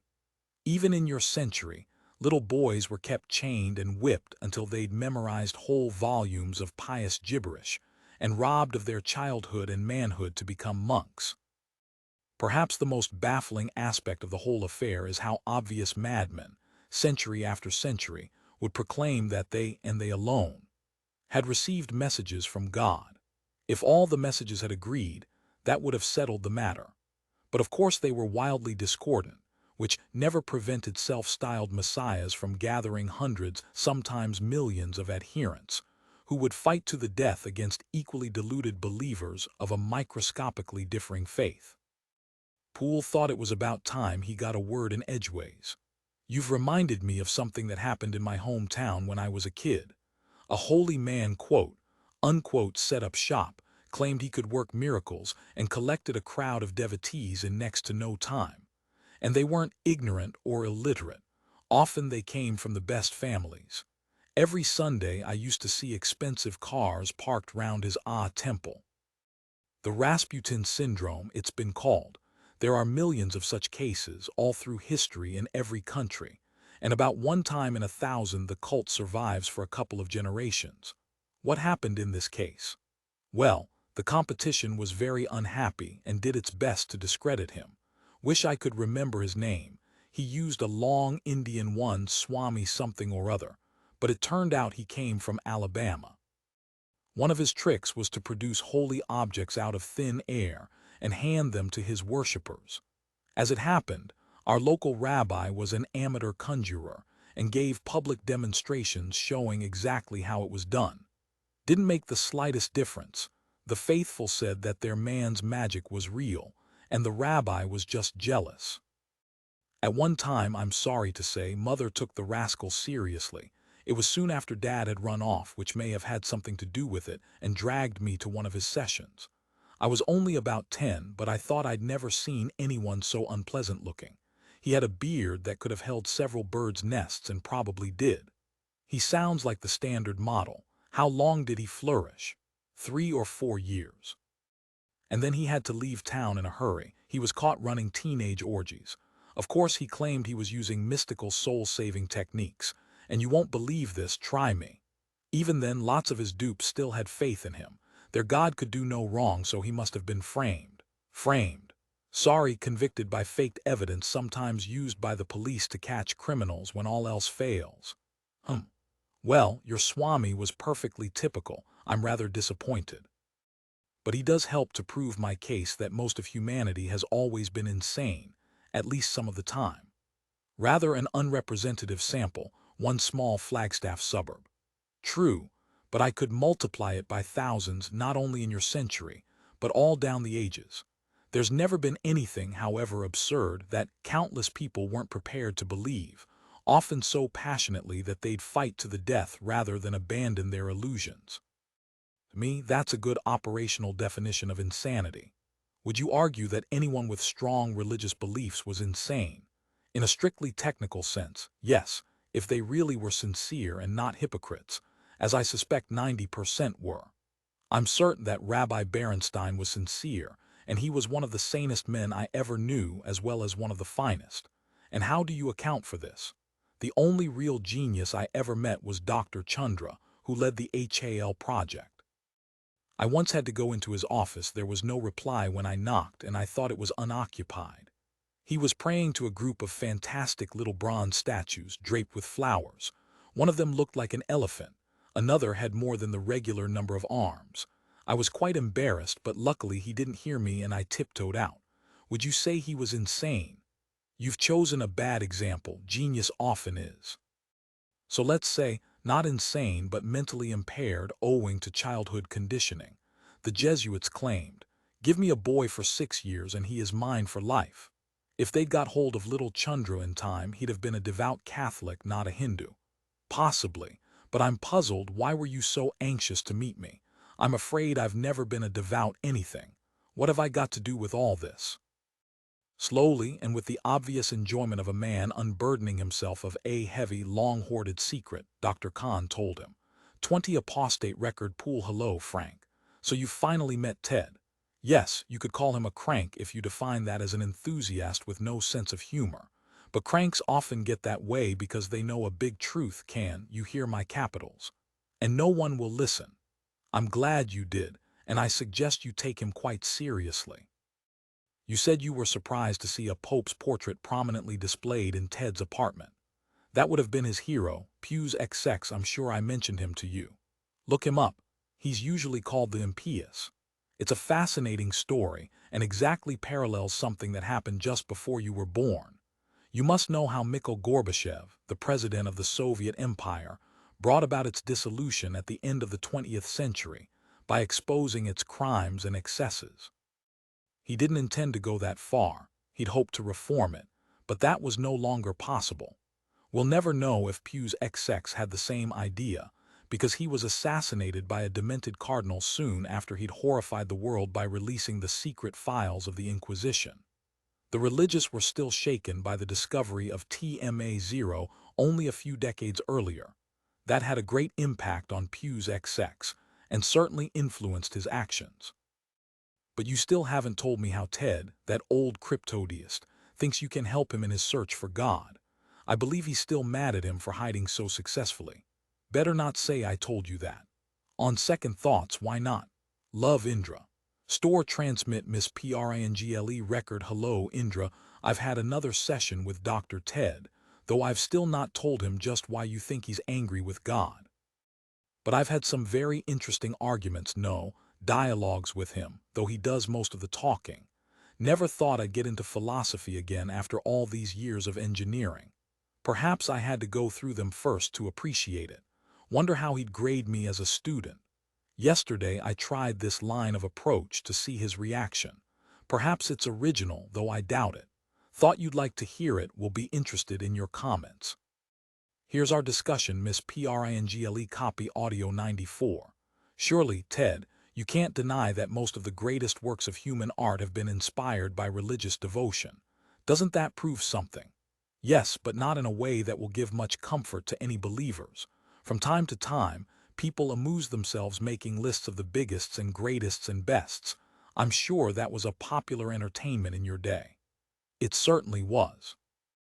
Well, there have been some famous attempts to do this with the arts. Of course, such lists can't establish absolute eternal values, but they're interesting and show how tastes change from age to age. The last list I saw, it was on the Earth ArtNet only a few years ago, was divided into architecture, music, visual arts. I remember a few of the examples. The Parthenon, the Taj Mahal. Bach's Toccata and Fugue was first in music, followed by Verdi's Requiem Mass in art, the Mona Lisa, of course. Then, not sure of the order, a group of Buddha statues somewhere in Ceylon, and the Golden Death Mask of young King Tut. Even if I could remember all the others, which of course I can't, it doesn't matter. The important thing is their cultural and religious backgrounds. Overall, no single religion dominated except in music. And that could be due to a purely technological accident. The organ and the other pre-electronic musical instruments were perfected in the Christianized West. It could have worked out quite differently. If, for example, the Greeks or the Chinese had regarded machines as something more than toys. But what really settles the argument, as far as I'm concerned, is the general consensus about the single greatest work of human art. Over and over again, in almost every listing, it's Angkor Wat. Yet the religion that inspired that has been extinct for centuries. No one even knows precisely what it was, except that it involved hundreds of gods, not merely one. Wish I could have thrown that at dear old Rabbi Berenstein. I'm sure he'd have had a good answer. I don't doubt it. I wish I could have met him myself, and I'm glad he never lived to see what happened to Israel. End audio. There you have it, Indra. Wish the granny met at Angkor Wat on its menu. I've never seen it, but you can't have everything. Now, the question you really wanted answered. Why is Dr. Ted so delighted that I'm here? As you know, he's convinced that the key to many mysteries lies on Europa, where no one has been allowed to land for 1,000 years. He thinks I may be an exception. He believes I have a friend there. Yes, Dave Bowman, or whatever he's now become. We know that he survived being drawn into the Big Brother monolith and somehow revisited Earth afterwards. But there's more that I didn't know. Very few people do, because the Medes are embarrassed to talk about it. Ted Khan has spent years collecting the evidence and is now quite certain of the facts, even though he can't explain them. On at least 6 occasions, about a century apart, reliable observers here in Anubis have reported seeing an apparition, just like the one that Heywood Floyd met aboard Discovery. Though not one of them knew about that incident, they were all able to identify Dave when they were shown his hologram.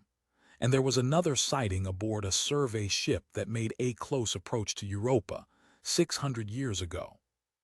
Individually, no one would take these cases seriously, but altogether they make a pattern. Ted's quite sure that Dave Bowman survives in some form, presumably associated with the monolith we call the Great Wall, and he still has some interest in our affairs. Though he's made no attempt at communication, Ted hopes we can make contact. He believes that I'm the only human who can do it. I'm still trying to make up my mind. Tomorrow I'll talk it over with Captain Chandler. We'll let you know what we decide. Love, Frank. Store transmit Indra 21 quarantine. Do you believe in ghosts, Dim? Certainly not, but like every sensible man, I'm afraid of them. Why do you ask? If it wasn't a ghost, it was the most vivid dream I've ever had. Last night I had a conversation with Dave Bowman. Poole knew that Captain Chandler would take him seriously when the occasion required, nor was he disappointed. Interesting, but there's an obvious explanation. You've been living here in the Bowman suite for Deus's sake. You told me yourself it feels haunted. I'm sure, well 99% sure that you're right, and the whole thing was prompted by the discussions I've been having with Prof. Ted. Have you heard the reports that Dave Bowman occasionally appears in Anubis, about once every 100 years, just as he did to Dr. Floyd aboard Discovery after she'd been reactivated? What happened there? I've heard vague stories but never taken them seriously. Dr. Khan does, and so do I. I've seen the original recordings. Floyd's sitting in my old chair when a kind of dust cloud forms behind him and shapes itself into Dave, though only the head has detail. Then it gives that famous message, warning him to leave. Who wouldn't have? But that was 1,000 years ago. Plenty of time to fake it. What would be the point? Khan and I were looking at it yesterday. I'd bet my life it's authentic. As a matter of fact, I agree with you. And I have heard those reports. Chandler's voice trailed away and he looked slightly embarrassed. Long time ago, I had a girlfriend here in Anubis. She told me that her grandfather had seen Bowman. I laughed. I wonder if Ted has that sighting on his list. Could you put him in touch with your friend?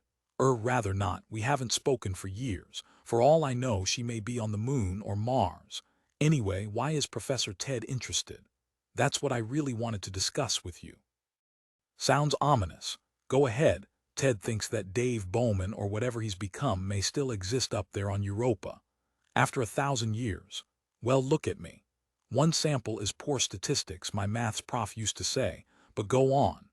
It's a complicated story, or maybe a jigsaw with most of the pieces missing, but it's generally agreed that something crucial happened to our ancestors when that monolith appeared in Africa 4 million years ago. It marks a turning point in prehistory, the first appearance of tools and weapons and religion. That can't be pure coincidence. The monolith must have done something to us. Surely it couldn't have just stood there, passively accepting worship. Ted's fond of quoting a famous paleontologist who said, TMA0 gave us an evolutionary kick in the pants. He argues that the kick wasn't in a wholly desirable direction. Did we have to become so mean and nasty to survive? Maybe we did. As I understand him, Ted believes that there's something fundamentally wrong with the wiring of our brains, which makes us incapable of consistent logical thinking. To make matters worse, though all creatures need a certain amount of aggressiveness to survive, we seem to have far more than is absolutely necessary. And no other animal tortures its fellows as we do. Is this an evolutionary accident, a piece of genetic bad luck? It's also widely agreed that TMA-1 was planted on the moon to keep track of the project experiment, whatever it was, and to report to Jupiter, the obvious place for solar system mission control. That's why another monolith Big Brother was waiting there. Had been waiting 4 million years when Discovery arrived. Agreed so far. Yes, I've always thought that was the most plausible theory. Now for the more speculative stuff. Bowman was apparently swallowed up by Big Brother, yet something of his personality seems to have survived. 20 years after that encounter with Heywood Floyd in the second Jupiter expedition, they had another contact aboard Universe, when Floyd joined it for the 2061 rendezvous with Halley's Comet. At least, so he tells us in his memoirs, though he was well over 100 when he dictated them. Could have been senile. Not according to all the contemporary accounts. Also, perhaps even more significant, his grandson Chris had some equally weird experiences when Galaxy made its forced landing on Europa. And of course, that's where the monolith or a monolith is right now, surrounded by Europans. I'm beginning to see what Dr. Ted's driving at. This is where we came in, the whole cycle starting over again. The Europes are being groomed for stardom. Exactly, everything fits. Jupiter ignited to give them a sun to thaw out their frozen world. The warning to us to keep our distance, presumably so that we wouldn't interfere with their development. Where have I heard that idea before? Of course, Frank, it goes back 1,000 years to your own time. The Prime Directive. We still get lots of laughs from those old Star Trek programs. Did I ever tell you I once met some of the actors? They would have been surprised to see me now. And I've always had two thoughts about that non-interference policy. The monolith certainly violated it with us back there in Africa. One might argue that did have disastrous results. So better luck next time on Europa. Poole laughed without much humor. Khan used those exact words. And what does he think we should do about it? Above all, where do you come into the picture? First of all, we must find what's really happening on Europa and why. Merely observing it from space is not enough. What else can we do? All the probes the Medes have sent there were blown up just before landing. And ever since the mission to rescue Galaxy, crew-carrying ships have been diverted by some field of force which no one can figure out. Very interesting. It proves that whatever is down there is protective but not malevolent. And this is the important point: it must have some way of scanning what's on the way. It can distinguish between robots and humans. More than I can do sometimes. Go on. Well, Ted thinks there's one human being who might make it down to the surface of Europa because his old friend is there and may have some influence with the powers that be. Captain Dimitri Chandler gave a long, low whistle. And you're willing to risk it? Yes, what have I got to lose? One valuable shuttle craft, if I know what you have in mind. Is that why you've been learning to fly Falcon? Well, now that you mention it, the idea had occurred to me. I'll have to think it over. I'll admit I'm intrigued, but there are lots of problems. Knowing you, I'm sure they won't stand in the way once you've decided to help me. 22 Venture Miss Pringle list priority messages from Earth Record. Dear Indra, I'm not trying to be dramatic, but this may be my last message from Ganymede. By the time you receive it, I will be on my way to Europa.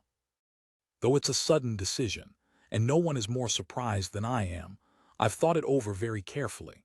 As you'll have guessed, Ted Khan is largely responsible. Let him do the explaining if I don't come back. Please don't misunderstand me. In no way do I regard this as a suicide mission. But I'm 90% convinced by Ted's arguments, and he's aroused my curiosity so much that I'd never forgive myself if I turned down this once-in-a-lifetime opportunity. Maybe I should say once in 2 lifetimes. I'm flying Goliath's little one-person shuttle Falcon. How I'd have loved to demonstrate her to my old colleagues back at the Space Administration. Judging by past records, the most likely outcome is that I'll be diverted away from Europa before I can land. Even this will teach me something. And if it, presumably the local monolith, the Great Wall, decides to treat me like the robot probes it's zapped in the past, I'll never know. That's a risk I'm prepared to take. Thank you for everything, and my very best to Joe. Love from Ganymede, and soon, I hope, from Europa. Store transmit Roman 4. The Kingdom of Sulfur 23 Falcon. Europa's about 400,000 K from Ganymede at the moment, Captain Chandler informed Poole. If you stepped on the gas, thanks for teaching me that phrase. Falcon could get you there in an hour. But I wouldn't recommend it. Our mysterious friend might be alarmed by anyone coming in that fast. Agreed, and I want time to think. I'm going to take several hours at least, and I'm still hoping. Poole's voice trailed off into silence. Hoping what? That I can make some sort of contact with Dave, or whatever it is, before I attempt to land. Yes, it's always rude to drop in uninvited even with people you know, let alone perfect strangers like the Europes. Perhaps you should take some gifts. What did the old-time explorers use? I believe mirrors and beads were once popular. Chandler's facetious tone did not disguise his real concern, both for Poole and for the valuable piece of equipment he proposed to borrow, and for which the skipper of Goliath was ultimately responsible. I'm still trying to decide how we work this. If you come back a hero, I want to bask in your reflected glory. But if you lose Falcon as well as yourself, what shall I say? That you stole the shuttle while we weren't looking. I'm afraid no one would buy that story. Ganymede traffic control's very efficient has to be. If you left without advance notice, they'd be on to you in a microsec, well, a millisecond. No way you could leave unless I file your flight plan ahead of time. So this is what I propose to do, unless I think of something better. You're taking Falcon out for a final qualification test. Everyone knows you've already soloed. You'll go into a 2,000-kilometer high orbit above Europa. Nothing unusual about that, people do it all the time, and the local authorities don't seem to object. Estimated total flight time 5 hours plus or minus 10 minutes. If you suddenly change your mind about coming home, no one can do anything about it, at least, no one on Ganymede. Of course, I'll make some indignant noises, and say how astonished I am by such gross navigational errors, etc., etc., whatever will look best in the subsequent court of inquiry. Would it come to that? I don't want to do anything that will get you into trouble. Don't worry, it's time there was a little excitement round here. But only you and I know about this plot. Try not to mention it to the crew. I want them to have. What was that other useful expression you taught me? Plausible deniability. Thanks, Dim. I really appreciate what you're doing, and I hope you'll never have to regret hauling me aboard Goliath, out round Neptune. Poole found it hard to avoid arousing suspicion by the way he behaved towards his new crewmates as they prepared Falcon for what was supposed to be a short, routine flight. Only he and Chandler knew that it might be nothing of the kind. Yet he was not heading into the totally unknown, as he and Dave Bowman had done 1,000 years ago. Stored in the shuttle's memory were high-resolution maps of Europa showing details down to a few meters across. He knew exactly where he wished to go. It only remained to see if he would be allowed to break the centuries-long quarantine. 24 escape, manual control, please. Are you sure, Frank? Quite sure, Falcon. Thank you. Illogical though it seemed, most of the human race had found it impossible not to be polite to its artificial children, however simple-minded they might be. Whole volumes of psychology as well as popular guides, How Not to Hurt Your Computer's Feelings, Artificial Intelligence, Real Irritation were two of the best-known titles, had been written on the subject of man-machine etiquette. Long ago it had been decided that, however inconsequential rudeness to robots might appear to be, it should be discouraged. All too easily, it could spread to human relationships as well. Falcon was now in orbit, just as her flight plan had promised, at a safe 2,000 kilometers above Europa. The giant moon's crescent dominated the sky ahead, and even the area not illuminated by Lucifer was so brilliantly lit by the much more distant sun that every detail was clearly visible. Poole needed no optical aid to see his planned destination, on the still icy shore of the Sea of Galilee, not far from the skeleton of the first spacecraft to land on this world. Though the Europans had long ago removed all its metal components, the ill-fated Chinese ship still served as a memorial to its crew, and it was appropriate that the only town, even if an alien one on this whole world, should have been named Sceneville. Poole had decided to come down over the sea and then fly very slowly towards Sceneville, hoping that this approach would appear friendly, or at least non-aggressive. Though he admitted to himself that this was very naive, he could think of no better alternative. Then suddenly, just as he was dropping below the 1,000-kilometer level, there was an interruption, not of the kind he had hoped for, but one which he had been expecting. "This is Ganymede Control calling Falcon. You have departed from your flight plan. Please advise immediately what is happening." It was hard to ignore such an urgent request, but in the circumstances, it seemed the best thing to do. Exactly 30 seconds later and 100 kilometers closer to Europa, Ganymede repeated its message. Once again Poole ignored it, but Falcon did not. "Are you quite sure you want to do this, Frank?" asked the shuttle. Though Poole knew perfectly well that he was imagining it, he would have sworn there was a note of anxiety in its voice. "Quite sure, Falcon. I know exactly what I'm doing." That was certainly untrue, and any moment now further lying might be necessary to a more sophisticated audience. Seldom activated indicator lights started to flash near the edge of the control board. Poole smiled with satisfaction. Everything was going according to plan. This is Ganymede Control. Do you receive me, Falcon? You are operating on manual override, so I am unable to assist you. What is happening? You are still descending towards Europa. Please acknowledge immediately. Poole began to experience mild twinges of conscience. He thought he recognized the controller's voice, and was almost certain that it was a charming lady he had met at a reception given by the mayor soon after his arrival at Anubis. She sounded genuinely alarmed. Suddenly, he knew how to relieve her anxiety as well as to attempt something which he had previously dismissed as altogether too absurd. Perhaps, after all, it was worth a try. It certainly wouldn't do any harm, and it might even work. This is Frank Poole calling from Falcon. I am perfectly okay, but something seems to have taken over the controls and is bringing the shuttle down towards Europa. I hope you are receiving this. I will continue to report as long as possible. Well, he hadn't actually lied to the worried controller, and one day he hoped he would be able to face her with a clear conscience. He continued to talk, trying to sound as if he was completely sincere instead of skirting the edge of truth. This is Frank Poole aboard the shuttle Falcon, descending towards Europa. I assume that some outside force has taken charge of my spacecraft and will be landing it safely. Dave, this is your old shipmate Frank. Are you the entity that is controlling me? I have reason to think that you are on Europa. If so, I look forward to meeting you, whatever you are.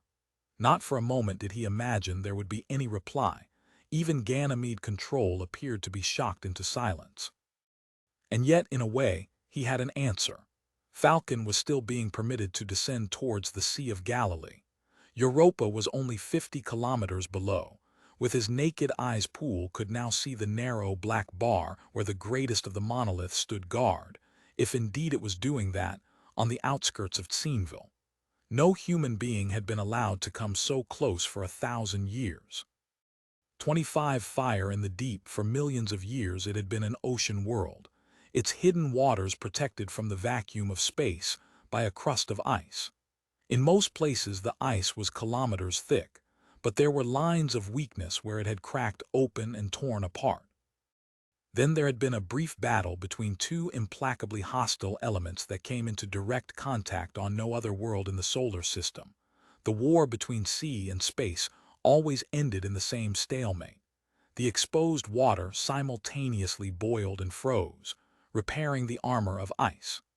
The seas of Europa would have frozen completely solid long ago without the influence of nearby Jupiter.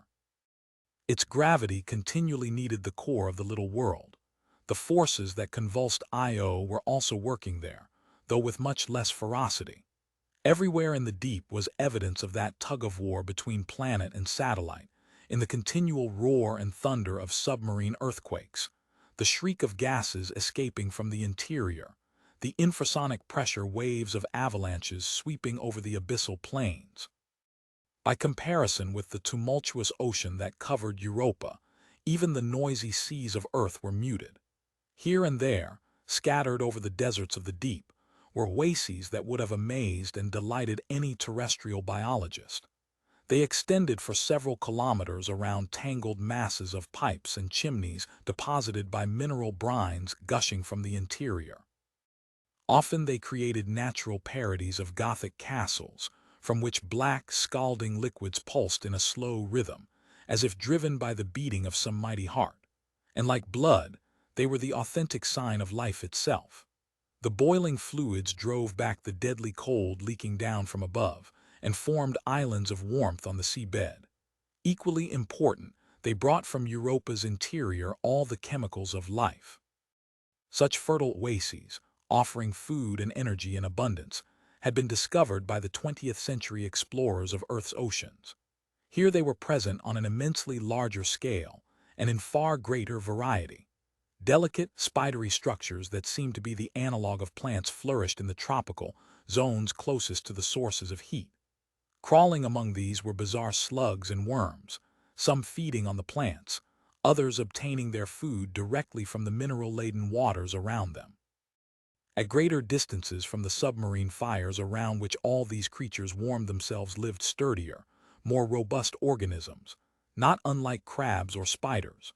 Armies of biologists could have spent lifetimes studying one small oasis. Unlike the Paleozoic terrestrial seas, the Europan abyss was not a stable environment, so evolution had progressed with astonishing speed, producing multitudes of fantastic forms. And all were under the same indefinite stay of execution. Sooner or later, each fountain of life would weaken and die, as the forces that powered it moved their focus elsewhere. All across the Europan seabed was evidence of such tragedies. Countless circular areas were littered with the skeletons and mineral-encrusted remains of dead creatures, where entire chapters of evolution had been deleted from the Book of Life.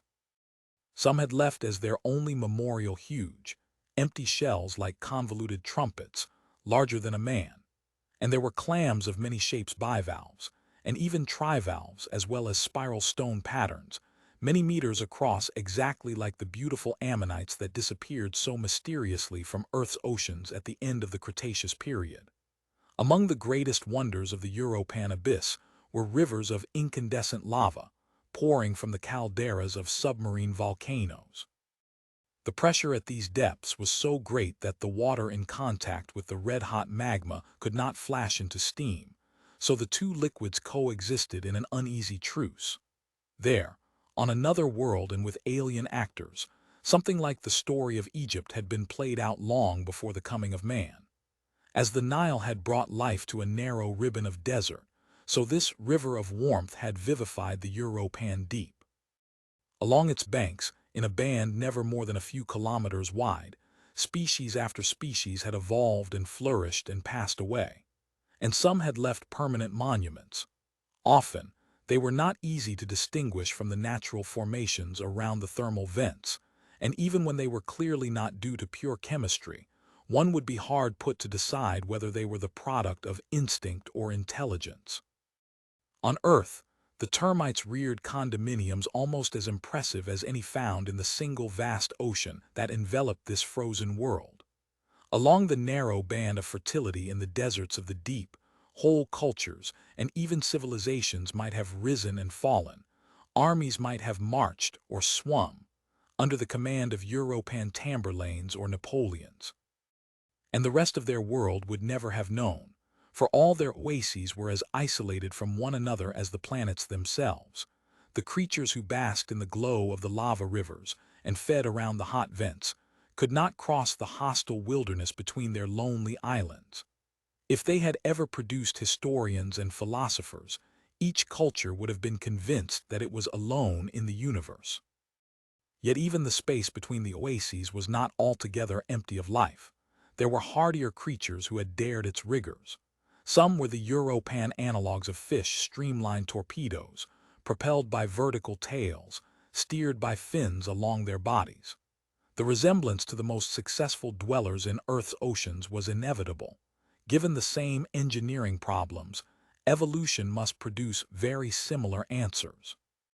Witness the dolphin and the shark, superficially almost identical, yet from far distant branches of the tree of life. There was, however, one very obvious difference between the fish of the Europan seas and those in terrestrial oceans. They had no gills, for there was hardly a trace of oxygen to be extracted from the waters in which they swam. Like the creatures around Earth's own geothermal vents, their metabolism was based on sulfur compounds, present in abundance in this volcanic environment. And very few had eyes. Apart from the flickering glow of lava outpourings, and occasional bursts of bioluminescence from creatures seeking mates or hunters questing prey, it was a lightless world. It was also a doomed one. Not only were its energy sources sporadic and constantly shifting, but the tidal forces that drove them were steadily weakening. Even if they developed true intelligence, the Europans were trapped between fire and ice. Barring a miracle, they would perish with the final freezing of their little world. Lucifer had wrought that miracle. 26th Sceneville in the final moments, as he came in over the coast at a sedate 100 kilometers an hour, Poole wondered if there might be some last-minute intervention. But nothing untoward happened, even when he moved slowly along the black, forbidding face of the Great Wall. It was the inevitable name for the Europa monolith as, unlike its little brothers on Earth and Moon, it was lying horizontally, and was more than 20 kilometers long. Although it was literally billions of times greater in volume than TMA-0 and TMA-1, its proportions were exactly the same, that intriguing ratio 1:4:9, inspirer of so much numerological nonsense over the centuries. As the vertical face was almost 10 kilometers high, one plausible theory maintained that, among its other functions, the Great Wall served as a windbreak, protecting Tsinville from the ferocious gales that occasionally roared in from the Sea of Galilee. They were much less frequent now that the climate had stabilized, but 1,000 years earlier they would have been a severe discouragement to any life forms emerging from the ocean. Though he had fully intended to do so, Poole had never found time to visit the Tycho monolith, still top secret when he had left for Jupiter, and Earth's gravity made its twin at Olduvai inaccessible to him. But he had seen their images so often that they were much more familiar than the proverbial back of the hand, and how many people, he had often wondered, would recognize the backs of their hands.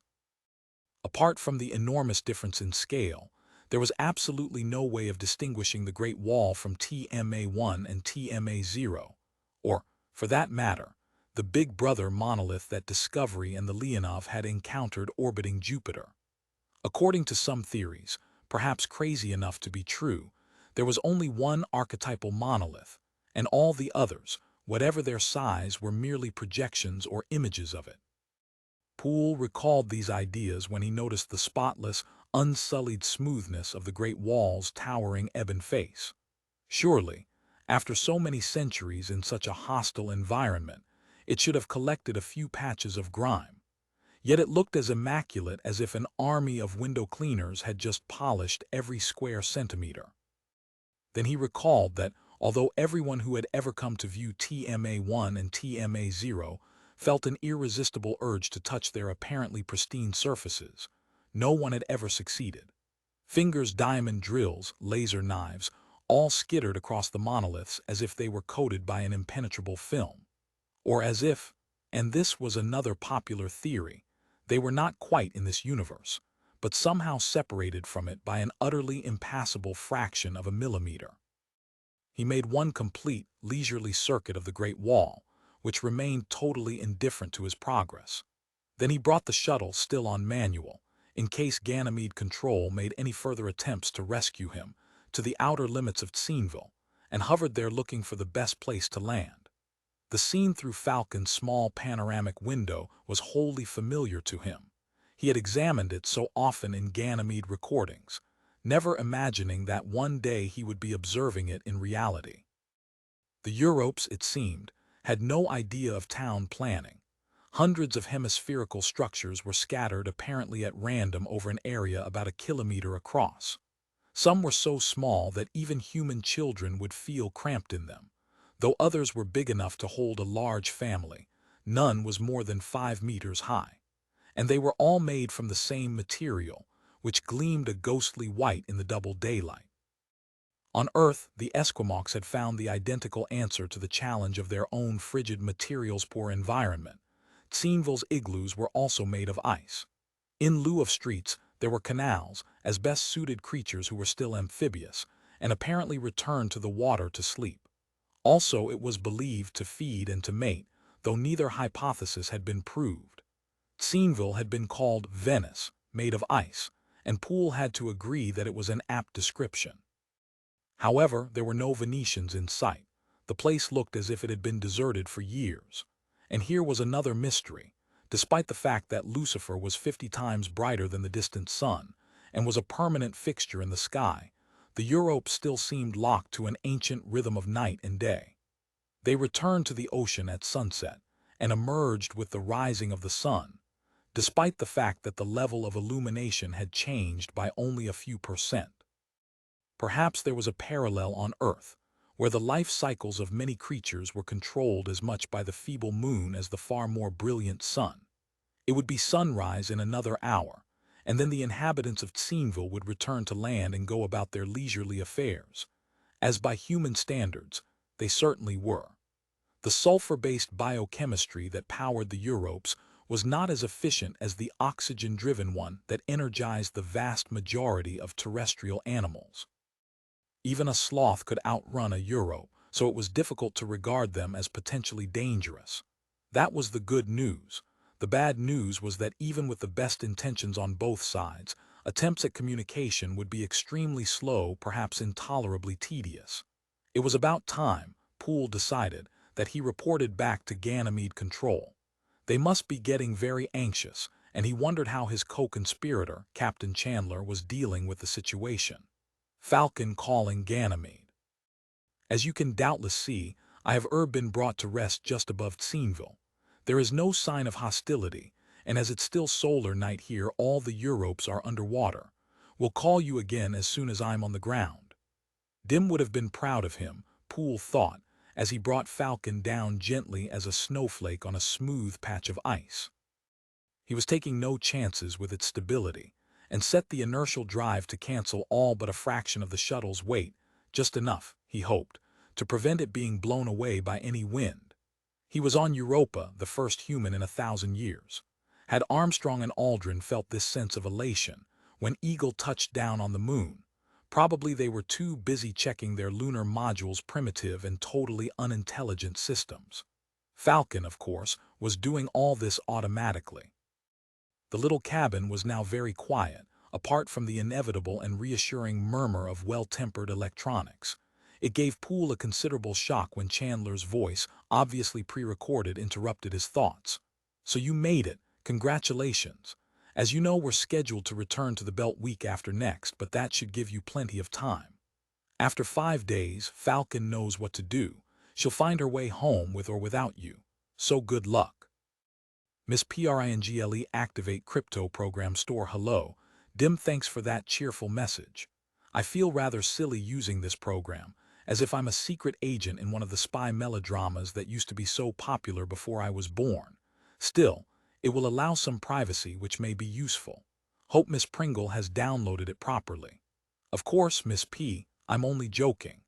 By the way, I'm getting a barrage of requests from all the news media in the solar system. Please try to hold them off or divert them to Dr. Ted. He'll enjoy handling them.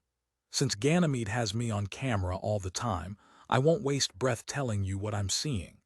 If all goes well, we should have some action in a few minutes, and we'll know if it really was a good idea to let the Europes find me already sitting here peacefully, waiting to greet them when they come to the surface. Whatever happens, it won't be as big a surprise to me as it was to Dr. Chang and his colleagues when they landed here 1,000 years ago. I played his famous last message again, just before leaving Ganymede. I must confess it gave me an eerie feeling. Couldn't help wondering if something like that could possibly happen again. Wouldn't like to immortalize myself the way poor Chang did. Of course, I can always lift off if something starts going wrong. And here's an interesting thought that's just occurred to me. I wonder if the Europes have any history, any kind of records, any memory of what happened just a few kilometers from here 1,000 years ago. 27 ice and vacuum. This is Dr. Chang calling from Europa. I hope you can't hear me, especially Dr. Floyd. I know you're aboard Leonov. I may not have much time. Aiming my suit antenna where I think you are. Please relay this information to Earth. Scene was destroyed 3 hours ago. I'm the only survivor. Using my suit radio, no idea if it has enough range, but it's the only chance. Please listen carefully. There is life on Europa. I repeat, there is life on Europa. We landed safely, checked all the systems, and ran out the hoses so we could start pumping water into our propellant tanks immediately. Just in case we had to leave in a hurry, everything was going according to plan. It seemed almost too good to be true. The tanks were half full when Dr. Lee and I went out to check the pipe insulation. Scene stand stood about 30 meters from the edge of the Grand Canal. Pipes went directly from it and down through the ice. Very thin, not safe to walk on. Jupiter was quarter full and we had 5 kilowatts of lighting strung up on the ship. She looked like a Christmas tree, beautiful, reflected on the ice. Lee saw it first, a huge dark mass rising up from the depths. At first we thought it was a school of fish, too large for a single organism. Then it started to break through the ice and began moving towards us. It looked rather like huge strands of wet seaweed, crawling along the ground. Lee ran back to the ship to get a camera. I stayed to watch, reporting over the radio. The thing moved so slowly I could easily outrun it. I was much more excited than alarmed. Thought I knew what kind of creature it was. I've seen pictures of the kelp forests off California, but I was quite wrong. I could tell it was in trouble. It couldn't possibly survive at a temperature 150 below its normal environment. It was freezing solid as it moved forward. Bits were breaking off like glass, but it was still advancing towards the ship, a black tidal wave, slowing down all the time. I was still so surprised that I couldn't think straight and I couldn't imagine what it was trying to do. Even though it was heading towards scene, it still seemed completely harmless, like, well, a small forest on the move. I remember smiling. It reminded me of Macbeth's Birnam Wood. Then I suddenly realized the danger. Even if it was completely inoffensive, it was heavy with all the ice it was carrying. It must have weighed several tons, even in this low gravity. And it was slowly, painfully climbing up our landing gear. The legs were beginning to buckle, all in slow motion, like something in a dream or a nightmare. Not until the ship started to topple did I realize what the thing was trying to do, and then it was far too late. We could have saved ourselves if we'd only switched off our lights. Perhaps it's a phototrope, its biological cycle triggered by the sunlight that filters down through the ice. Or it could have been attracted like a moth to a candle. Our floodlights must have been more brilliant than anything that Europa has ever known, even the sun itself. Then the ship crashed. I saw the hull split, a cloud of snowflakes form as moisture condensed. All the lights went out except for one, swinging back and forth on a cable a couple of meters above the ground. I don't know what happened immediately after that. The next thing I remember, I was standing under the light, beside the wreck of the ship, with a fine powdering of fresh snow all around me. I could see my footsteps in it very clearly. I must have run there. Perhaps only a minute or two had elapsed. The plant, I still thought of it as a plant, was motionless. I wondered if it had been damaged by the impact. Large sections as thick as a man's arms had splintered off, like broken twigs. Then the main trunk started to move again. It pulled away from the hull and began to crawl towards me. That was when I knew for certain that the thing was light-sensitive. I was standing immediately under the 1,000-watt lamp, which had stopped swinging now. Imagine an oak tree, better still, a banyan with its multiple trunks and roots, flattened out by gravity and trying to creep along the ground. It got to within 5 meters of the light, then started to spread out until it had made a perfect circle around me. Presumably that was the limit of its tolerance, the point at which photo attraction turned to repulsion. After that, nothing happened for several minutes. I wondered if it was dead, frozen solid at last. Then I saw that large buds were forming on many of the branches. It was like watching a time-lapse film of flowers opening. In fact, I thought they were flowers, each about as big as a man's head. Delicate, beautifully colored membranes started to unfold. Even then, it occurred to me that no thing could ever have seen these colors properly, until we brought our lights, our fatal lights, to this world. Tendrils, stamens, waving feebly. I walked over to the living wall that surrounded me so that I could see exactly what was happening. Neither then or at any other time had I felt the slightest fear of the creature. I was certain that it was not malevolent, if indeed it was conscious at all. There were scores of the big flowers in various stages of unfolding. Now they reminded me of butterflies, just emerging from the chrysalis, wings crumpled, still feeble. I was getting closer and closer to the truth, but they were freezing, dying as quickly as they formed. Then, one after another, they dropped off from the parent buds. For a few moments they flopped around like fish stranded on dry land, and at last I realized exactly what they were. Those membranes weren't petals, they were fins or their equivalent. This was the free-swimming larval stage of the creature. Probably it spends much of its life rooted on the seabed, then sends these mobile offspring in search of new territory, just like the corals of Earth's oceans. I knelt down to get a closer look at one of the little creatures. The beautiful colors were fading now to a drab brown. Some of the petal fins had snapped off, becoming brittle shards as they froze. But it was still moving feebly, and as I approached it tried to avoid me. I wondered how it sensed my presence. Then I noticed that the stamens, as I'd called them, all carried bright blue dots at their tips. They looked like tiny star sapphires, or the blue eyes along the mantle of a scallop aware of light, but unable to form true images. As I watched, the vivid blue faded, the gems became dull, ordinary stones. Dr. Floyd or anyone else who is listening, I haven't much more time. My life support system alarm has just sounded, but I've almost finished. I knew then what I had to do.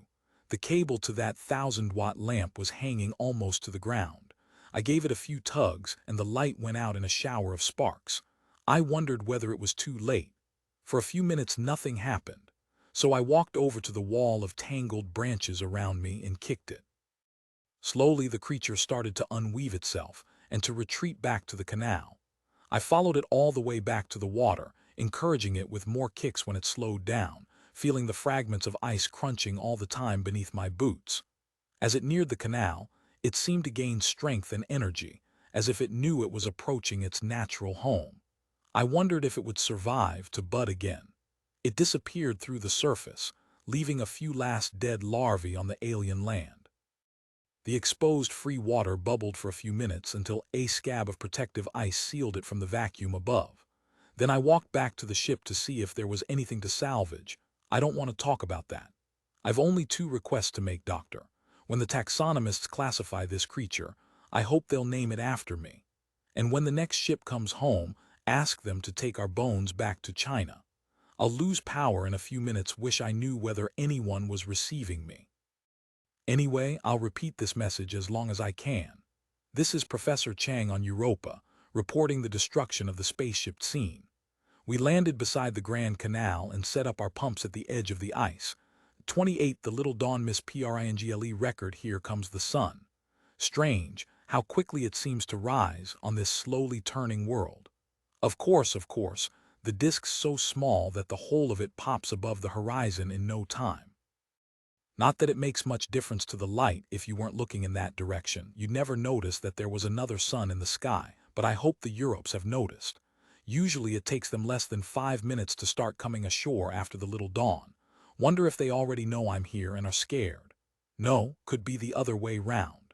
Perhaps they're inquisitive, even anxious to see what strange visitor has come to Tsinville. I rather hope so. Here they come. Hope your spy sets are watching. Falcon's cameras recording. How slowly they move. I'm afraid it's going to be very boring trying to communicate with them, even if they want to talk to me. Rather like the thing that overturned scene, but much smaller. They remind me of little trees, walking on half a dozen slender trunks, and with hundreds of branches dividing into twigs which divide again and again, just like many of our general-purpose robots. What a long time it took us to realize that imitation humanoids were ridiculously clumsy, and the proper way to go was with myriad of small manipulators. Whenever we invent something clever, we find that Mother Nature's already thought of it. Aren't the little ones cute, like tiny bushes on the move? Wonder how they reproduce budding. I hadn't realized how beautiful they are. Almost as colorful as coral reef fish, maybe for the same reasons. To attract mates or fool predators by pretending to be something else. Did I say they looked like bushes? Make that rose bushes, they've actually got thorns, must have a good reason for them. I'm disappointed, they don't seem to have noticed me. They're all heading into town as if a visiting spacecraft was an everyday occurrence. Only a few left. Maybe this will work. I suppose they can detect sound vibrations, most marine creatures can, though this atmosphere may be too thin to carry my voice very far. Falcon external speaker. Hello, can you hear me? And my name is Frank Poole. Ahem. I come in peace for all mankind. Makes me feel rather stupid, but can you suggest anything better? And it will be good for the record. Nobody's taking the slightest notice. Big ones and little ones, they all creeping towards their igloos, wonder what they actually do when they get there. Perhaps I should follow. I'm sure it would be perfectly safe. I can move so much faster. I've just had an amusing flashback.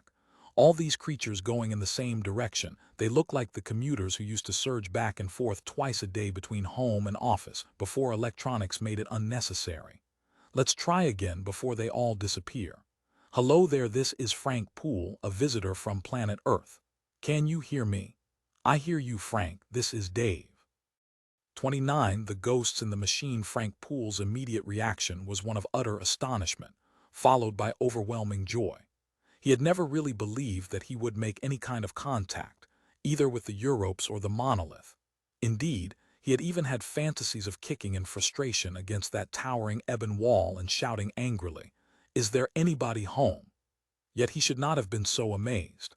Some intelligence must have monitored his approach from Ganymede and permitted him to land. He should have taken Ted Khan more seriously. "Dave," he said slowly, "is that really you?" Who else could it be? A part of his mind asked. Yet it was not a foolish question. There was something curiously mechanical, impersonal about the voice that came from the small speaker on Falcon's control board. "Yes, Frank, I am Dave." There was a very brief pause, then the same voice continued without any change of intonation. "Hello, Frank. This is HAL. Miss Pringle record well Indra. Dim, I'm glad I recorded all that, otherwise you'd never believe me. I guess I'm still in a state of shock. First of all, how should I feel about someone who did kill me, even if it was 1,000 years ago?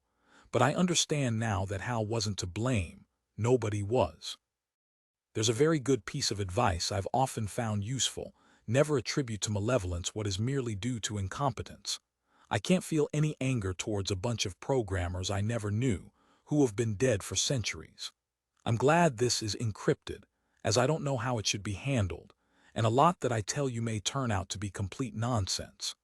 I'm already suffering from information overload, and had to ask Dave to leave me for a while, after all the trouble I've gone through to meet him. But I don't think I hurt his feelings. I am not sure yet if he has any feelings. What is he? Good question. Well, he really is Dave Bowman, but with most of the humanity stripped away, like the synopsis of a book or a technical paper. You know how an abstract can give all the basic information but no hint of the author's personality. Yet there were moments when I felt that something of the old Dave was still there. I wouldn't go so far as to say he's pleased to meet me again. Moderately satisfied might be more like it. For myself, I'm still very confused. Like meeting an old friend after a long separation and finding that they're now a different person. Well, it has been 1,000 years and I can't imagine what experiences he's known, though as I'll show you presently, he's tried to share some of them with me. And Hal, he's here too, without question. Most of the time, there's no way I can tell which of them is speaking to me. Aren't there examples of multiple personalities in the medical records? Maybe it's something like that. I asked him how this had happened to them both, and they damn it, Halman, tried to explain. Let me repeat, I may have got it partly wrong, but it's the only working hypothesis I have. Of course, the monolith in its various manifestations is the key. No, that's the wrong word. Didn't someone once say it was a kind of cosmic Swiss army knife? You still have them, I've noticed, though both Switzerland and its army disappeared centuries ago. It's a general-purpose device that can do anything it wants to, or was programmed to do. Back in Africa, 4 million years ago, it gave us that evolutionary kick in the pants, for better or for worse. Then its sibling on the moon waited for us to climb out of the cradle. That we've already guessed, and Dave's confirmed it. I said that he doesn't have many human feelings, but he still has curiosity. He wants to learn. And what an opportunity he's had. When the Jupiter monolith absorbed him, can't think of a better word, it got more than it bargained for. Though it used him apparently as a captured specimen and a probe to investigate Earth, he's also been using it. With Hal's assistance, and who should understand a supercomputer better than another one? He's been exploring its memory and trying to find its purpose. Now this is something that's very hard to believe.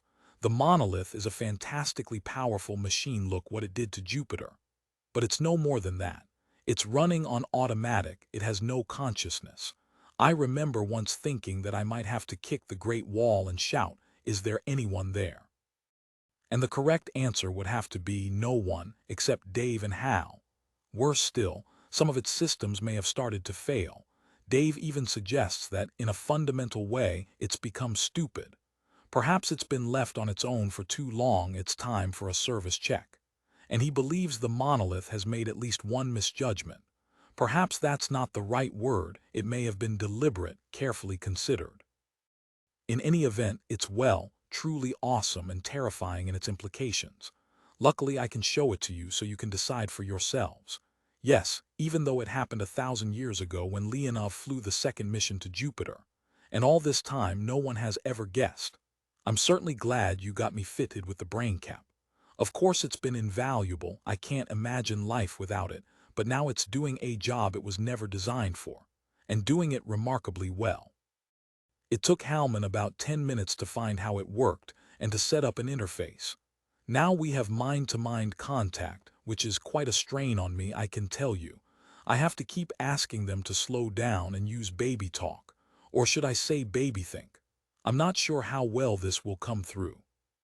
It's a 1,000-year-old recording of Dave's own experience, somehow stored in the monolith's enormous memory, then retrieved by Dave and injected into my brain cap.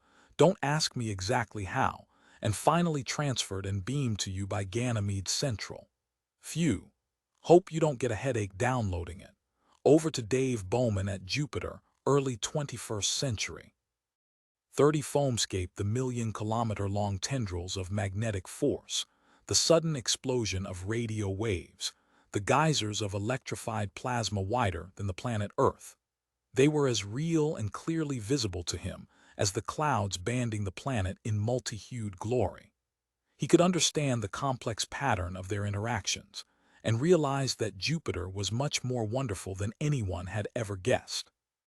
Even as he fell through the roaring heart of the great red spot, with the lightning of its continent-wide thunderstorms detonating under him, he knew why it had persisted for centuries, though it was made of gases far less substantial than those that formed the hurricanes of Earth.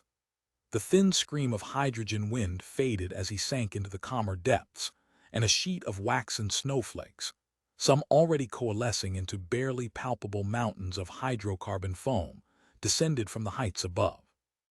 It was already warm enough for liquid water to exist, but there were no oceans there. This purely gaseous environment was too tenuous to support them. He descended through layer after layer of cloud, until he entered a region of such clarity that even human vision could have scanned an area more than 1,000 kilometers across. It was only a minor eddy in the vaster gyre of the great red spot, and it held a secret that men had long guessed, but never proved. Skirting the foothills of the drifting foam mountains were myriad of small, sharply defined clouds, all about the same size and patterned with similar red and brown modeling. They were small only as compared with the inhuman scale of their surroundings. The very least would have covered a fair-sized city. They were clearly alive, for they were moving with slow deliberation along the flanks of the aerial mountains, browsing off their slopes like colossal sheep.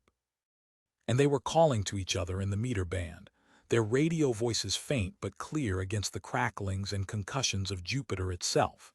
Nothing less than living gas bags, they floated in the narrow zone between freezing heights and scorching depths.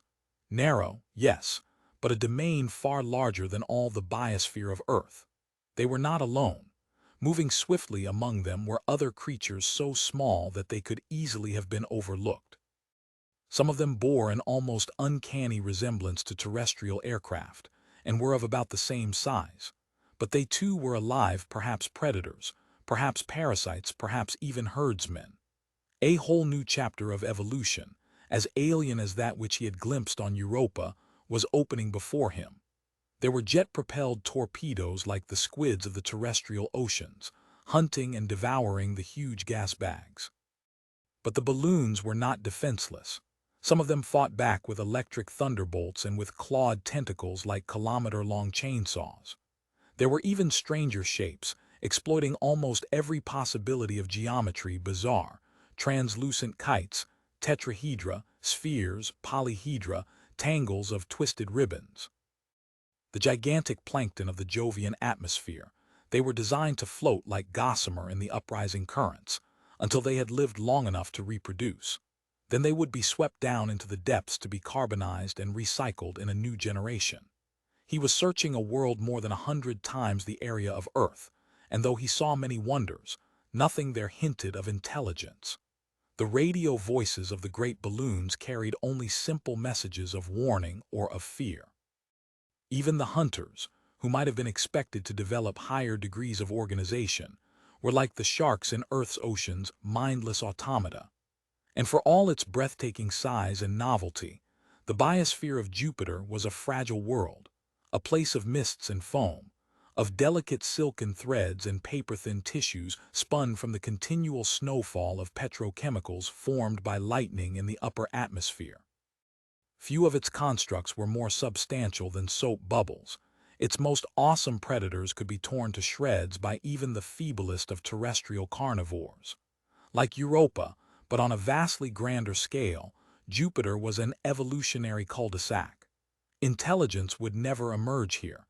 Even if it did, it would be doomed to a stunted existence. A purely aerial culture might develop, but in an environment where fire was impossible and solids scarcely existed, it could never even reach the Stone Age. 31 Nursery Miss Pringle record well, Indra Dim, I hope that came through in good shape. I still find it hard to believe. All those fantastic creatures, surely we should have detected their radio voices, even if we couldn't understand them. Wiped out in a moment so that Jupiter could be made into a sun. And now we can understand why. It was to give the Europes their chance. What pitiless logic! Is intelligence the only thing that matters? I can see some long arguments with Ted Kahn over this. The next question is, will the Europes make the grade, or will they remain forever stuck in the kindergarten, not even that, the nursery? Though 1,000 years is a very short time, one would have expected some progress, but according to Dave they're exactly the same now as when they left the sea. Perhaps that's the trouble, they still have one foot or one twig in the water. And here's another thing we got completely wrong. We thought they went back into the water to sleep. It's just the other way round, they go back to eat and sleep when they come on land. As we might have guessed from their structure, that network of branches, their plankton feeders. I asked Dave about the igloos they've built. Aren't they a technological advance? And he said, not really, they're only adaptations of structures they make on the seabed to protect themselves from various predators, especially something like a flying carpet, as big as a football field. There's one area, though, where they have shown initiative, even creativity. They're fascinated by metals, presumably because they don't exist in pure form in the ocean. That's why Tseen was stripped. The same things happen to the occasional probes that have come down in their territory. What do they do with the copper and beryllium and titanium they collect? Nothing useful, I'm afraid. They pile it all together in one place, in a fantastic heap that they keep reassembling. They could be developing an aesthetic sense. I've seen worse in the Museum of Modern Art. But I've got another theory. Did you ever hear of cargo cults? During the 20th century, some of the few primitive tribes that still existed made imitation aeroplanes out of bamboo, in the hope of attracting the big birds in the sky that occasionally brought them wonderful gifts. Perhaps the Europes have the same idea. Now that question you keep asking me. What is Dave? And how did he and Hal become whatever it is they are now?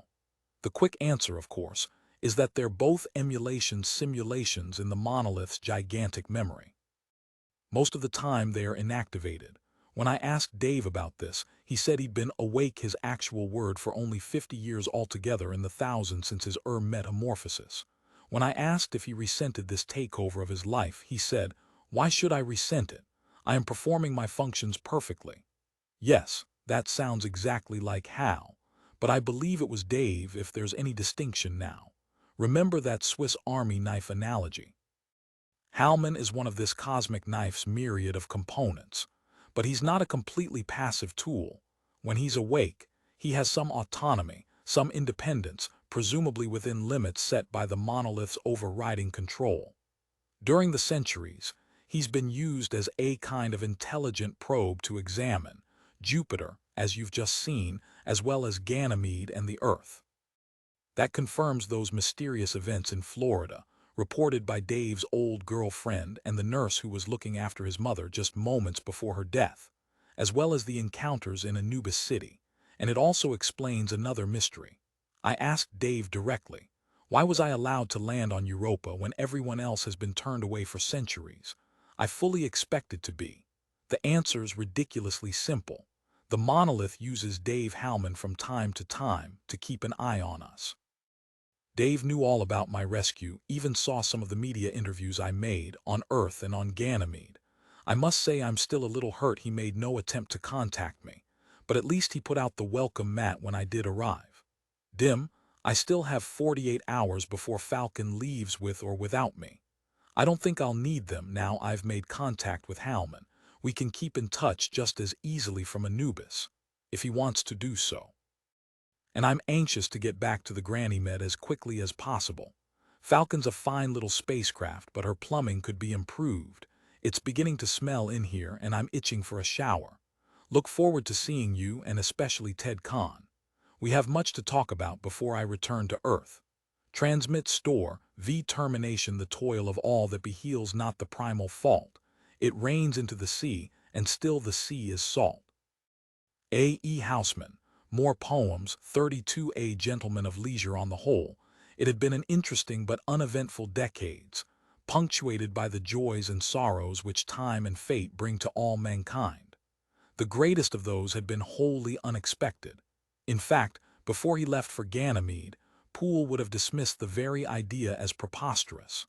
There is much truth in the saying that absence makes the heart grow fonder. When he and Indra Wallace met again, they discovered that, despite their bantering and occasional disagreements, they were closer than they had imagined. One thing led to another, including, to their mutual joy, Dawn Wallace and Martin Poole. It was rather late in life to start a family, quite apart from that little matter of 1,000 years, and Professor Anderson had warned them that it might be impossible, or even worse. You were lucky in more ways than you realize, he told Poole.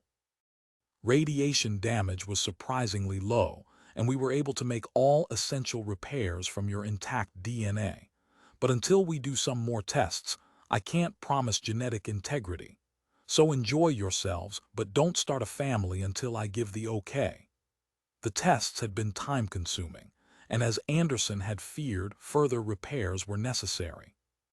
There was one major setback, something that could never have lived, even if it had been allowed to go beyond the first few weeks after conception. But Martin and Dawn were perfect, with just the right number of heads, arms, and legs. They were also handsome and intelligent, and barely managed to escape being spoiled by their doting parents, who continued to be the best of friends when, after 15 years, each opted for independence again. Because of their social achievement rating, they would have been permitted, indeed, encouraged, to have another child, but they decided not to put any more of a burden on their astonishingly good luck. One tragedy had shadowed Poole's personal life during this period, and indeed had shocked the whole solar community. Captain Chandler and his entire crew had been lost when the nucleus of a comet they were reconnoitering exploded suddenly, destroying Goliath so completely that only a few fragments were ever located. Such explosions caused by reactions among unstable molecules which existed at very low temperatures were a well-known danger to comet collectors, and Chandler had encountered several during his career. No one would ever know the exact circumstances which caused so experienced a spaceman to be taken by surprise. Poole missed Chandler very badly. He had played a unique role in his life, and there was no one to replace him, no one, except Dave Bowman, with whom he had shared so momentous an adventure. He and Chandler had often made plans to go into space together again, perhaps all the way out to the Oort cloud with its unknown mysteries and its remote but inexhaustible wealth of ice. Yet some conflict of schedules had always upset their plans, so this was a wished-for future that would never exist. Another long-desired goal Poole had managed to achieve, despite doctor's orders.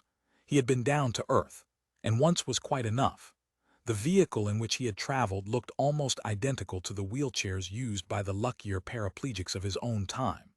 It was motorized, and had balloon tires which allowed it to roll over reasonably smooth surfaces. However, it could also fly, at an altitude of about 20 centimeters, on an air cushion produced by a set of small but very powerful fans. Poole was surprised that so primitive a technology was still in use, but inertia-controlled devices were too bulky for such small-scale applications.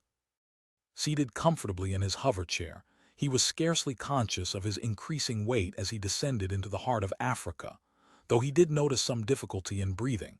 He had experienced far worse during his astronaut training. What he was not prepared for was the blast of furnace heat that smote him as he rolled out of the gigantic, sky-piercing cylinder that formed the base of the tower. Yet it was still morning. What would it be like at noon? He had barely accustomed himself to the heat when his sense of smell was assailed. A myriad odors, none unpleasant, but all unfamiliar, clamored for his attention. He closed his eyes for a few minutes, in an attempt to avoid overloading his input circuits. Before he had decided to open them again, he felt some large, moist object palpating the back of his neck.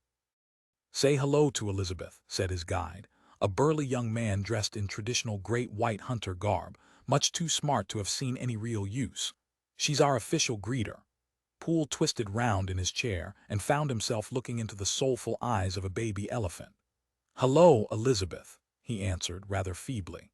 Elizabeth lifted her trunk in salute and emitted a sound not usually heard in polite society, though Poole felt sure it was well-intentioned. Altogether, he spent less than an hour on planet Earth, skirting the edge of a jungle whose stunted trees compared unfavorably with Skyland's, and encountering much of the local fauna. His guides apologized for the friendliness of the lions, who had been spoilt by tourists, but the malevolent expressions of the crocodiles more than compensated. Here was nature raw and unchanged. Before he returned to the tower, Poole risked taking a few steps away from his hover chair. He realized that this would be the equivalent of carrying his own weight on his back, but that did not seem an impossible feat, and he would never forgive himself unless he attempted it. It was not a good idea. Perhaps he should have tried it in a cooler climate. After no more than a dozen steps, he was glad to sink back into the luxurious clutches of the chair. "That's enough," he said wearily. "Let's go back to the tower." As he rolled into the elevator lobby, he noticed a sign which he had somehow overlooked during the excitement of his arrival. It read, "Welcome to Africa. In wildness is the preservation of the world." Henry David Thoreau, 1817–1862, observing Poole's interest, the guide asked, "Did you know him?" It was the sort of question Poole heard all too often, and at the moment he did not feel equipped to deal with it. "I don't think so," he answered wearily, as the great doors closed behind them, shutting out the sights, scents and sounds of mankind's earliest home.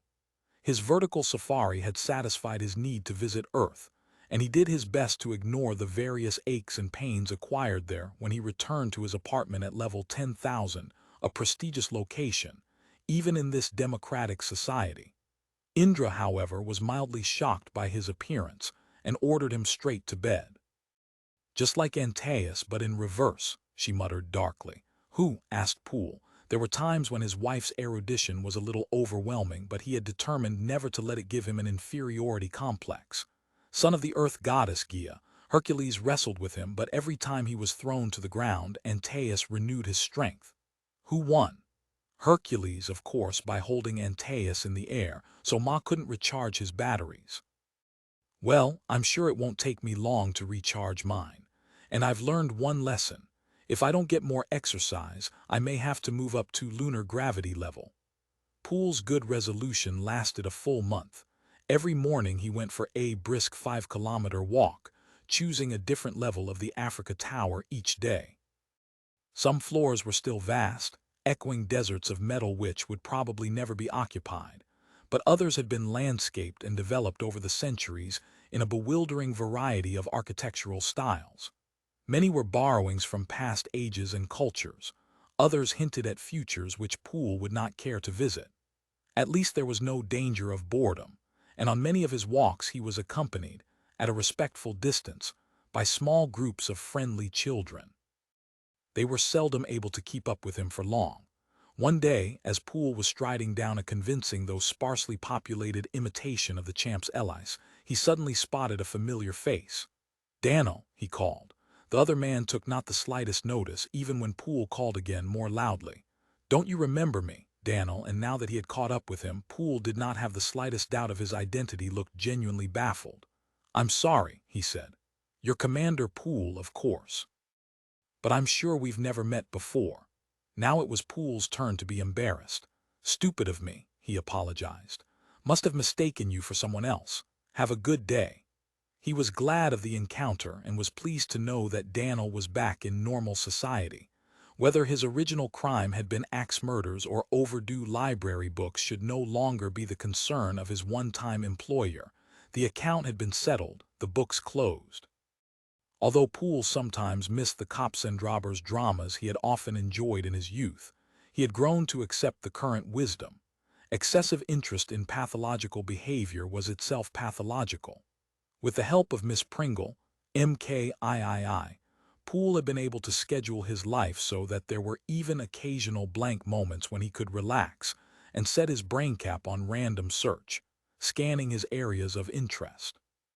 Outside his immediate family, his chief concerns were still among the moons of Jupiter Lucifer, not least because he was recognized as the leading expert on the subject and a permanent member of the Europa Committee.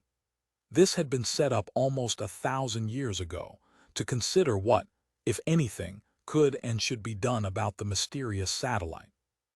Over the centuries, it had accumulated a vast amount of information, going all the way back to the Voyager flybys of 1979 and the first detailed surveys from the orbiting Galileo spacecraft of 1996. Like most long-lived organizations, the Europa Committee had become slowly fossilized and now met only when there was some new development. It had woken up with a start after Hallman's reappearance and appointed an energetic new chairperson whose first act had been to co-opt Poole. Though there was little that he could contribute that was not already recorded, Poole was very happy to be on the committee.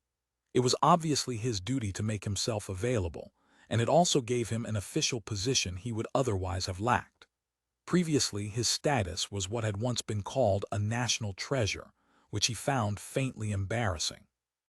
Although he was glad to be supported in luxury by a world wealthier than all the dreams of war-ravaged earlier ages could have imagined, he felt the need to justify his existence. He also felt another need, which he seldom articulated even to himself. Hallman had spoken to him, if only briefly, at their strange encounter 2 decades ago. Poole was certain that, if he wished, Hallman could easily do so again. Were all human contacts no longer of interest to him?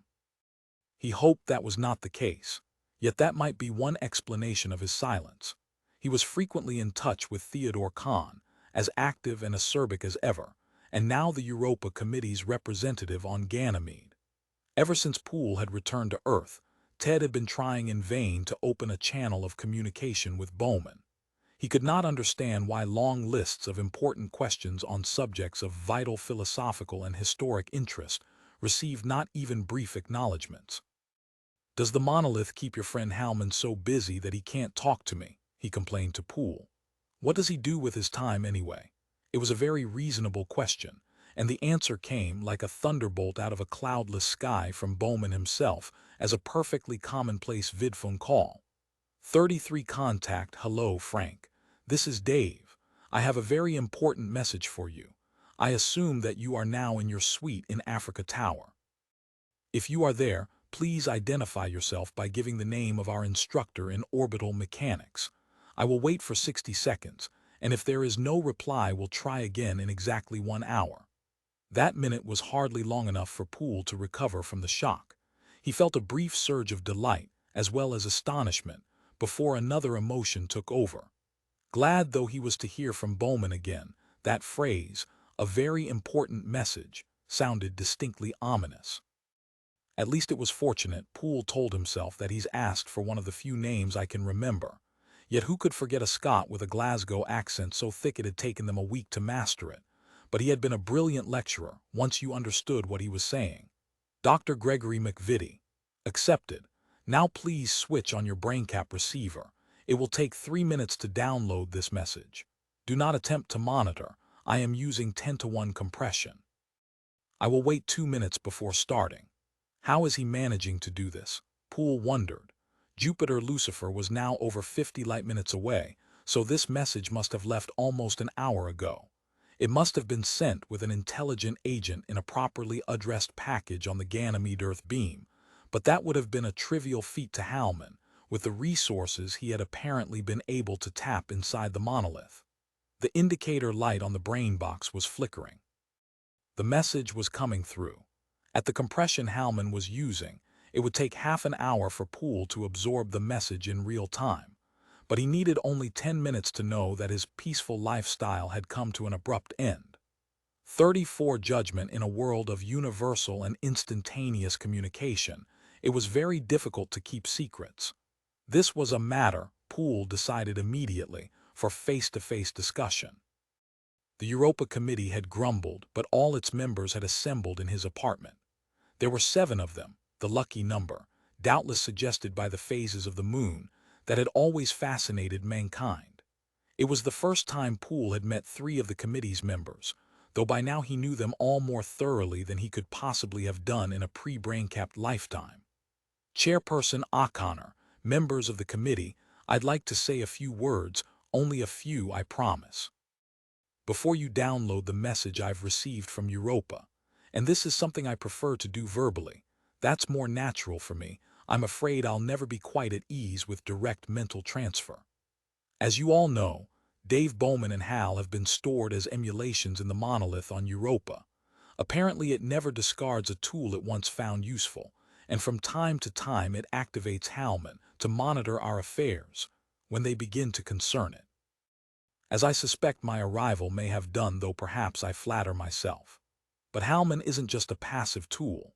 The Dave component still retains something of its human origins, even emotions, and because we were trained together, shared almost everything for years, he apparently finds it much easier to communicate with me than with anyone else. I would like to think he enjoys doing it, but perhaps that's too strong a word.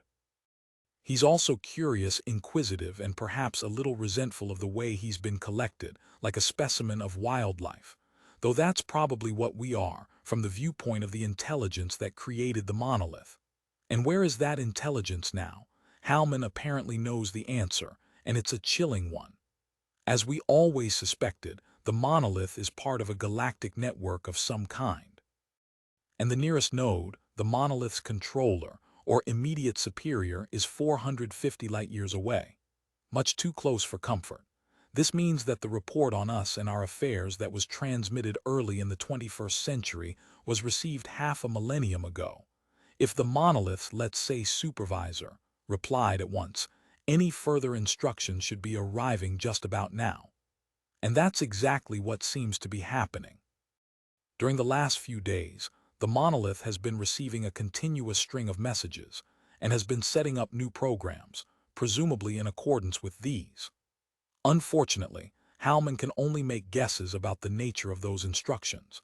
As you'll gather when you've downloaded this tablet, he has some limited access to many of the monolith's circuits and memory banks, and can even carry on a kind of dialogue with it. If that's the right word, since you need 2 people for that. I still can't really grasp the idea that the monolith, for all its powers, doesn't possess consciousness, doesn't even know that it exists. Hallman's been brooding over the problem for 1,000 years on and off, and has come to the same answer that most of us have done. But his conclusion must surely carry far more weight because of his inside knowledge. Sorry, I wasn't intending to make a joke, but what else could you call it? Whatever went to the trouble of creating us, or at least tinkering with our ancestors' minds and genes, is deciding what to do next. And Hallman is pessimistic. No, that's an exaggeration. Let's say he doesn't think much of our chances, but is now too detached an observer to be unduly worried. The future, the survival of the human race isn't much more than an interesting problem to him, but he's willing to help. Poole suddenly stopped talking, to the surprise of his intent audience. That's strange. I've just had an amazing flashback. I'm sure it explains what's happening. Please bear with me. Dave and I were walking together one day along the beach at the Cape a few weeks before launch when we noticed a large beetle lying on the sand. As often happens, it had fallen on its back and was waving its legs in the air, struggling to get right way up. I ignored it. We were engaged in some complicated technical discussion, but not Dave. He stepped aside and carefully flipped it over with his shoe. As it flew away, I commented, "Are you sure that was a good idea? Now it will go off and chomp somebody's prize chrysanthemums." And he answered, "Maybe you're right, but I'd like to give it the benefit of the doubt." My apologies, I'd promised to say only a few words, but I'm very glad I remembered that incident. I really believe it puts Howman's message in the right perspective. He's giving the human race the benefit of the doubt. Now please check your brain caps. This is a high-density recording top of the UV band, channel 110. Make yourselves comfortable, but be sure you're free line of sight. Here we go. 35 Council of War. No one asked for a replay. Once was sufficient. There was a brief silence when the playback finished. Then Chairperson Dr. O'Connor removed her brain cap, massaged her shining scalp, and said slowly, "You taught me a phrase from your period that seems very appropriate now. This is a can of worms." "But only Bowman Howman has opened it," said one of the committee members. "Does he really understand the operation of something as complex as the monolith, or is this whole scenario a figment of his imagination?" "I don't think he has much imagination," Dr. O'Connor answered. "And everything checks perfectly, especially the reference to Nova Scorpio. We assumed that was an accident. Apparently it was a judgment." "First Jupiter, now Scorpio," said Dr. Crossman, the distinguished physicist who was popularly regarded as a reincarnation of the legendary Einstein.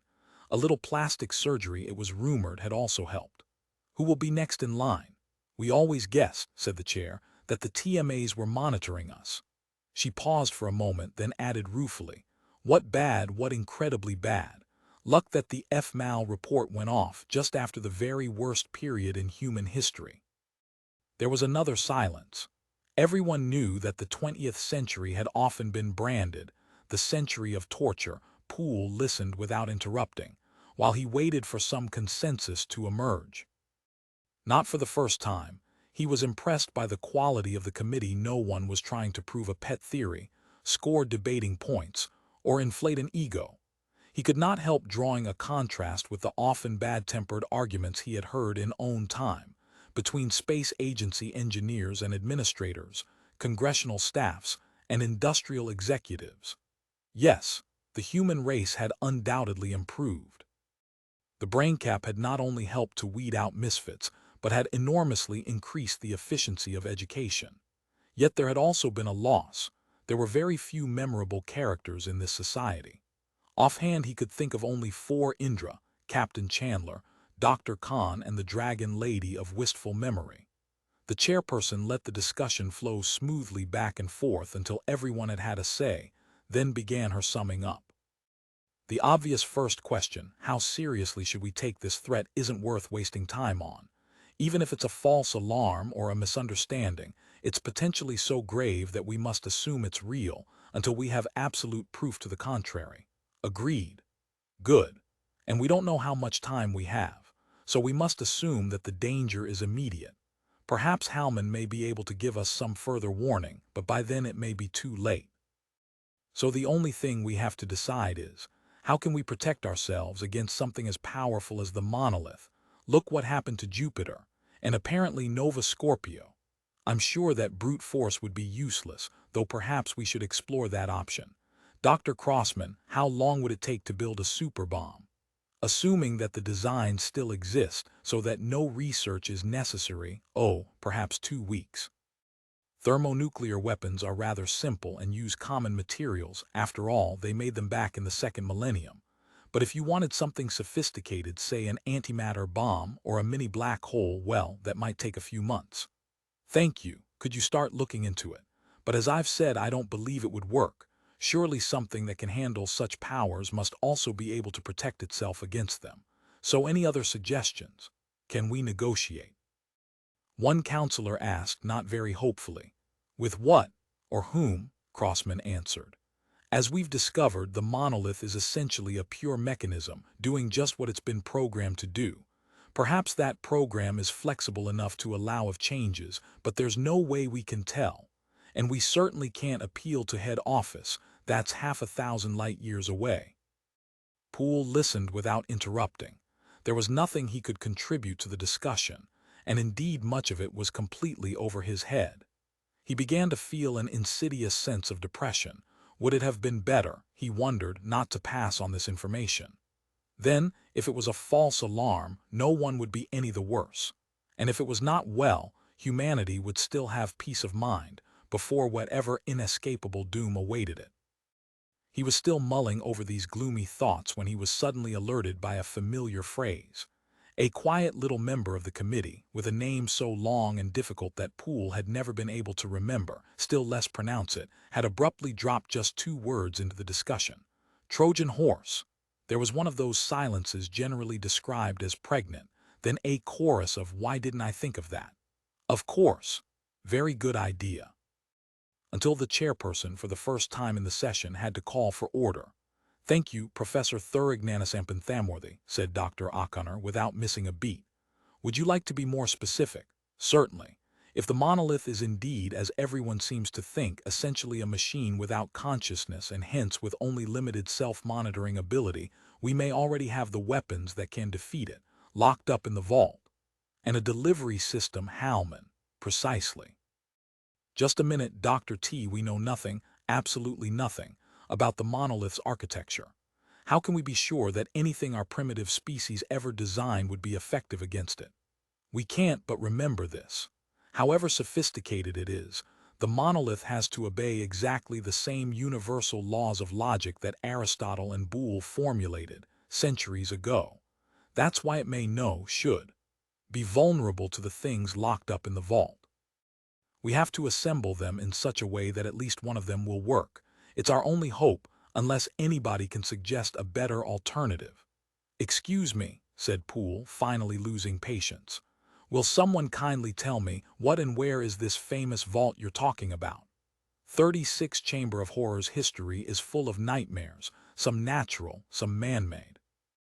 By the end of the 21st century, most of the natural ones, smallpox, the Black Death, AIDS, the hideous viruses lurking in the African jungle, had been eliminated, or at least brought under control, by the advance of medicine. However, it was never wise to underestimate the ingenuity of Mother Nature, and no one doubted that the future would still have unpleasant biological surprises in store for mankind. It seemed a sensible precaution, therefore, to keep a few specimens of all these horrors for scientific study, carefully guarded, of course, so that there was no possibility of them escaping and again wreaking havoc on the human race. But how could one be absolutely sure that there was no danger of this happening? There had been, understandably, quite an outcry in the late 20th century when it was proposed to keep the last known smallpox viruses at disease control centers in the United States and Russia. However unlikely it might be, there was a finite possibility that they might be released by such accidents as earthquakes, equipment failures, or even deliberate sabotage by terrorist groups. A solution that satisfied everyone, except a few, preserved the lunar wilderness. Extremists was to ship them to the moon, and to keep them in a laboratory at the end of a kilometer-long shaft drilled into the isolated mountain Pico, one of the most prominent features of the Mare Imbrium. And here, over the years, they were joined by some of the most outstanding examples of misplaced human ingenuity, indeed, insanity. There were gases and mists that, even in microscopic doses, caused slow or instant death. Some had been created by religious cultists who, though mentally deranged, had managed to acquire considerable scientific knowledge. Many of them believed that the end of the world was at hand, when, of course, only their followers would be saved. In case God was absent-minded enough not to perform as scheduled, they wanted to make sure that they could rectify his unfortunate oversight. The first assaults of these lethal cultists were made on such vulnerable targets as crowded subways, world fairs, sports stadiums, pop concerts.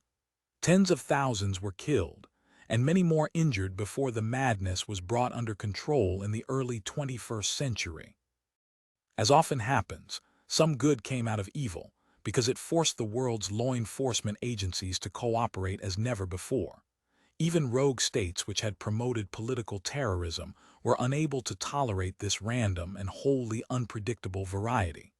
The chemical and biological agents used in these attacks, as well as in earlier forms of warfare, joined the deadly collection in Pico. Their antidotes, when they existed, were also stored with them. It was hoped that none of this material would ever concern humanity again, but it was still available, under heavy guard, if it was needed in some desperate emergency. The third category of items stored in the Pico vault, although they could be classified as plagues, had never killed or injured anyone directly. They had not even existed before the late 20th century, but in a few decades they had done billions of dollars worth of damage, and often wrecked lives as effectively as any bodily illness could have done. They were the diseases which attacked mankind's newest and most versatile servant, the computer. Taking names from the medical dictionaries: viruses, prions, tapeworms, they were programs that often mimicked, with uncanny accuracy, the behavior of their organic relatives. Some were harmless, little more than playful jokes, contrived to surprise or amuse computer operators by unexpected messages and images on their visual displays. Others were far more malicious, deliberately designed agents of catastrophe. In most cases, their purpose was entirely mercenary. They were the weapons that sophisticated criminals used to blackmail the banks and commercial organizations that now depended utterly upon the efficient operation of their computer systems. On being warned that their data banks would be erased automatically at a certain time, unless they transferred a few megadollars to some anonymous offshore number, most victims decided not to risk possibly irreparable disaster.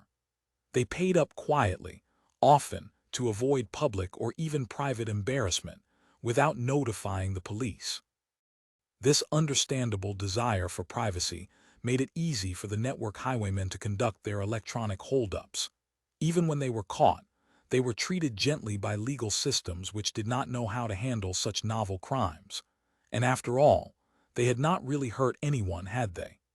Indeed, after they had served their brief sentences, many of the perpetrators were quietly hired by their victims, on the old principle that poachers make the best gamekeepers.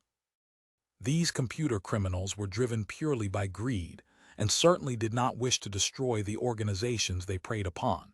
No sensible parasite kills its host, but there were other and much more dangerous enemies of society at work. Usually, they were maladjusted individuals, typically adolescent males working entirely alone, and of course in complete secrecy. Their aim was to create programs which would simply create havoc and confusion when they had been spread over the planet by the worldwide cable and radio networks, or on physical carriers such as diskettes and CD-ROMs. Then they would enjoy the resulting chaos, basking in the sense of power it gave their pitiful psyches.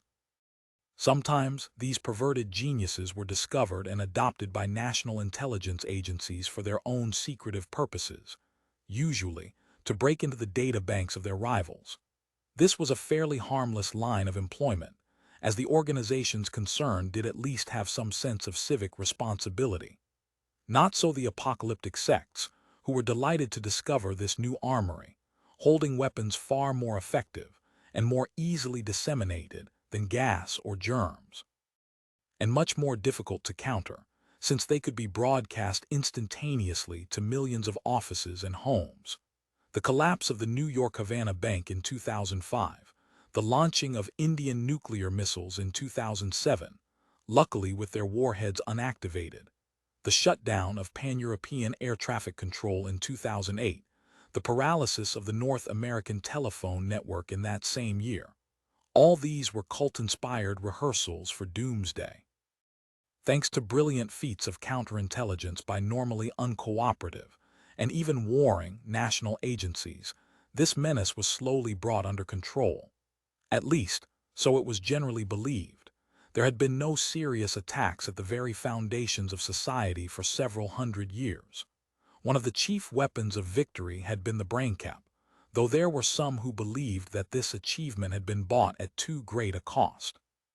Though arguments over the freedom of the individual versus the duties of the state were old when Plato and Aristotle attempted to codify them, and would probably continue until the end of time, some consensus had been reached in the third millennium. It was generally agreed that communism was the most perfect form of government. Unfortunately, it had been demonstrated, at the cost of some hundreds of millions of lives, that it was only applicable to social insects, robots class II, and similar restricted categories.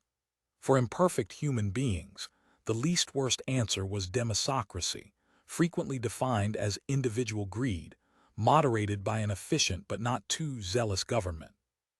Soon after the BrainCap came into general use, some highly intelligent and maximally zealous bureaucrats realized that it had a unique potential as an early warning system. During the setting-up process, when the new wearer was being mentally calibrated, it was possible to detect many forms of psychosis before they had a chance of becoming dangerous. Often this suggested the best therapy, but when no cure appeared possible, the subject could be electronically tagged, or, in extreme cases, segregated from society. Of course, this mental monitoring could test only those who were fitted with a brain cap, but by the end of the third millennium, this was as essential for everyday life as the personal telephone had been at its beginning. In fact, anyone who did not join the vast majority was automatically suspect and checked as a potential deviant. Needless to say, when mind-probing, as its critics called it, started coming into general use, there were cries of outrage from civil rights organizations. One of their most effective slogans was "BrainCap or BrainCup." Slowly, even reluctantly, it was accepted that this form of monitoring was a necessary precaution against far worse evils. And it was no coincidence that, with the general improvement in mental health, religious fanaticism also started its rapid decline. When the long-drawn-out war against the cybernet criminals ended, the victors found themselves owning an embarrassing collection of spoils, all of them utterly incomprehensible to any past conqueror. There were, of course, hundreds of computer viruses, most of them very difficult to detect and kill. And there were some entities, for want of a better name, that were much more terrifying. They were brilliantly invented diseases for which there was no cure, in some cases, not even the possibility of a cure. Many of them had been linked to great mathematicians who would have been horrified by this corruption of their discoveries. As it is a human characteristic to belittle a real danger by giving it an absurd name, the designations were often facetious. The Gödel gremlin, the Mandelbrot maze, the combinatorial catastrophe, the transfinite trap, the Conway conundrum, the Turing torpedo, the Lorentz labyrinth, the Boolean bomb, the Shannon snare, the Cantor cataclysm. If any generalization was possible, all these mathematical horrors operated on the same principle. They did not depend for their effectiveness on anything as naive as memory erasure or code corruption. On the contrary, their approach was more subtle. They persuaded their host machine to initiate a program which could not be completed before the end of the universe, or which, the Mandelbrot maze was the deadliest example, involved a literally infinite series of steps. A trivial example would be the calculation of pi, or any other irrational number. However, even the most stupid electro-optic computer would not fall into such a simple trap. The day had long since passed when mechanical morons would wear out their gears, grinding them to powder as they tried to divide by zero. The challenge to the demon programmers was to convince their targets that the task set them had a definite conclusion that could be reached in a finite time. In the battle of wits between man, seldom woman, despite such role models as Lady Ada Lovelace, Admiral Grace Hopper, and Dr. Susan Calvin and the machine almost invariably lost. It would have been possible, though in some cases difficult and even risky, to destroy the captured obscenities by erase overwrite commands, but they represented an enormous investment in time and ingenuity which, however misguided, seemed a pity to waste. And more important, perhaps they should be kept for study, in some secure location, as a safeguard against the time when some evil genius might reinvent and deploy them. The solution was obvious. The digital demons should be sealed with their chemical and biological counterparts. It was hoped forever, in the Pico Vault. 37 Operation Damocles Poole never had much contact with the team who assembled the weapon everyone hoped would never have to be used. The operation, ominously, but aptly named Damocles, was so highly specialized that he could contribute nothing directly, and he saw enough of the task force to realize that some of them might almost belong to an alien species. Indeed, one key member was apparently in a lunatic asylum. Poole had been surprised to find that such places still existed, and Chairperson O'Connor sometimes suggested that at least 2 others should join him. "Have you ever heard of the Enigma project?" she remarked to Poole after a particularly frustrating session. When he shook his head, she continued, "I'm surprised it was only a few decades before you were born. I came across it when I was researching material for Damocles. Very similar problem in one of your wars. A group of brilliant mathematicians was gathered together, in great secrecy, to break an enemy code. Incidentally, they built one of the very first real computers to make the job possible. And there's a lovely story, I hope it's true, that reminds me of our own little team. One day the Prime Minister came on a visit of inspection, and afterwards he said to Enigma's director, 'When I told you to leave no stone unturned to get the men you needed, I didn't expect you to take me so literally.' Presumably, all the right stones had been turned for Project Damocles. However, as no one knew whether they were working against a deadline of days, weeks, or years, at first it was hard to generate any sense of urgency. The need for secrecy also created problems. Since there was no point in spreading alarm throughout the solar system, not more than 50 people knew of the project. But they were the people who mattered, who could marshal all the forces necessary, and who alone could authorize the opening of the Pico Vault, for the first time in 500 years. When Hallman reported that the monolith was receiving messages with increasing frequency, there seemed little doubt that something was going to happen. Poole was not the only one who found it hard to sleep in those days, even with the help of the BrainCap's anti-insomnia programs. Before he finally did get to sleep, he often wondered if he would wake up again. But at last all the components of the weapon were assembled, a weapon invisible, untouchable, and unimaginable to almost all the warriors who had ever lived. Nothing could have looked more harmless and innocent than the perfectly standard terabyte memory tablet, used with millions of BrainCaps every day. But the fact that it was encased in a massive block of crystalline material, crisscrossed with metal bands, indicated that it was something quite out of the ordinary. Poole received it with reluctance. He wondered if the courier who had been given the awesome task of carrying the Hiroshima atom bomb's core to the Pacific Air Base from which it was launched had felt the same way. And yet, if all their fears were justified, his responsibility might be even greater, and he could not be certain that even the first part of his mission would be successful. Because no circuit could be absolutely secure, Hallman had not yet been informed about Project Damocles. Poole would do that when he returned to Ganymede. Then he could only hope that Hallman would be willing to play the role of Trojan horse, and perhaps be destroyed in the process. 38 preemptive strike. It was strange to be back in the Hotel Ganymede after all these years, strangest of all, because it seemed completely unchanged, despite everything that had happened. Poole was still greeted by the familiar image of Bowman as he walked into the suite named after him. And as he expected, Bowman/Hallman was waiting, looking slightly less substantial than the ancient hologram. Before they could even exchange greetings, there was an interruption that Poole would have welcomed at any other time than this. The room vidphone gave its urgent trio of rising notes, also unchanged since his last visit, and an old friend appeared on the screen. "Frank," cried Theodore Kahn, "why didn't you tell me you were coming? When can we meet? Why no video someone with you? And who were all those official-looking types who landed at the same time? Please, Ted. Yes, I'm sorry, but believe me, I've got very good reasons I'll explain later. And I do have someone with me. Call you back just as soon as I can. Goodbye." As he belatedly gave the do not disturb order, Poole said apologetically, "Sorry about that. You know who it was, of course."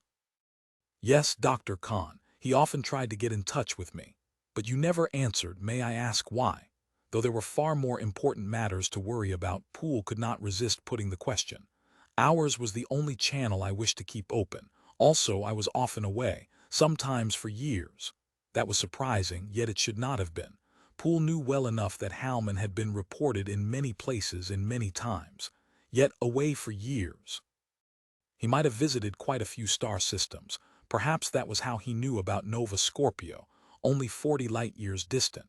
But he could never have gone all the way to the node. There and back would have been a 900-year journey. "How lucky that you were here when we needed you." It was very unusual for Howman to hesitate before replying.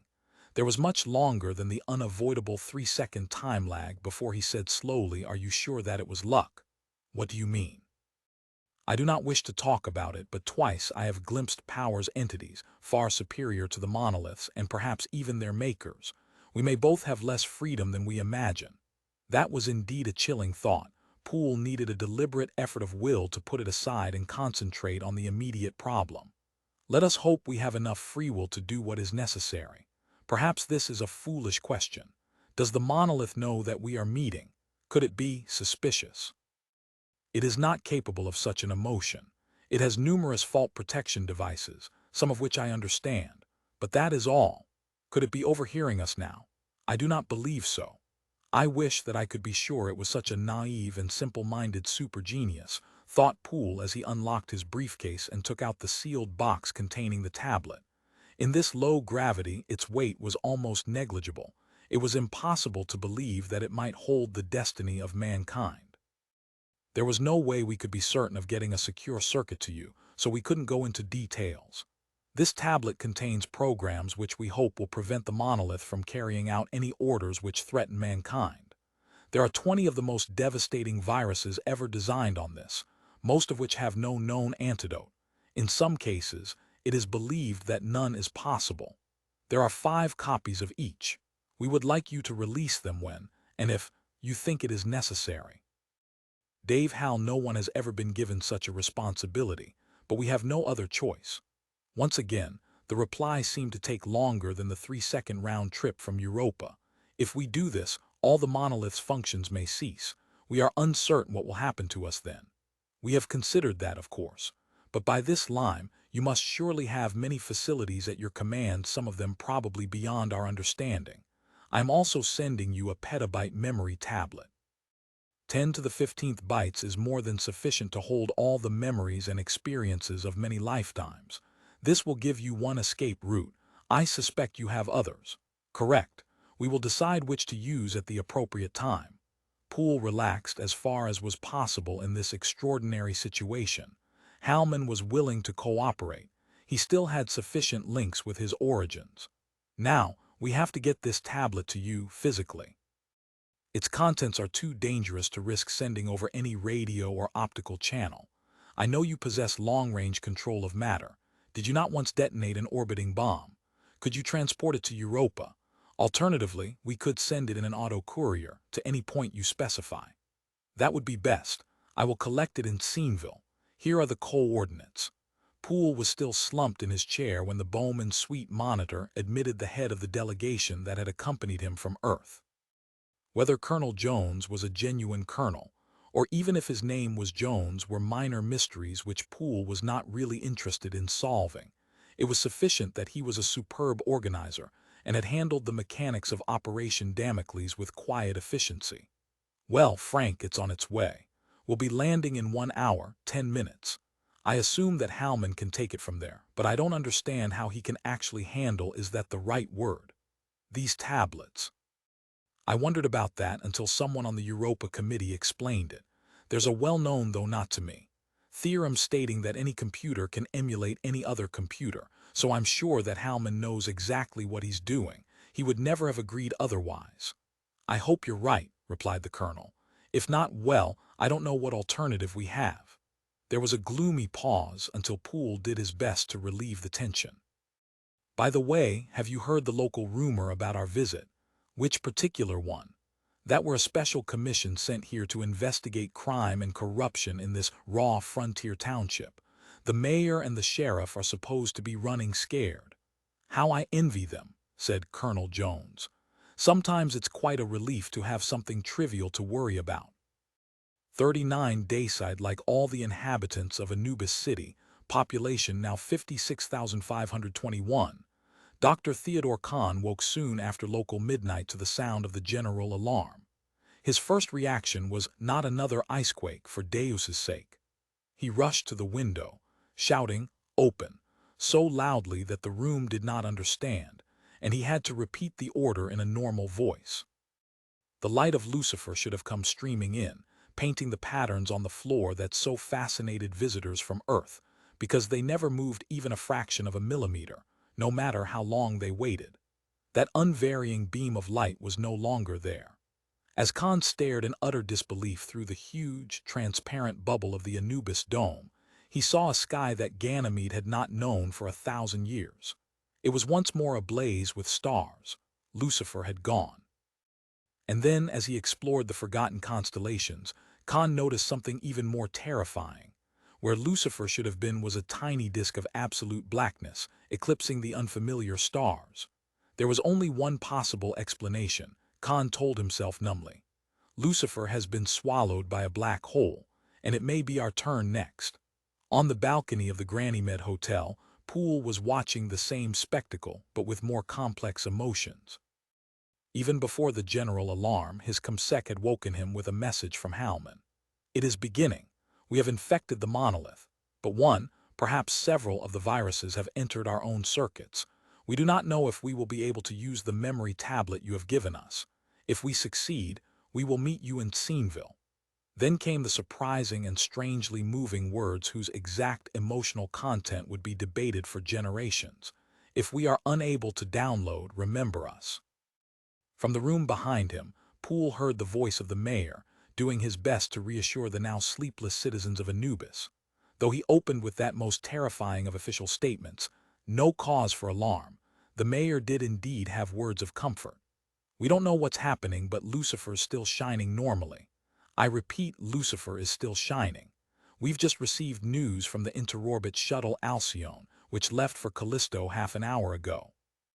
Here's their view. Poole left the balcony and rushed into his room just in time to see Lucifer blaze reassuringly on the vidscreen.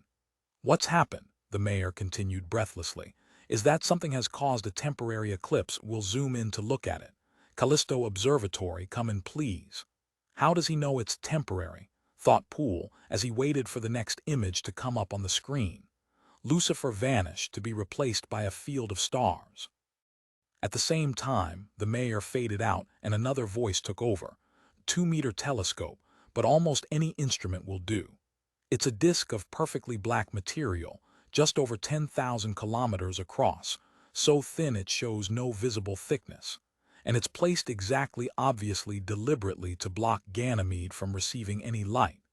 We'll zoom in to see if it shows any details, though I rather doubt it. From the viewpoint of Callisto, the occulting disk was foreshortened into an oval, twice as long as it was wide. It expanded until it completely filled the screen. Thereafter, it was impossible to tell whether the image was being zoomed, as it showed no structure whatsoever. As I thought, there's nothing to see. Let's pan over to the edge of the thing. Again there was no sense of motion, until a field of stars suddenly appeared, sharply defined by the curving edge of the world-sized disk. It was exactly as if they were looking past the horizon of an airless, perfectly smooth planet. No, it was not perfectly smooth. That's interesting, commented the astronomer, who until now had sounded remarkably matter-of-fact, as if this sort of thing was an everyday occurrence. The edge looks jagged, but in a very regular fashion, like a saw blade. A circular saw, Poole muttered under his breath. Is it going to carve us up? Don't be ridiculous. This is as close as we can get before diffraction spoils the image. We'll process it later and get much better detail. The magnification was now so great that all trace of the disk's circularity had vanished. Across the vidscreen was a black band, serrated along its edge with triangles so identical that Poole found it hard to avoid the ominous analogy of a saw blade. Yet something else was nagging at the back of his mind. Like everyone else on Ganymede, he watched the infinitely more distant stars drifting in and out of those geometrically perfect valleys. Very probably, many others jumped to the same conclusion even before he did. If you attempt to make a disk out of rectangular blocks, whether their proportions are 1:4, 9 or any other, it cannot possibly have a smooth edge. Of course, you can make it as near a perfect circle as you like, by using smaller and smaller blocks. Yet why go to that trouble if you merely wanted to build a screen large enough to eclipse a sun? The mayor was right. The eclipse was indeed temporary, but its ending was the precise opposite of a solar one. First light broke through at the exact center, not in the usual necklace of Bailey's beads along the very edge. Jagged lines radiated from a dazzling pinhole, and now, under the highest magnification, the structure of the disk was being revealed. It was composed of millions of identical rectangles, perhaps the same size as the Great Wall of Europa, and now they were splitting apart. It was as if a gigantic jigsaw puzzle was being dismantled. Its perpetual, but now briefly interrupted, daylight was slowly returning to Ganymede as the disk fragmented and the rays of Lucifer poured through the widening gaps. Now the components themselves were evaporating, almost as if they needed the reinforcement of each other's contact to maintain reality. Although it seemed like hours to the anxious watchers in Anubis City, the whole event lasted for less than 15 minutes. Not until it was all over did anyone pay attention to Europa itself. The Great Wall was gone, and it was almost an hour before the news came from Earth, Mars, and Moon that the sun itself had appeared to flicker for a few seconds, before resuming business as usual. It had been a highly selective set of eclipses, obviously targeted at humankind. Nowhere else in the solar system would anything have been noticed.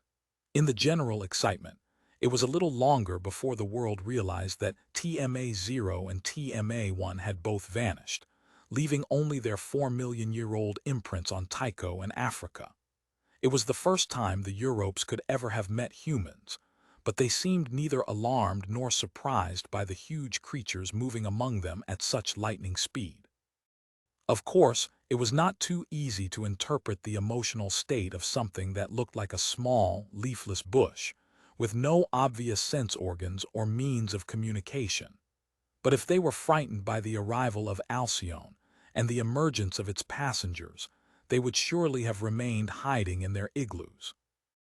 As Frank Poole, slightly encumbered by his protective suit and the gift of shining copper wire he was carrying, walked into the untidy suburbs of Tsinville, he wondered what the Europes thought of recent events. For them, there had been no eclipse of Lucifer, but the disappearance of the Great Wall must surely have been a shock. It had stood there for 1,000 years, as a shield and doubtless much more. Then, abruptly, it was gone, as if it had never been. The petabyte tablet was waiting for him, with a group of Europes standing around it, demonstrating the first sign of curiosity that Poole had ever observed in them.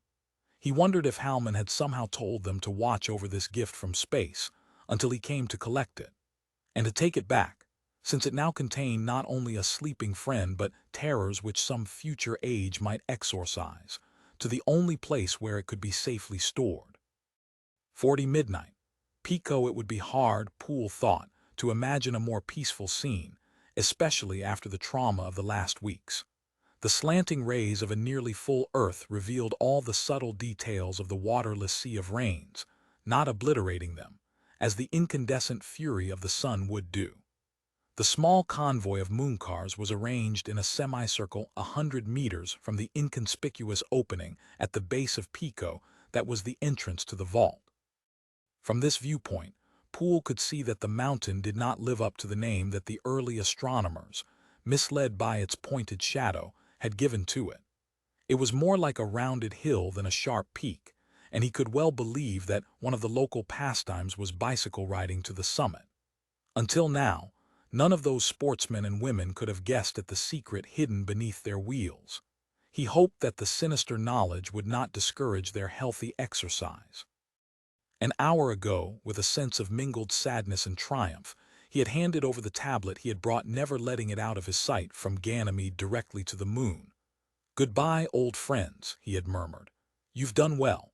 Perhaps some future generation will reawaken you, but on the whole I rather hope not." He could imagine, all too clearly, one desperate reason why Hallman's knowledge might be needed again. By now, surely, some message was on its way to that unknown control center, bearing the news that its servant on Europa no longer existed. With reasonable luck, it would take 950 years, give or take a few, before any response could be expected. Poole had often cursed Einstein in the past. Now he blessed him. Even the powers behind the monoliths, it now appeared certain, could not spread their influence faster than the speed of light. So the human race should have almost a millennium to prepare for the next encounter, if there was to be one. Perhaps by that time, it would be better prepared. Something was emerging from the tunnel, the track-mounted, semi-humanoid robot that had carried the tablet into the vault.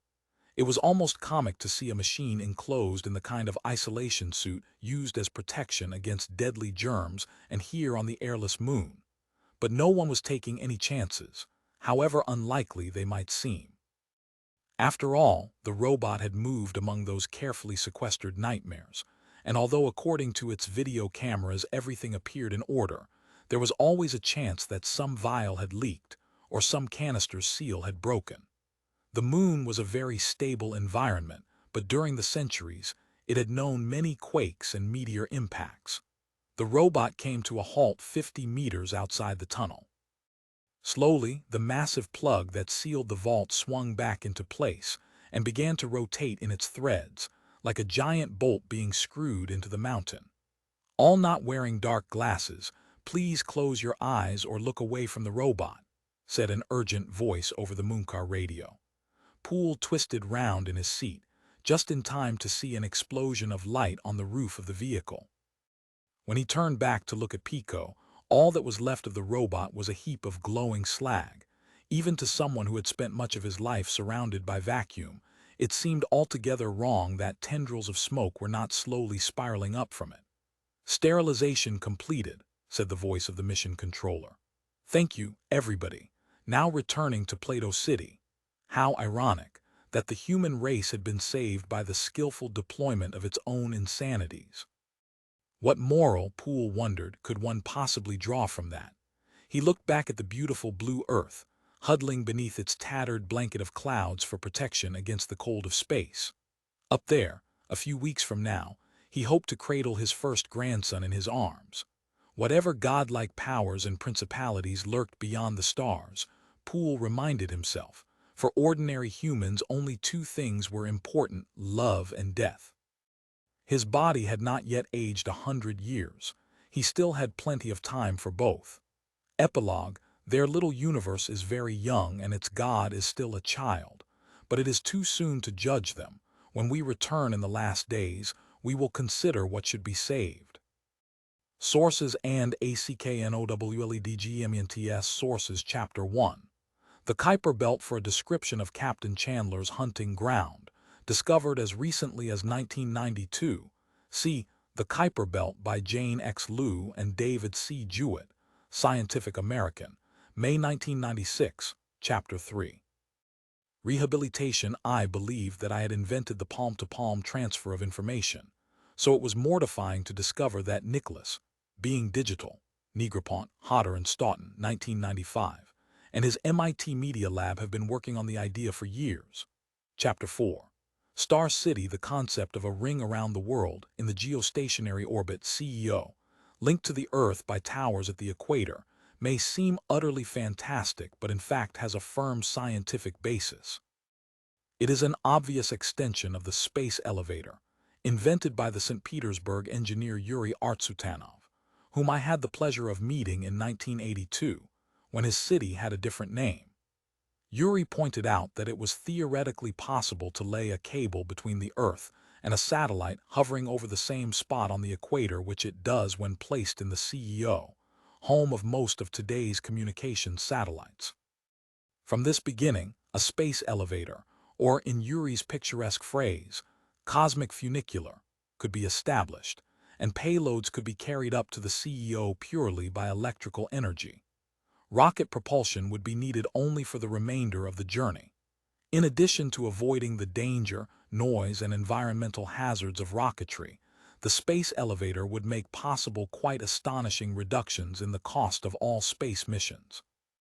Electricity is cheap, and it would require only about $100 worth to take one person to orbit, and the round trip would cost about $10, as most of the energy would be recovered on the downward journey. Of course, catering and in-flight movies would put up the price of the ticket. Would you believe $1,000 to CEO and back? The theory is impeccable, but does any material exist with sufficient tensile strength to hang all the way down to the equator from an altitude of 36,000 kilometers, with enough margin left over to raise useful payloads? When Yuri wrote his paper, Only one substance met these rather stringent specifications: crystalline carbon, better known as diamond. Unfortunately, the necessary megaton quantities are not readily available on the open market, though in 2061, Odyssey 3, I gave reasons for thinking that they might exist at the core of Jupiter. In The Fountains of Paradise, I suggested a more accessible source orbiting factories where diamonds might be grown under zero-gravity conditions. The first small step towards the space elevator was attempted in August 1992 on the shuttle Atlantis, when one experiment involved the release and retrieval of a payload on a 21-kilometer-long tether. Unfortunately, the playing-out mechanism jammed after only a few hundred meters. I was very flattered when the Atlantis crew produced the Fountains of Paradise during their orbital press conference, and mission specialist Jeffrey Hoffman sent me the autographed copy on their return to Earth. The second tether experiment, in February 1996, was slightly more successful. The payload was indeed deployed to its full distance, but during retrieval the cable was severed, owing to an electrical discharge caused by faulty insulation. This may have been a lucky accident, perhaps the equivalent of a blown fuse. I cannot help recalling that some of Ben Franklin's contemporaries were killed when they attempted to repeat his famous and risky experiment of flying a kite during a thunderstorm. Apart from possible dangers, playing out tethered payloads from the shuttle appears rather like fly fishing. Is not as easy as it looks. But eventually the final giant leap will be made all the way down to the equator. Meanwhile, the discovery of the third form of carbon, Buckminster-Fullerene C60, has made the concept of the space elevator much more plausible. In 1990, a group of chemists at Rice University, Houston, produced a tubular form of C60, which has far greater tensile strength than diamond. The group's leader, Dr. Smalley, even went so far as to claim it was the strongest material that could ever exist, and added that it would make possible the construction of the space elevator. Stop Press News. I am delighted to know that Dr. Smalley has shared the 1996 Nobel Prize in Chemistry for this work. And now for a truly amazing coincidence, one so eerie that it makes me wonder who is in charge.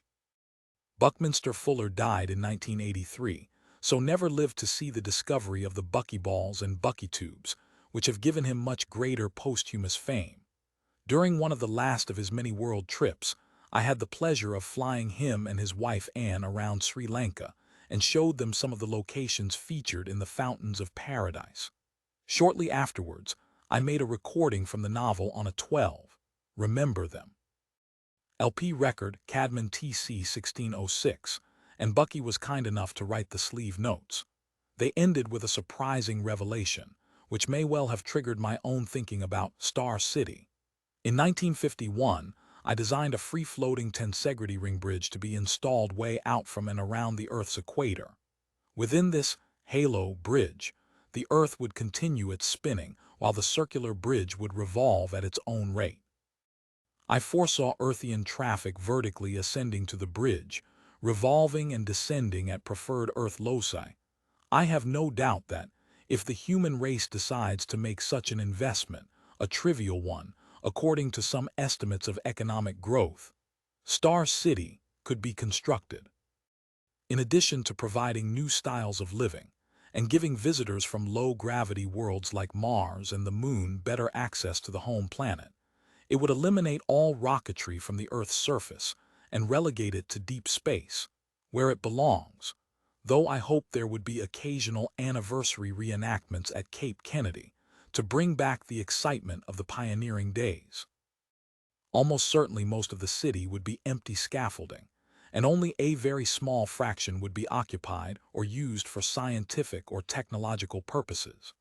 After all, each of the towers would be the equivalent of a 10-million-floor skyscraper, and the circumference of the ring around the geostationary orbit would be more than half the distance to the Moon.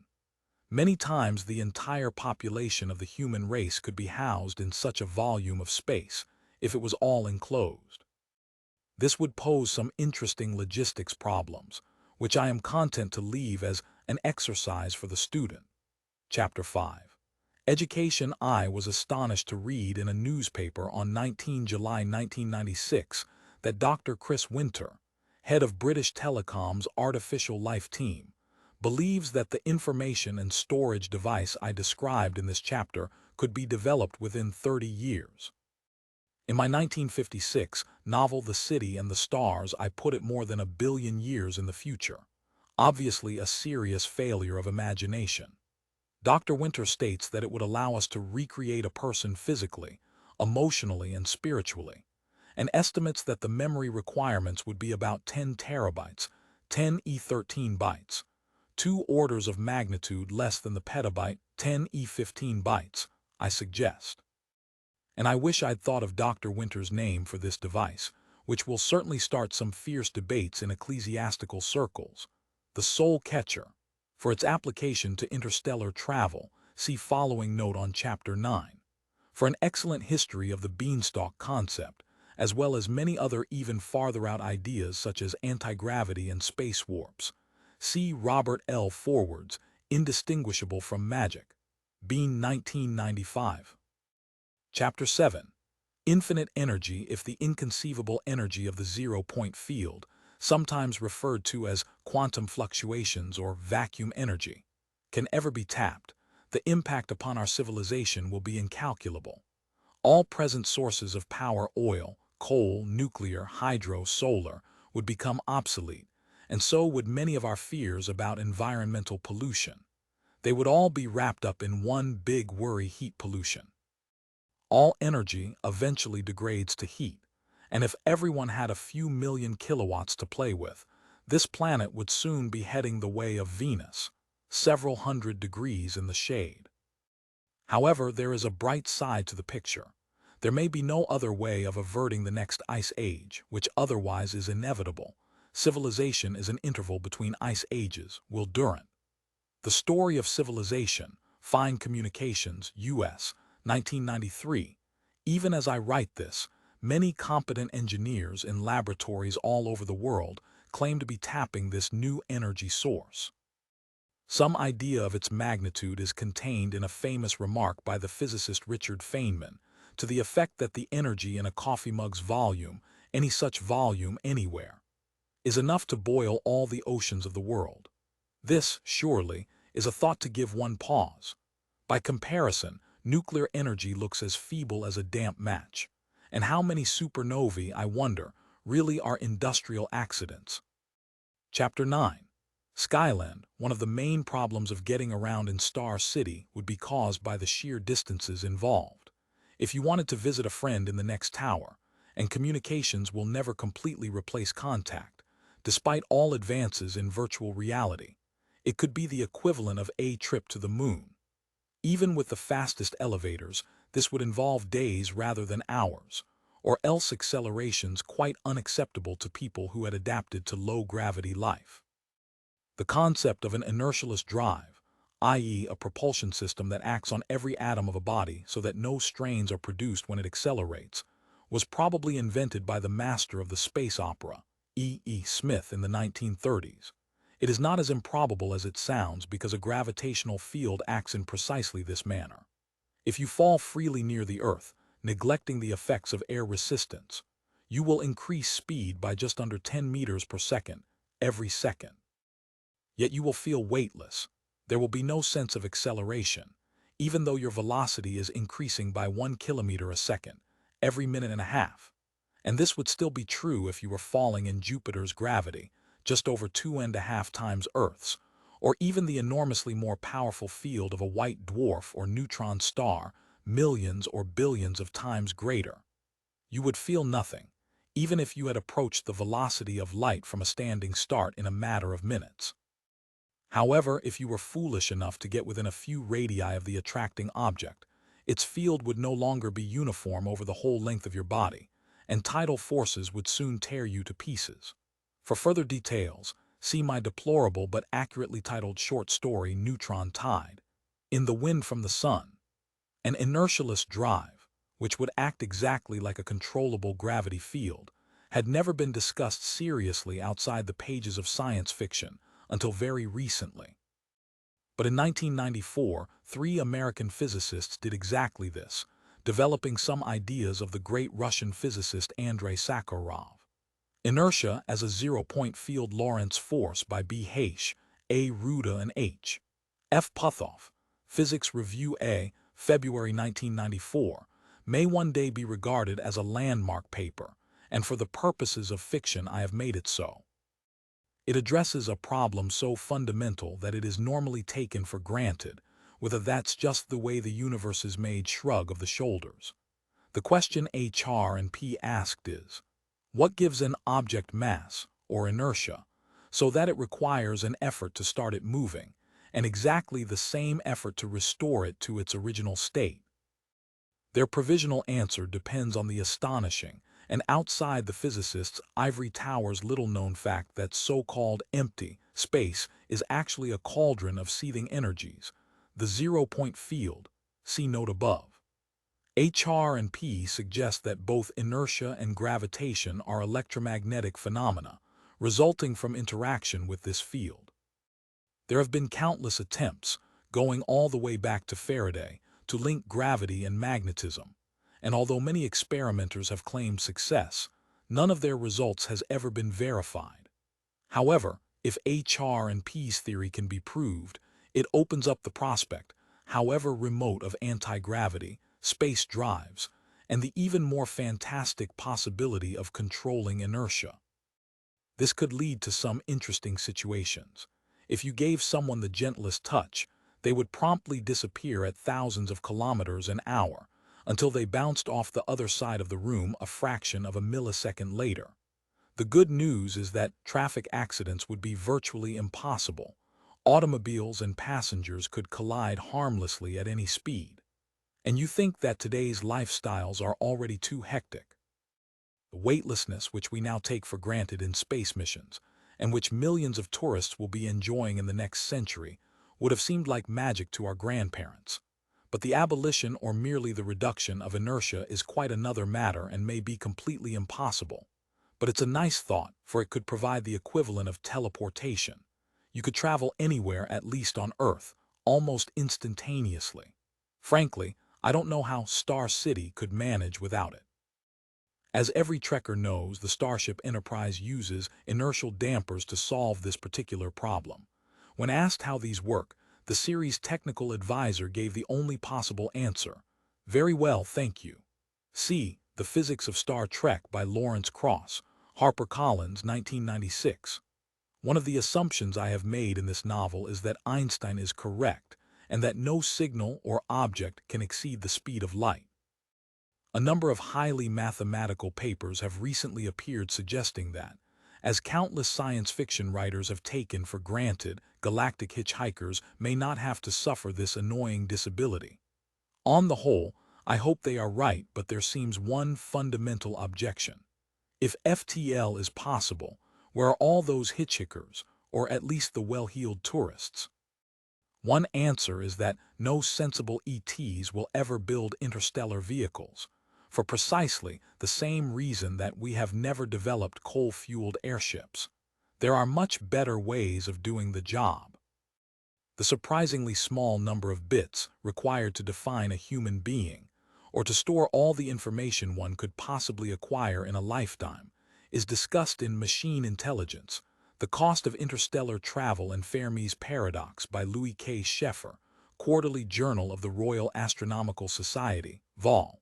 35, No. 2, June 1994, pp. 157-75. This paper, surely the most mind-stretching that the staid QJRAS has published in its entire career, estimates that the total mental state of a 100-year-old human with a perfect memory could be represented by 10 to the 15th bits, 1 petabit. Even today's optical fibers could transmit this amount of information in a matter of minutes. My suggestion that a Star Trek transporter would still be unavailable in 3001 may therefore appear ludicrously short-sighted a mere century from now, and the present lack of interstellar tourists is simply due to the fact that no receiving equipment has yet been set up on Earth. Perhaps it's already on its way by slow boat. However, for a diametrically opposing view, see the above-mentioned physics of Star Trek. Chapter 15. Falcon. It gives me particular pleasure to pay this tribute to the crew of Apollo 15. On their return from the moon, they sent me the beautiful relief map of Falcon's landing site, which now has pride of place in my office. It shows the routes taken by the lunar rover during its 3 excursions, one of which skirted Earth-like crater. The map bears the inscription, "To Arthur Clarke from the crew of Apollo 15, with many thanks for your visions of space. Dave Scott, Al Worden, Jim Irwin." In return, I have now dedicated Earthlight, which, written in 1953, was set in the territory the rover was to drive over in 1971, to Dave Scott and Jim Irwin, the first men to enter this land, and to Al Worden, who watched over them from orbit. After covering the Apollo 15 landing in the CBS studio with Walter Cronkite and Wally Skura, I flew to Mission Control to watch the re-entry and splashdown. I was sitting beside Al Worden's little daughter when she was the first to notice that one of the capsule's 3 parachutes had failed to deploy. It was a tense moment, but luckily the remaining 2 were quite adequate for the job. Chapter 16. Asteroid 7794C. Chapter 18 of 2001, A Space Odyssey, for the description of the probe's impact. Precisely such an experiment is now being planned for the forthcoming Clementine 2 mission.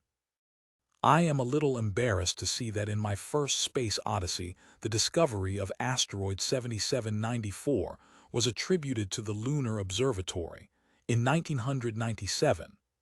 Well, I'll move it to 2017, in time for my 100th birthday. Just a few hours after writing the above, I was delighted to learn that asteroid 4923 1981 EO27, discovered by S.J. Buss at Siding Spring, Australia, on 2 March 1981, has been named Clarke, partly in recognition of Project Spaceguard C, Rendezvous with Rama, and the Hammer of God. I was informed, with profound apologies, that owing to an unfortunate oversight number 2001 was no longer available, having been allocated to somebody named A. Einstein. Excuses, excuses. But I was very pleased to learn that asteroid 5020, discovered on the same day as 4923, has been named Asimov, though saddened by the fact that my old friend could never know. Chapter 17. Ganymede as explained in the valediction, and in the author's notes to 2010 Odyssey 2 and 2061 Odyssey 3. I had hoped that the ambitious Galileo mission to Jupiter and its moons would by now have given us much more detailed knowledge, as well as stunning close-ups of these strange worlds. Well, after many delays, Galileo reached its first objective, Jupiter itself, and is performing admirably. But alas, there is a problem. For some reason, the main antenna never unfolded. This means that images have to be sent back via a low-gain antenna at an agonizingly slow rate. Although miracles of onboard computer reprogramming have been done to compensate for this, it will still require hours to receive information that should have been sent in minutes. So we must be patient, and I was in the tantalizing position of exploring Ganymede in fiction just before Galileo started to do so in reality, on 27 June 1996. On 11 July 1996, just 2 days before finishing this book, I downloaded the first images from JPL. Luckily, nothing, so far, contradicts my descriptions. But if the current vistas of cratered ice fields suddenly give way to palm trees and tropical beaches, or, worse still, Yankee go-home signs, I'll be in real trouble. I am particularly looking forward to close-ups of Ganymede City, Chapter 17. This striking formation is exactly as I described it, though I hesitated to do so for fear that my discovery might be front-paged by the National Prevaricator. To my eyes, it appears considerably more artificial than the notorious Mars face and its surroundings, and if its streets and avenues are 10 kilometers wide, so what? Perhaps the Medes were big. The city will be found on the NASA Voyager images 20,637.02 and 20,637.29, or more conveniently in figure 23.8 of John H. Rogers's monumental The Giant Planet Jupiter, Cambridge University Press, 1995. Chapter 19. The Madness of Mankind for Visual Evidence Supporting Kahn's Startling Assertion that Most of Mankind Has Been At Least Partially Insane. See Episode 22, Meeting Mary, in my television series Arthur C. Clarke's Mysterious Universe. And bear in mind that Christians represent only a very small subset of our species. Far greater numbers of devotees than have ever worshipped the Virgin Mary have given equal reverence to such totally incompatible divinities as Rama, Kali, Siva, Thor, Wotan, Jupiter, Osiris, etc., etc. The most striking and pitiful example of a brilliant man whose beliefs turned him into a raving lunatic is that of Conan Doyle. Despite endless exposures of his favorite psychics as frauds, his faith in them remained unshaken. And the creator of Sherlock Holmes even tried to convince the great magician Harry Houdini that he dematerialized himself to perform his feats of escapology, often based on tricks which, as Dr. Watson was fond of saying, were absurdly simple. See the essay, The Irrelevance of Conan Doyle in Martin Gardner's The Night is Large, St. Martin's Press, U.S., 1996. For details of the Inquisition, whose pious atrocities make Pol Pot look positively benign, see Carl Sagan's devastating attack on New Age nitwittery, The Demon-Haunted World, Science as a Candle in the Dark. Headline, 1995. I wish it, and Martin's book, could be made required reading in every high school and college. At least the U.S. Department of Immigration has taken action against one religion-inspired barbarity.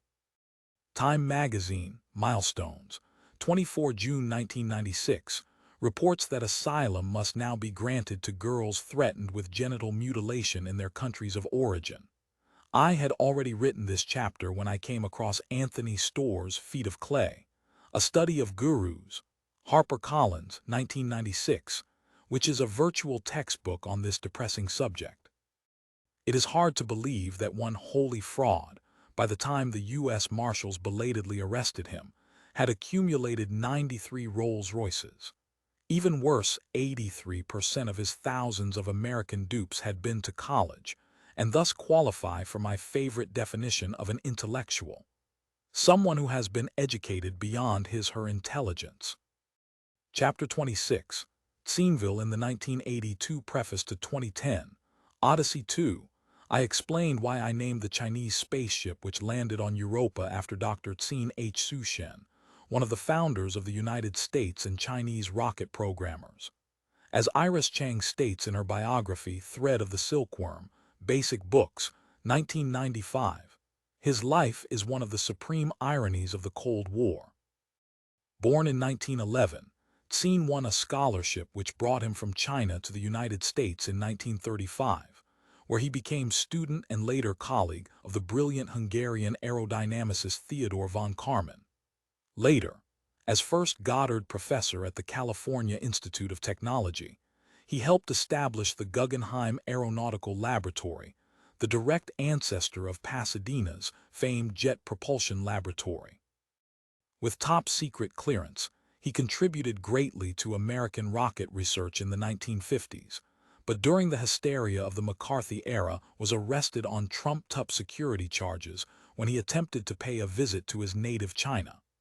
After many hearings and a prolonged period of arrest, he was finally deported to his homeland, with all his unrivaled knowledge and expertise. As many of his distinguished colleagues affirmed, it was one of the most stupid, as well as most disgraceful, things the United States ever did. After his expulsion, according to Thuong Fenggan, Deputy Director, China National Space Administration, Tsin started the rocket business from nothing. Without him, China would have suffered a 20-year lag in technology, and a corresponding delay, perhaps, in the deployment of the deadly Silkworm anti-ship missile and the Long March satellite launcher. Shortly after I had completed this novel, the International Academy of Astronautics honored me with its highest distinction, the Von Karman Award, to be given in Beijing. This was an offer I couldn't refuse, especially when I learned that Dr. Tsin is now a resident of that city. Unfortunately, When I arrived there, I discovered that he was in hospital for observation, and his doctors would not permit visitors. I am therefore extremely grateful to his personal assistant, Major General Wang Xiaoyun, for carrying suitably inscribed copies of 2010 and 2061 to Dr. Tsien. In return, the general presented me with the massive volume he has edited, Collected Works of H.S. Tsien, 1938-1956, 1991, Science Press, 16, Donghuangchegan North Street, Beijing 100,707. It is a fascinating collection, beginning with numerous collaborations with von Karman on problems in aerodynamics, and ending with solo papers on rockets and satellites. The very last entry, Thermonuclear Power Plants, Jet Propulsion, July 1956, was written while Dr. Tsien was still a virtual prisoner of the FBI, and deals with a subject that is even more topical today, though very little progress has been made towards a power station utilizing the deuterium fusion reaction. Just before I left Beijing on 13 October 1996, I was happy to learn that, despite his current age, 85, and disability, Dr. Tsien is still pursuing his scientific studies. I sincerely hope that he enjoyed 2010 and 2061, and look forward to sending him this final Odyssey as an additional tribute. Chapter 36. Chamber of Horrors. As the result of a series of Senate hearings on computer security in June 1996, on 15 July 1996 President Clinton signed Executive Order 13010 to deal with computer-based attacks on the information or communications components that control critical infrastructures, cyber threats.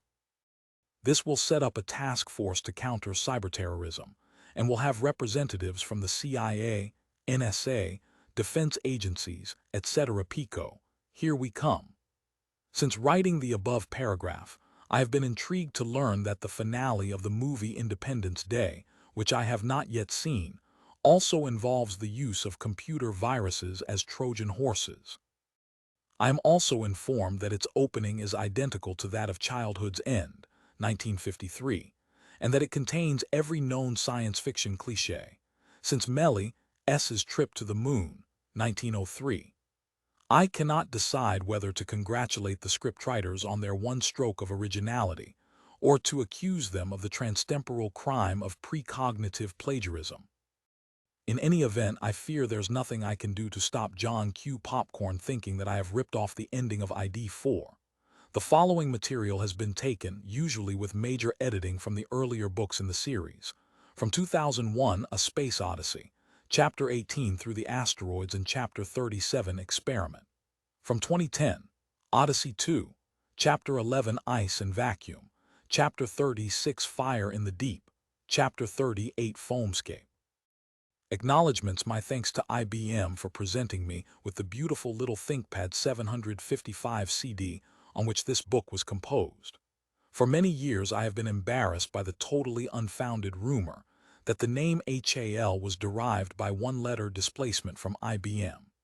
In an attempt to exorcise this computer-age myth, I even went to the trouble of getting Dr. Chandra, HAL's inventor, to deny it in 2010 Odyssey 2. However, I was recently assured that, far from being annoyed by the association, Big Blue is now quite proud of it. So I will abandon any future attempts to put the record straight, and send my congratulations to all those participating in HAL's birthday party at, of course, the University of Illinois, Urbana, on 12 March 1997. Rueful gratitude to my Del Rey Books editor, Shelley Shapiro, for 10 pages of niggles which, when dealt with, made a vast improvement to the final product. Yes, I've been an editor myself, and do not suffer from the usual author's conviction that the members of this trade are frustrated butchers. Finally, and most important of all, my deepest thanks to my old friend Cyril Gardner, chairman of the Gala Face Hotel, for the hospitality of his magnificent and enormous personal suite while I was writing this book. He gave me a tranquility base in a time of troubles. I hasten to add that, even though it may not provide such extensive imaginary landscapes, the facilities of the Gala face are far superior to those offered by the Ganymed, and never in my life have I worked in more comfortable surroundings, or, for that matter, in more inspirational ones, for a large plaque at the entrance lists more than 100 of the heads of state and other distinguished visitors who have been entertained here. They include Yuri Gagarin, the crew of Apollo 12, the second mission to the moon's surface, and a fine collection of stage and movie stars, Gregory Peck, Alec Guinness, Noel Coward, Carrie Fisher of Star Wars fame, as well as Vivian Leigh and Laurence Olivier, both of whom make brief appearances in 2061 Odyssey 3, Chapter 37. I am honored to see my name listed among them. It seems appropriate that a project begun in one famous hotel, New York's Chelsea, that hotbed of genuine and imitation genius, should be concluded in another, half a world away. But it's strange to hear the monsoon-lashed Indian Ocean roaring just a few yards outside my window, instead of the traffic along far-off and fondly remembered 23rd Street. In MEM0 RIAM, 18 September 1996, it was with the deepest regret that I heard, literally while editing this acknowledgments, that Cyril Gardner died a few hours ago. It is some consolation to know that he had already seen the above tribute and was delighted with it. Valediction, never explain, never apologize, may be excellent advice for politicians, Hollywood moguls and business tycoons, but an author should treat his readers with more consideration. So, though I have no intention of apologizing for anything, perhaps the complicated genesis of the Odyssey Quartet requires a little explaining. It all began at Christmas 1948, yes, 1948, with a 4,000-word short story which I wrote for a contest sponsored by the British Broadcasting Corporation. The Sentinel described the discovery of a small pyramid on the moon, set there by some alien civilization to await the emergence of mankind as a planet-faring species. Until then, it was implied, we would be too primitive to be of any interest.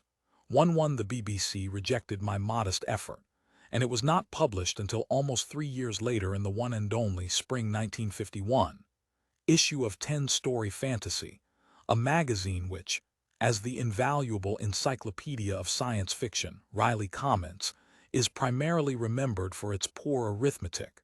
There were 13 stories. The Sentinel remained in limbo for more than a decade, until Stanley Kubrick contacted me in the spring of 1964 and asked if I had any ideas for the proverbial, i.e. still non-existent, good science fiction movie. During the course of our many brainstorming sessions, as recounted in The Lost Worlds of 2001, Sidgwick and Jackson, 1972, we decided that The Patient Watcher on the Moon might provide a good starting point for our story. Eventually, it did much more than that, as somewhere during production the pyramid evolved into the now famous black monolith. Solve its budget problems. Over to you, NASA administrators. To put the Odyssey series in perspective, it must be remembered that when Stanley and I started planning what we privately called How the Solar System Was Won, the space age was barely 7 years old, and no human had traveled more than 100 kilometers from the home planet. Although President Kennedy had announced that the United States intended to go to the moon in this decade, to most people that must still have seemed like a far-off dream.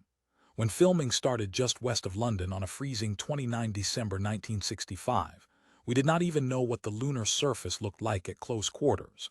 There were still fears that the first word uttered by an emerging astronaut would be, "Help," as he disappeared into a talcum powder-like layer of moondust. On the whole, we guessed fairly well. Only the fact that our lunar landscapes are more jagged than the real ones, smoothed by eons of sandblasting by meteoric dust, reveals that 2001 was made in the pre-Apollo era. At Shepperton, destroyed by the Martians in one of the most dramatic scenes in Wells's masterpiece, The War of the Worlds. Today, of course, it seems ludicrous that we could have imagined giant space stations, orbiting Hilton hotels, and expeditions to Jupiter as early as 2001. It is now difficult to realize that back in the 1960s there were serious plans for permanent moon bases and Mars landings by 1990. Indeed, in the CBS studio, immediately after the Apollo 11 launch, I heard the Vice President of the United States proclaim exuberantly, "Now we must go to Mars." As it turned out, he was lucky not to go to prison. That scandal, plus Vietnam and Watergate, is one of the reasons why these optimistic scenarios never materialized. When the movie and book of 2001, A Space Odyssey, made their appearance in 1968, the possibility of a sequel had never crossed my mind. But in 1979, a mission to Jupiter really did take place, and we obtained our first close-ups of the giant planet and its astonishing family of moons. The Voyager space probes were, of course, unmanned, but the images they sent back made real and totally unexpected worlds from what had hitherto been merely points of light in the most powerful telescopes. The continually erupting sulfur volcanoes of Io, the multiply-impacted face of Callisto, the weirdly contoured landscape of Ganymede. It was almost as if we had discovered a whole new solar system. The temptation to explore it was irresistible, hence 2010 Odyssey 2, which also gave me the opportunity to find out what happened to David Bowman after he had awakened in that enigmatic hotel room, which employed a slingshot or gravity assist maneuver by flying close to Jupiter in 1981. When I started writing the new book, the Cold War was still in progress, and I felt I was going out on a limb as well as risking criticism by showing a joint U.S.-Russian mission. I also underlined my hope of future cooperation by dedicating the novel to Nobelist Andrei Sakharov, then still in exile, and cosmonaut Alexei Leonov, who, when I told him in Star Village that the ship would be named after him, exclaimed with typical ebullience, "Then it will be a good ship." It still seems incredible to me that, when Peter Hyams made his excellent film version in 1983, he was able to use the actual close-ups of the Jovian moons obtained in the Voyager missions, some of them after helpful computer processing by the Jet Propulsion Laboratory, source of the originals. However, far better images were expected from the ambitious Galileo mission, due to carry out a detailed survey of the major satellites over a period of many months. Our knowledge of this new territory, previously obtained only from a brief flyby, would be enormously expanded, and I would have no excuse for not writing Odyssey 3. Alas, something tragic on the way to Jupiter. It had been planned to launch Galileo from the Space Shuttle in 1986, but the Challenger disaster ruled out that option, and it soon became clear, precisely as was done by Discovery in the book version of 2001, that we would get no new information from Io and Europa, Ganymede and Callisto, for at least another decade. I decided not to wait, and the 1985 return of Halley's Comet to the inner solar system gave me an irresistible theme. Its next appearance in 2061 would be good timing for a third Odyssey, though as I was not certain when I could deliver it, I asked my publisher for a rather modest advance. It is with much sadness that I quote the dedication of 2061 Odyssey 3, to the memory of Judy Lindell Rey, editor extraordinary, who bought this book for $1, but never knew if she got her money's worth. Obviously, there is no way in which a series of 4 science fiction novels, written over a period of more than 30 years of the most breathtaking developments in technology, especially in space exploration and politics, could be mutually consistent. As I wrote in the introduction to 2061, just as 2010 was not a direct sequel to 2001, so this book is not a linear sequel to 2010. They must all be considered as variations on the same theme, involving many of the same characters and situations, but not necessarily happening in the same universe. If you want a good analogy from another medium, listen to what Rachmaninoff and Andrew Lloyd Webber did to the same handful of notes by Paganini. So this final Odyssey has discarded many of the elements of its precursors, but developed others, and I hope more important ones, in much greater detail. And if any readers of the earlier books feel disorientated by such transmutations, I hope I can dissuade them from sending me angry letters of denunciation by adapting one of the more endearing remarks of a certain U.S. president. It's fiction, stupid. And it's all my own fiction, in case you hadn't noticed. Though I have much enjoyed my collaborations with Gentry Lee, Michael Q. McDowell, and the late Mike McKee, and won't hesitate again to call on the best hired guns in the business if I have future projects that are too big to handle myself, this particular Odyssey had to be a solo job. By an unlikely coincidence, Gentry was chief engineer on the Galileo and Viking projects. See Introduction to Rama II. It wasn't his fault that the Galileo antenna didn't unfurl. So every word is mine. Well, almost every word. I must confess that I found Professor Thurignanasampanthamworthy, Chapter 35, in the Colombo telephone directory. I hope the present owner of that name will not object to the loan. There are also a few borrowings from the great Oxford English Dictionary. And what do you know, to my delighted surprise, I find it uses no fewer than 66 quotations from my own books to illustrate the meaning and use of words. Dear OED, if you find any useful examples in these pages, please be my guest again. I apologize for the number of modest coughs, about 10, at last count in this afterword, but the matters to which they drew attention seemed too relevant to be omitted. Finally, I would like to assure my many Buddhist, Christian, Hindu, Jewish, and Muslim friends that I am sincerely happy that the religion which chance has given you has contributed to your peace of mind, and often, as Western medical science now reluctantly admits, to your physical well-being. Perhaps it is better to be unsane and happy than sane and unhappy, but it is best of all to be sane and happy. Whether our descendants can achieve that goal will be the greatest challenge of the future.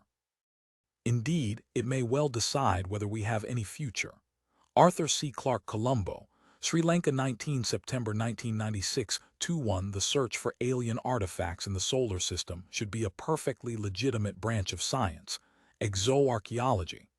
Unfortunately, it has been largely discredited by claims that such evidence has already been found and has been deliberately suppressed by NASA.